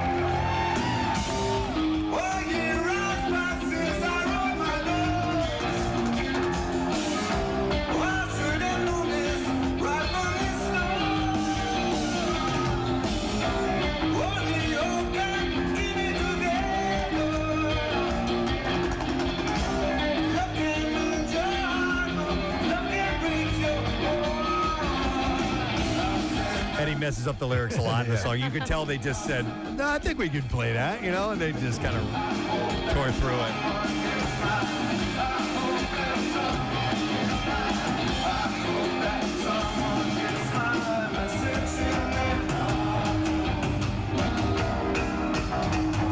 How much do you love his playing, Stuart Copeland? It's the best. It's amazing. It's so unique. It's nobody does it like him. He's and got he does a traditional grip. Yep. He's one of the few rock traditional grip players out there. Is it hard to get up on a kit that's not yours? And It can be. Yeah. But for a guy like that, he can play on anything. So there's some people that have a very specific, way that their kit is set up, and being in somebody else's territory, it takes a little bit to figure it out. Yeah. But that looks similar to a Stuart Copeland setup, to be honest. Would you say it'd be like on Halfsies on a Fleshlight? Yeah, a lot like that. First few strokes, Yeah. little odd. Something's wrong with this. After a while, you're like, okay, I can find something good to come out of this and into this. Ew. What were you going to say, Marissa? It's Chad Smith that's playing for him on tour, right? Yeah, correct. And in fact, Chad, they end up playing Rockin' in a Free World, and Chad picks up guitar and plays it on that song while Stuart is playing drums. And I think Josh Klinghoffer also jumped up on drums during this tour, too. So they're all sort of just rotating their way around. And I believe the tour is wrapped up because they had to add, or they had to postpone the dates that were in L.A. and San Diego, and then they did Seattle, and then went back to L.A. and San Diego and wrapped it up. Marissa scared up the Lunatic Fringe from Corey Taylor, if you want to hear that. Yeah, let's hear a little bit of that. Here we go. Lunatic Fringe. I know you're out there.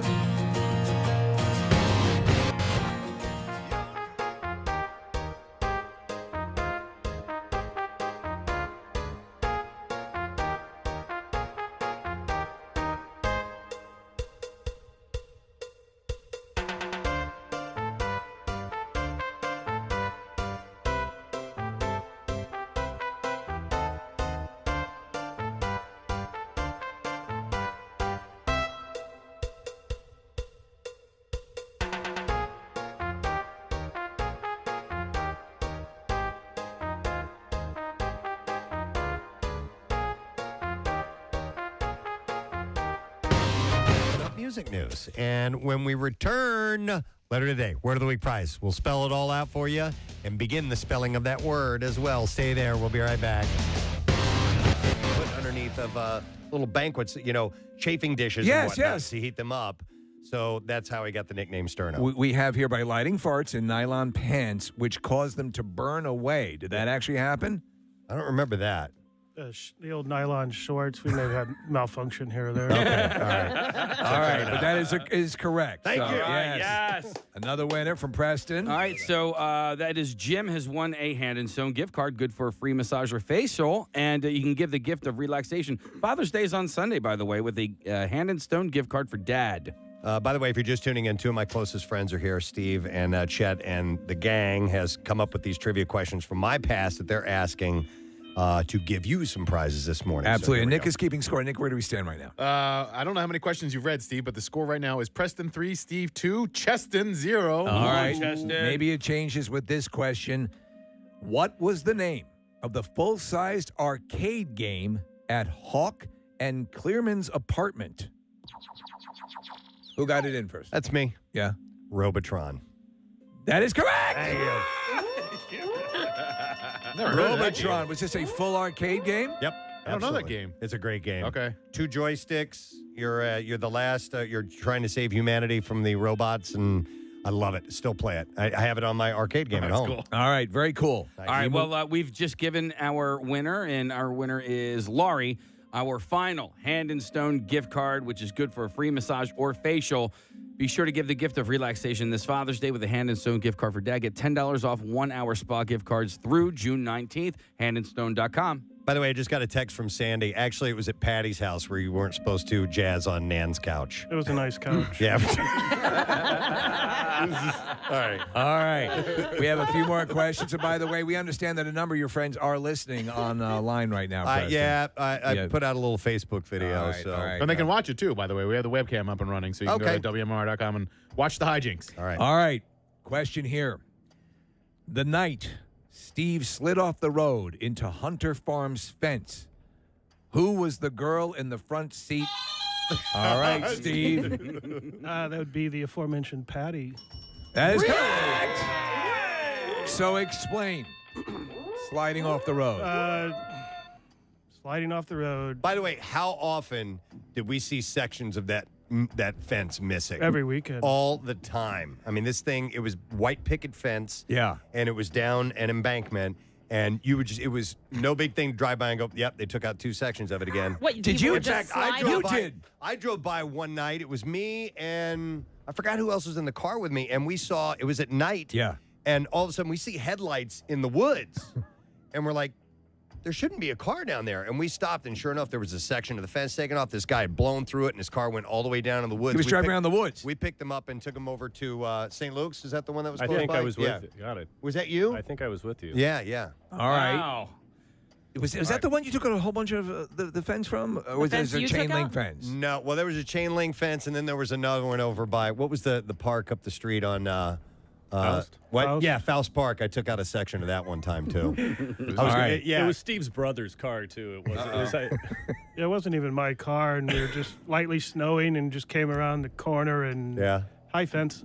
Okay. But when I did the one at Faust Park, when I took that out, it was Danny was in the backyard. Craig Schrader was in the back seat. Craig Schrader was in the front. And we're getting ready to turn into it. And Danny goes, press, put it low and floor it. And I did. And I spun a 180 and I took out that fence. And my dad was none too happy about that. We've heard the story of the reaction. Yeah, it was pretty wild. All right. Well, our winner on line 6 is Jay. You've won tickets to see JB Smoove Friday, November 17th at 9 p.m. at the venue at Valley Forge Casino Resort. Tickets on sale today at 10 a.m. at Ticketmaster.com. All right, question number 12. What was your mutual friend Sandy's nickname, and why did she get that nickname? It's me. Oh, again, Preston. Balsa. Balsa. And how did she get that name? Because she's so skinny and light that you could just pick her up and throw her across the room with one hand. That is right. I have here because she was too skinny to go down the water slide. Too skinny to go down the water slide.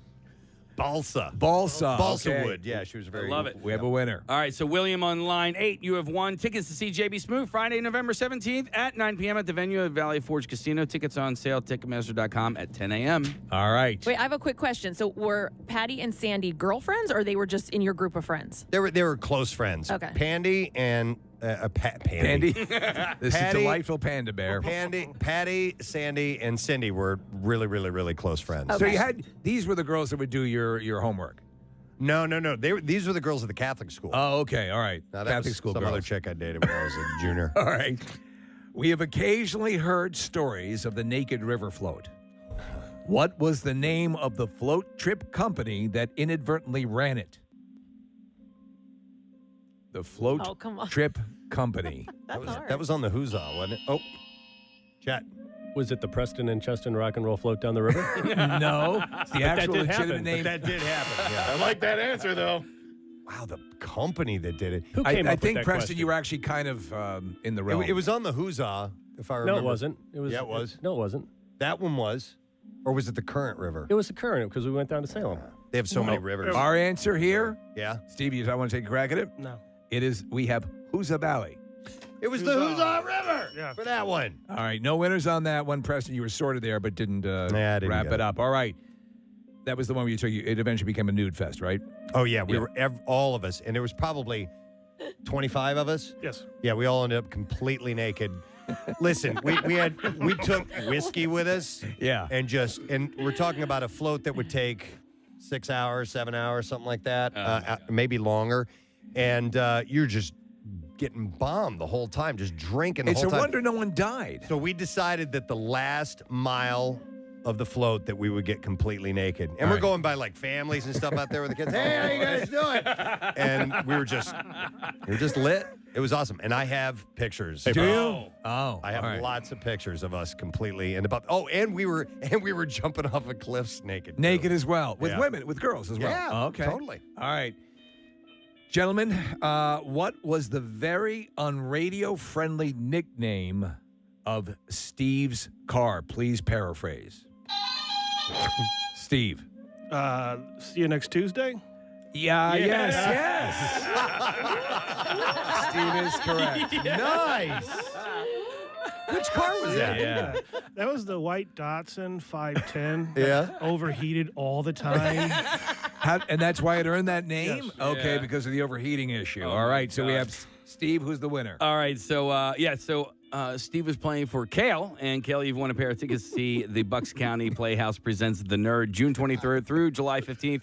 And you can go get tickets through Playhouse Box Office or buckscountyplayhouse.org. What a great name for a car, by the way. Yeah, absolutely. I'm going to pick you up in the sea. That's great. 3 more questions here. I don't want this to be over. Well, it's we went with the ones that we thought would have stories attached. That's to them. cool. Which of Chet's nicknames is also an aromatic North American plant of the daisy family? Which of Chet's nicknames is also an aromatic North American plant of the daisy family? Now, we got to get this. Hang on a second here. I don't even know. Daisy. It's a pretty elaborate nickname. It is. It is, but it isn't. Oh! Preston. Tumbleweed. No. No? No. No. I remember. Preston. Sagebrush. Yes!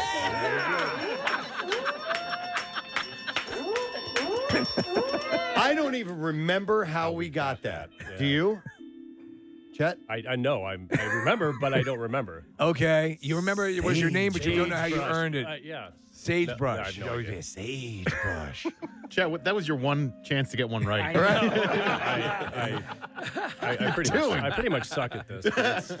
All right. All right. Well, Jeremy on line 1, real quick. You've won a case of Yards Brewing Pale Ale, the best beer for summer barbecues, beach days, and tailgates. Is Yards Brewing Philadelphia Pale Ale. Drink local, brew into others with a Philly Pale Ale at Keg and Kitchen in Westmont, New Jersey. All right. 2 more questions. You got to leave. Casey's got to go. Santa's got to go. Yeah, Santa's got to go. All right. Good luck. It didn't do all that great. I mean, it's in the top 10, but, it's kind of a niche movie, and I hope it does well for them. I hope it ends up, they get out of it what they wanted to get out of it. Sure. I bet you it'll have a stronger life once it hits streaming. Probably, yeah. So a very enjoyable day today. I want to thank all those who joined, including our guests. We had a surprise last-minute guest. It was Eric Lindros's birthday today. Nick texted him, wished him a happy birthday. He got back, and Nick said, "You want to come on the show?" He said, "Yeah." So he gave us a call, and we chatted with him up and around the Toronto area. And it was cool just to catch up. And actually, he'll be in town in a couple weeks. He still does stuff with the Flyers all the great. time. Yeah, so he'll be popping in. So it was nice to have him on. And how about Sam, the cooking guy? New friend of the Preston and Steve show. We had a great conversation with him. He's the guy that came up with that mashed potato chip recipe. But he does loads of other things. He's got millions of followers on YouTube on his channel. And just kind of a no-nonsense, fun way to look at cooking and try some things that are a little bit different or some twists on the standards. And he's doesn't even have a cooking degree of any type. Just a guy who likes to cook. Self-taught. And has made it into now a career. He's got 3 restaurants in the San Diego area. Really, really nice. So it was cool to chat with him. He's going to send us cookbooks, too. I'm very down with that, yeah. Me, too. So it was nice to have him on. Back from the weekend, he survived. Pierre Robert did. Made it in. Congratulations on that. Thank you. You have a good weekend? Yes. Productive? No. Okay. No. All right. But I still had a good weekend. Good. Something wrong with the headphones? Well, I just got the wrong one. The wrong pair. Yeah, we have 2 pair over there, and they... Is that better? Now they're on ear-shattering level. They're on Ray Koob level. When Ray Koob fills in or does overnights, and you come in and you don't check the headphone level, it's just like, oh my God. Yeah. And my glasses break and shatter. And Steve wears his that way, too. Wow. Yeah, I go loud. You like it loud. Well, do you have any hearing loss? No, but when I do the... I said, do you have any hearing loss? With the music and stuff, when we go to commercial, I quickly take them off. So okay. So, all right, well, cool. You had a good weekend. Yeah, Happy I to hear went that. antiquing. Oh. And did you find anything? I saw a couple of things, but I passed. Okay. Out in Chester County and went out to Dave McGrogan's place, the Harvest Seasonal Grill for brunch yesterday. Yeah, wonderful. So it was very fun. So, are you your house, which has sort of a modern, or it was modern of its time, right? 50s modern kind of. Is the antiques? Do they fit well with that look, or antiquing is a really interesting thing because you have to just you'll see piles of things, and then you just have to go really slow. Right. Yeah, you're right. It can be overwhelming. It is overwhelming at first, but you can find a gem in there. I found this deco lighter I like collecting old smoking paraphernalia. I don't know why, because I don't smoke. Well, but they made this elaborate in the 20s and 30s, elaborate smoking paraphernalia that would accommodate smokers and drinkers, like cocktail shakers, and ashtrays and lighters and things. I find them fascinating. Do you still have your iron collection? I have most of it. Okay. Yeah. An actual iron, clothes, iron? Yeah. I started finding these wickedly cool irons that were like streamlined deco kind of iron-looking things. Yeah. You inspired me. You have like old radios all over your house. Well, when I moved into my apartment, I started using like my grandmother's old adding machine and like old phones and cameras and stuff all over my place to decorate. I actually listen to the radio. It's my boyfriend's grandfather's radio, and that's the radio we have in the house, and it works perfectly. That's cool. Nice. Love that. I thought about doing a vintage radio collection. I don't have a good spot to put it in my house. I eventually will get around to doing that, I think. You have some cool stuff, though. Your Zoom room was very cool. Oh, thank you. Yeah, some autographed things and whatnot. Yeah. Hey, well, listen, we got a prize to get people moving on. You ready for this letter? All right, here we go. Preston and Steve on 93.3 WMMR. Now, the Daily Letter. The Preston and Steve Show is brought to you today by the letter A as in antiques. All right, and we're going to give away a $500 Joseph Anthony Retreat Spa and Salon gift card. You can check out their Heavenly Soft Pack Float Treatment, luxurious Turkish bath experience, or even Botox at their med spa. And you can check out their salon where they, of course, specialize in hair extensions like Marissa had done there. Looks great. 3 locations, Glen Mills, Springfield, and Center City at the Lowe's Hotel. And you can purchase online at josephanthony.com. I'm literally obsessed with these hair extensions. Yeah. I didn't know you had them. Oh, thanks. They look so natural, don't they? Yeah. My hair just grew like 12 inches overnight. Yeah, right? Wow. Yeah. Once I have to readjust my wig every other day. You do, yeah. So extensions you don't have to worry about. You don't have to worry about Use the double-sided tape, right? Right. But Well, then they it sell gets them all in. sticky. Anyway. What's up on the show today, man? We will have auto show tickets and Alice in Chains in the workforce blocks. B-52s for Cindy Wilson's birthday. That'll be fun. And Rolling Stones for what would be Brian Jones's birthday today. Founding member of the band, would have been 80 today. Wow. So, All right.